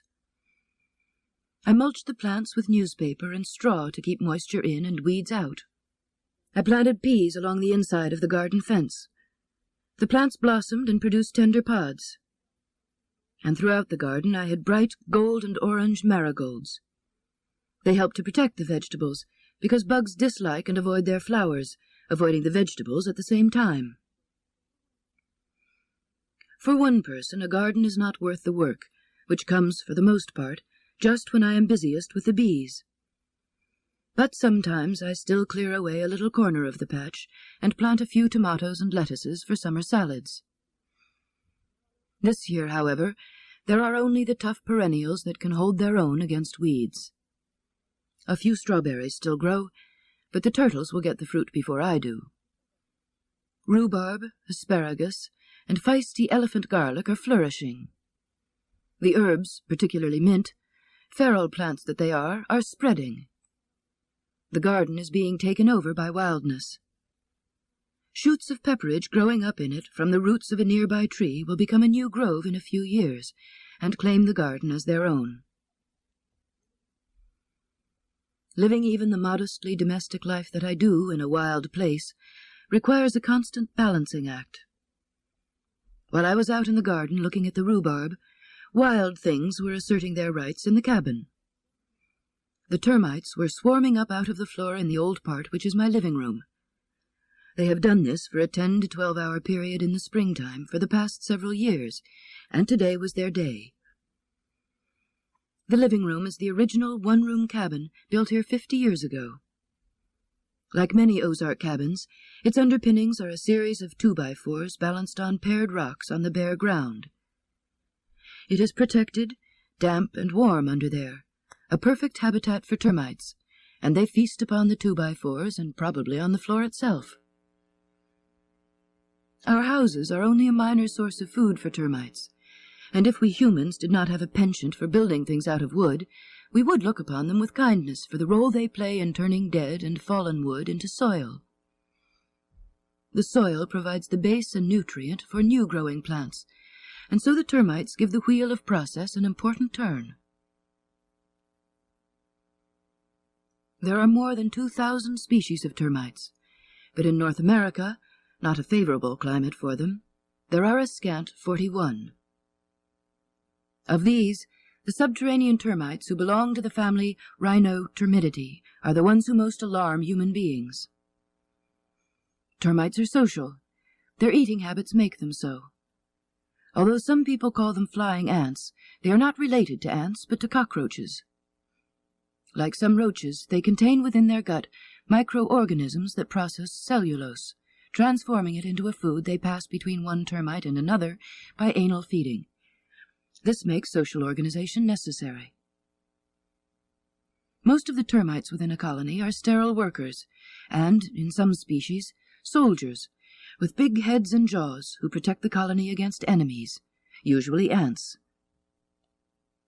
The workers of these subterranean species do not have the hard, chitinous body covers of many other insects. They must construct tunnels to their above-ground food sources in order to protect their pale, delicate, wingless bodies.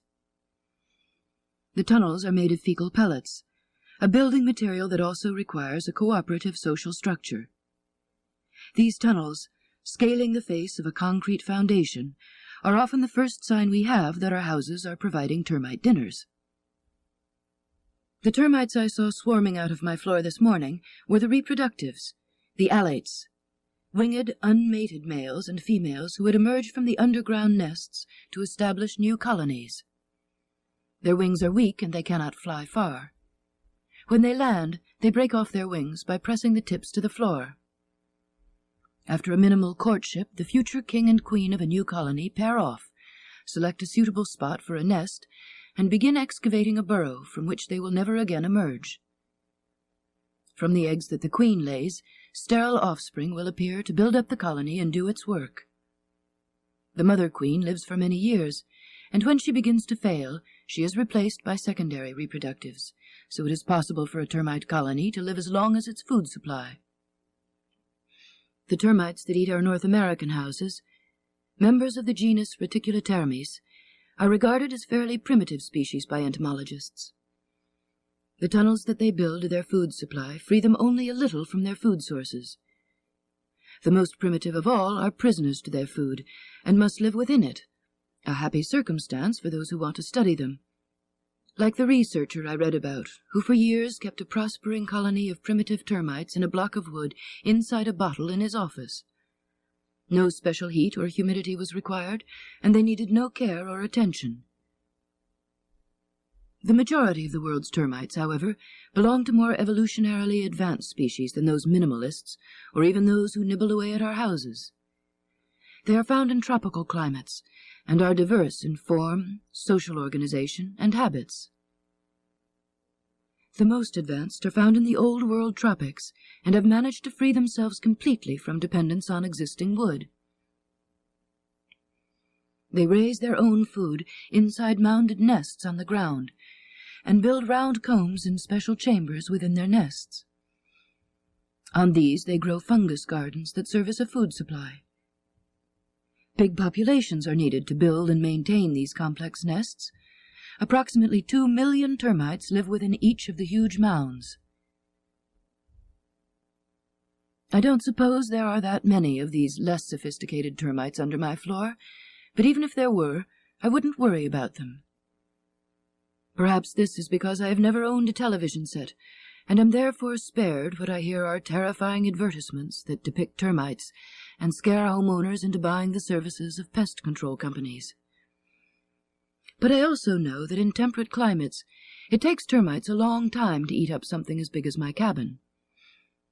I still have time before wildness takes it, and tonight I will simply sweep up the shed termite wings on the living room floor. I think it is sensible to let the garden go. I have neither the need for it nor the time to work it. But I am not yet quite ready to give up on shelter, so I am planning to replace some of the cabin's sills and studs with treated lumber, to tear out the living room floor and put down field stone. This will not only be discouraging to termites, but will provide enough mass to equalize the temperature in the room by storing heat from the sunshine that streams through the windows. I cannot make this change right away because the labor and materials are too expensive. But termites who live in a temperate climate are leisurely creatures, and I believe I shall have the money for a new floor before they have finished with the old one. A young friend of mine, Winnie, who lives in Boston, attended a conference in Kansas City recently. After her meetings were finished, I drove there to pick her up and brought her back for a visit, which has just ended. We hiked, read aloud from a book she had brought, talked and sunbathed down by the creek. One day we went canoeing on the river and saw great blue herons, a snake eating a fish on a rock, and the yellow and scarlet blossoms of columbine clinging to cliff faces everywhere. Another day we went into town to do errands. When we were done, Winnie suggested we have a drink together.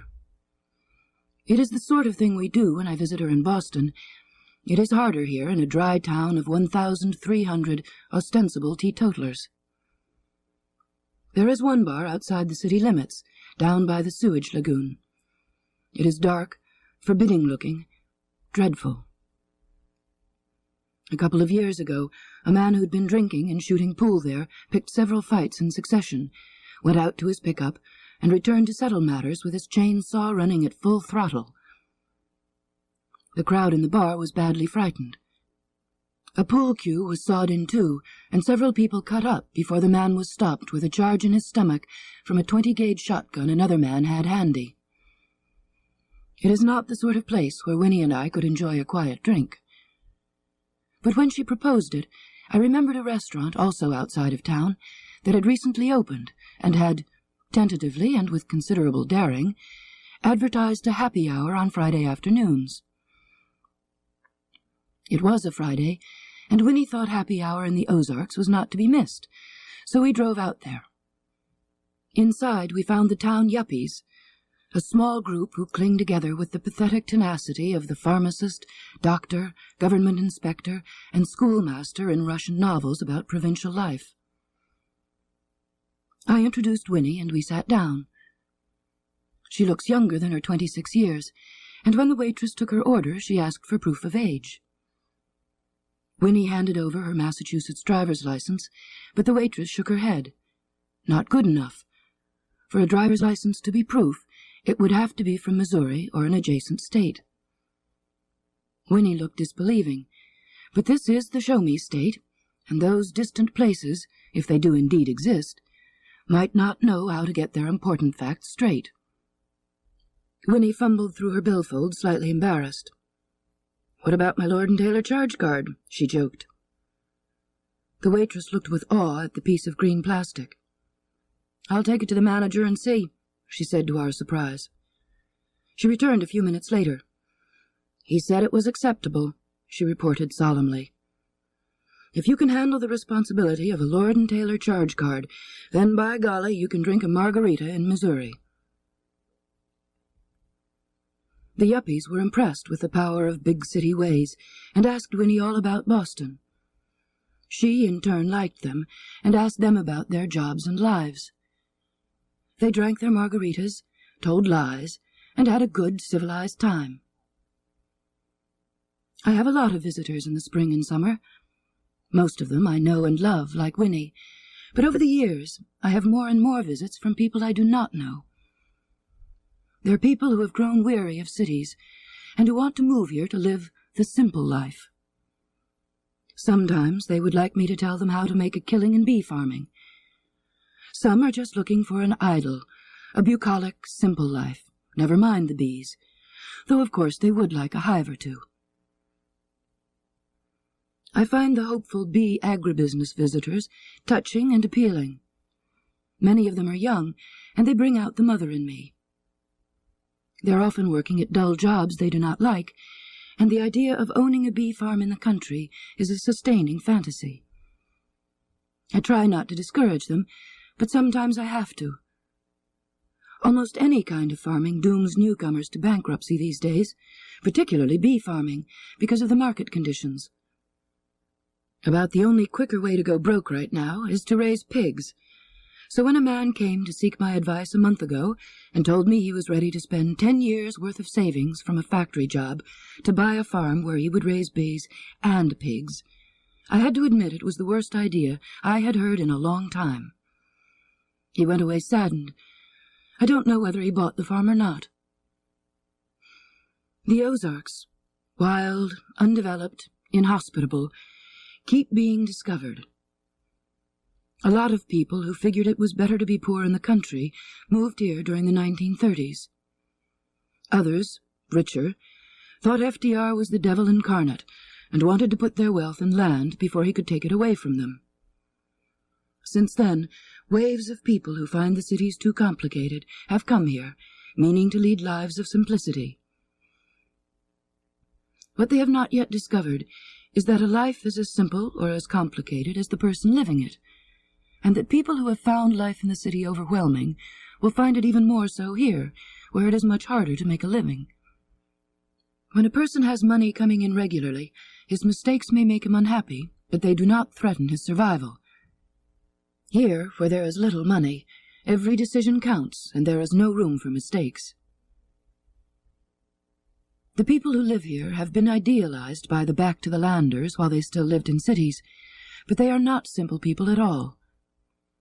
Ozarkers lead lives as complicated as those of people anywhere else.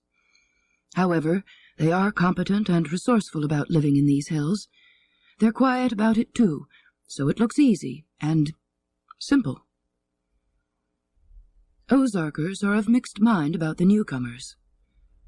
The simple lifers always have a theory or two that they are not at all shy about expanding, theories which differ in details, but always come down to knowing better how to live in the country than the peasants do. Understandably, Ozarkers often resent this. On the other hand, over the years, the simple lifers have come to represent a cash crop like no other. They come with a bundle of savings to back up their theories, and it goes so quickly that it is good not to let one's resentment show too much. It is better to be able to profit from them before they return, dreams shattered, to their cities and paychecks. Ozarkers have a saying about back to the landers. The Briars get their clothes, the hillbillies get their money, and they leave with an empty suitcase in their hands. I've lived both sorts of lives, and have sympathy with both points of view, so I try to be tender with the simple lifers when they show up on my doorstep. But they take up time, sometimes too much of my time, and I've had to learn to say no and not feel guilty about it when I have to get on with my own not-so-simple life. At the end of the day last summer, a woman telephoned when I was in the middle of the honey harvest. It was late, but I was still out in the honey house and answered the telephone there. My feet ached from standing on the concrete floor all day, and I was sticky and tired. She introduced herself, said she had heard about me and wanted to ask a few questions. Should she tip the man who drove the road grader? No, she should not. It would embarrass him. Might she come out for a visit? No, she might not, I said as kindly as possible.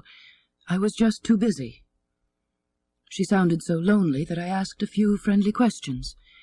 She told me she had just bought a farm and moved here, that she had lived all over the world, most recently in New York on the city's Upper West Side, and that life was very different here. And now you're experiencing culture shock, I asked, trying to picture the move from a genteel old brownstone to an Ozark farm with an outhouse. Well, it's not as bad as Afghanistan, she said, trying to sound cheerful. The woman really was lonely and overwhelmed. I tried to find some consoling words and invited her to call later in the year when I might not be so busy. I was truly grateful for her call. For a few minutes I had forgotten my aching feet, and I have lived here so long that I sometimes forget how life in the Ozarks appears to outsiders. It was good to be reminded. My brother Bill is a large man with unruly dark brown hair, and I am a small woman with unruly light brown hair. In addition to the generally rumpled appearances we present, we share a similar outlook on the world, and enough affection toward and understanding of each other to be able, sometimes, to do things together without ever saying a word.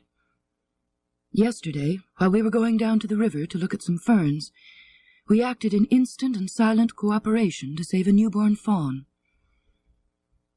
We were walking on an old road bordered by a fence. Tazzy and her brother, Zenas, Bill's dog, were playing rowdy puppy with one another, and did not immediately notice that Andy and Chocolate, Bill's older dog, were examining something bunched up in the tall grass next to the fence. But Bill and I did.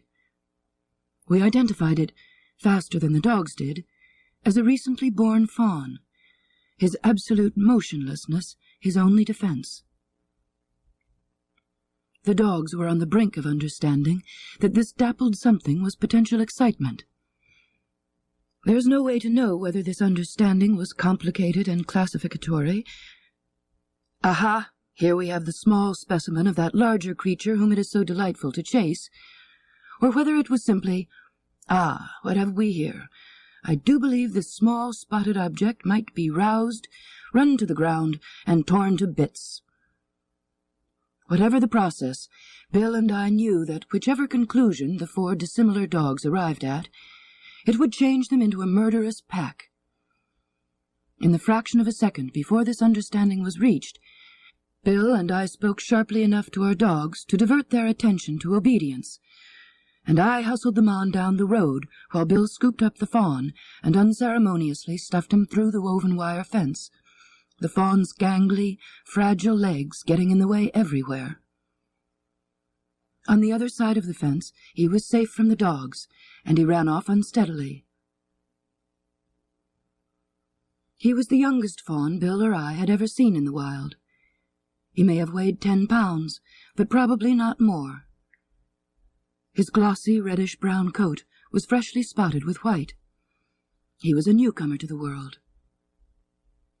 We both would have liked to have watched him longer, but the doe must have been nearby and seen her offspring's rescue.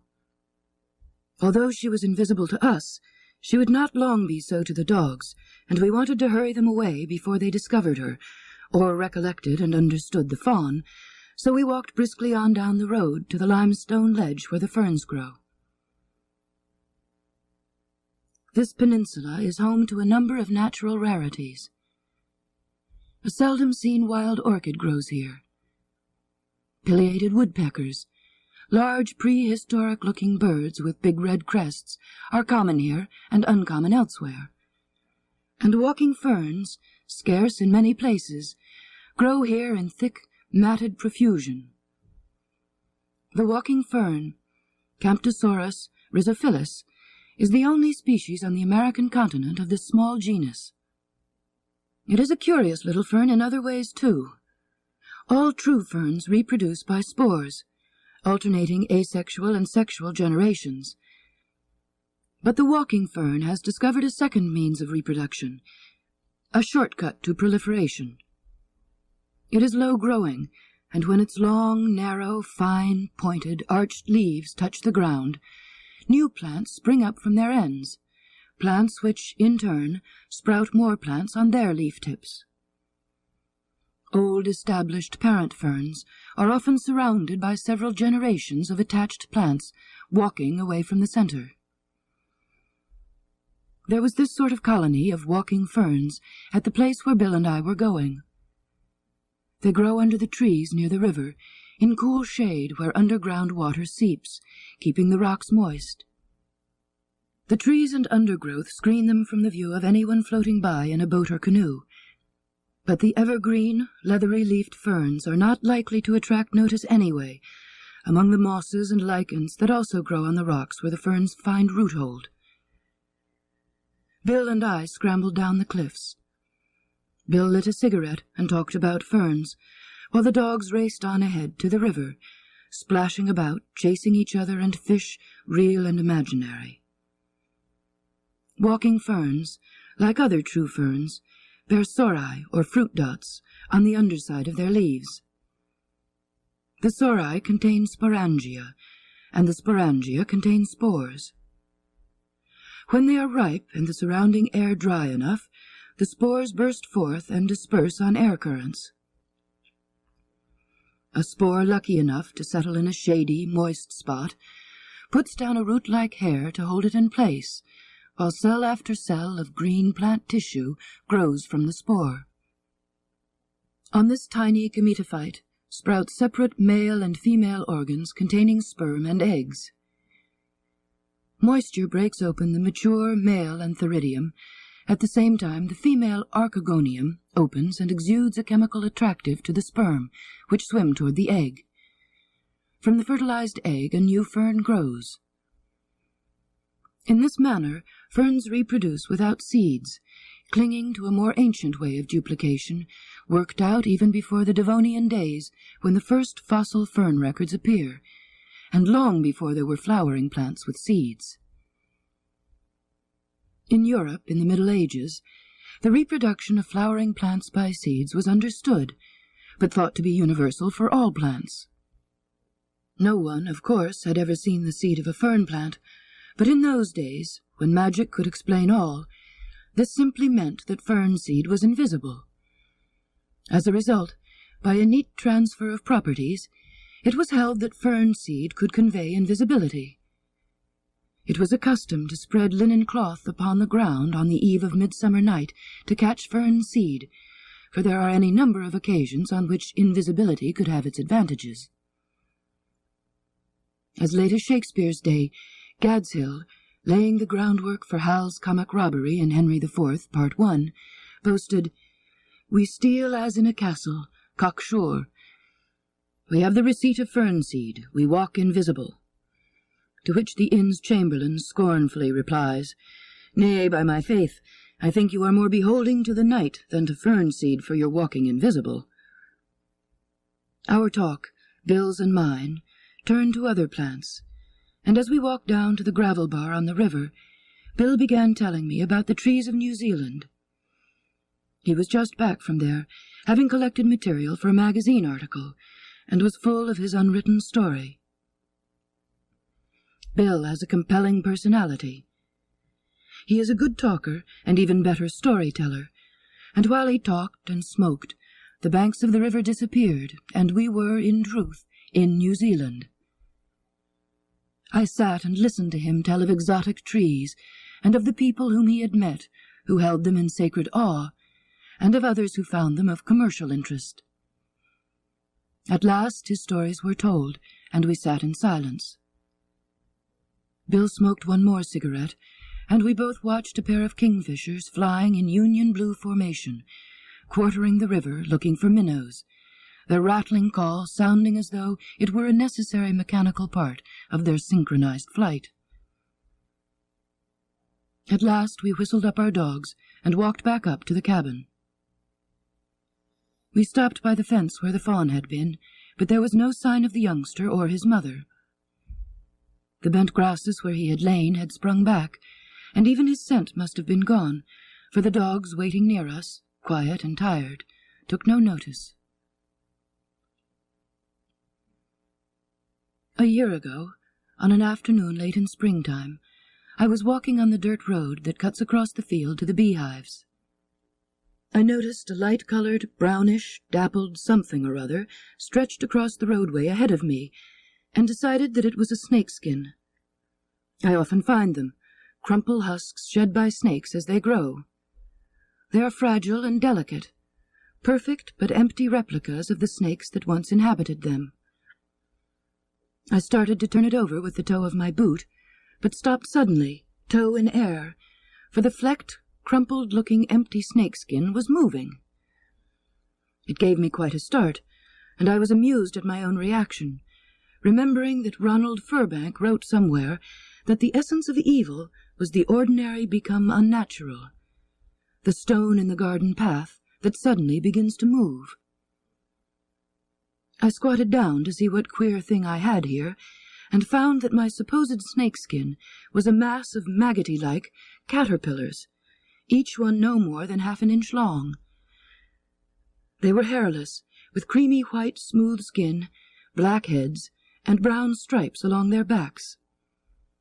They were piled thickly in the center, with fewer caterpillars at the head and rear end of the line, which was perhaps 18 inches long. They moved slowly, each caterpillar in smooth synchrony with its fellows, so that a wave of motion undulated down the entire length of the line. They seemed so intensely social that I wondered what they would do on their own. I gently picked up half a dozen or so, and isolated them a few inches from the column. Their smooth, easy movements changed to frantic, rapid ones, and they wriggled along the ground quickly until they rejoined the group. They certainly were good followers. How did they ever decide where to go? The single caterpillar in the lead twisted the forepart of his body from side to side, as though taking his bearings. He appeared to be the only one in the lot capable of going in a new direction, of making a decision to avoid a tuft of grass here, of turning there. Was he some special super-caterpillar? I removed him from the lead position and put him off to the side, where he became as frantic as had the others, wriggling to rejoin the group somewhere in the middle, where he was soon lost to view, having turned into just another follower. At the head, the next caterpillar in line had simply assumed leadership duties, and was bending his body from side to side, making the decision about the direction the column was to take. I removed 3 leaders in a row with the same result. Each time, the next caterpillar in line made an instant switch from loyal and will-less follower to leader. What were they doing? Were they looking for food? If so, what kind? What manner of creature were they? The bee work that I had set out to do could wait no longer, so I went back to the hives. When I returned along the road, the caterpillars, if that is what they were, had disappeared. Back in my cabin, none of the books on my shelves were much help explaining what I had seen, except one by Henri Fabre, the 19th-century French entomologist who had conducted one of his famous experiments with pine processionaries, one of the Thaumatopeidae. Fabre's caterpillars were Thaumatopeidae processioni, the wonder-maker that parades. Eventually they become rather undistinguished-looking moths. The pine processionaries are a European species, but their behavior was similar to that of my caterpillars, although not identical. Pine processionaries travel to feed in single file, not massed and bunched, but they do touch head to rear and have only one leader at a time. Fabre found them so sheep-like that he wondered what they would do if he could somehow manage to make them leaderless. In a brilliant experiment, he arranged them on the upper rim of a large vase 1.5 yards in circumference, and waited until the head end of the procession joined the tail end, so that the entire group was without a leader. All were followers. For 7 days the caterpillars paraded around the rim of the vase in a circle. Their pace slowed after a while, for they were weary and had not been able to feed, but they continued to circle, each caterpillar unquestioningly taking his direction from the rear of the one in front, until they dropped from exhaustion. However, even Fabre never discovered what it was that could turn one caterpillar into a leader as soon as he was at the head of the line. It was not until several months later, when I was talking to Asher, that I was able to find out anything about the caterpillars I had found in the roadway. He said that I had probably seen one species or another of sawfly larvae. They are gregarious, he told me, and some are whitish with brown stripes. Sure identification could only be made by counting the pairs of their prolegs, and of course I had not known enough to look at them that closely. Asher said that they were a rare sight, and that I would probably never see them again, but if I did, I should gather up a few and put them in a solution of 70% alcohol. Then he would help me identify them. He had read about Fabre's experiment too, but knew nothing more about their behavior.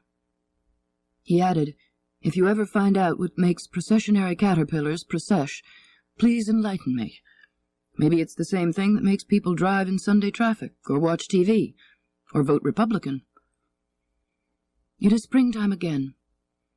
I would like to count the caterpillars' prolegs, and am prepared to pickle a few to satisfy my curiosity, but mostly I should just like to watch them again.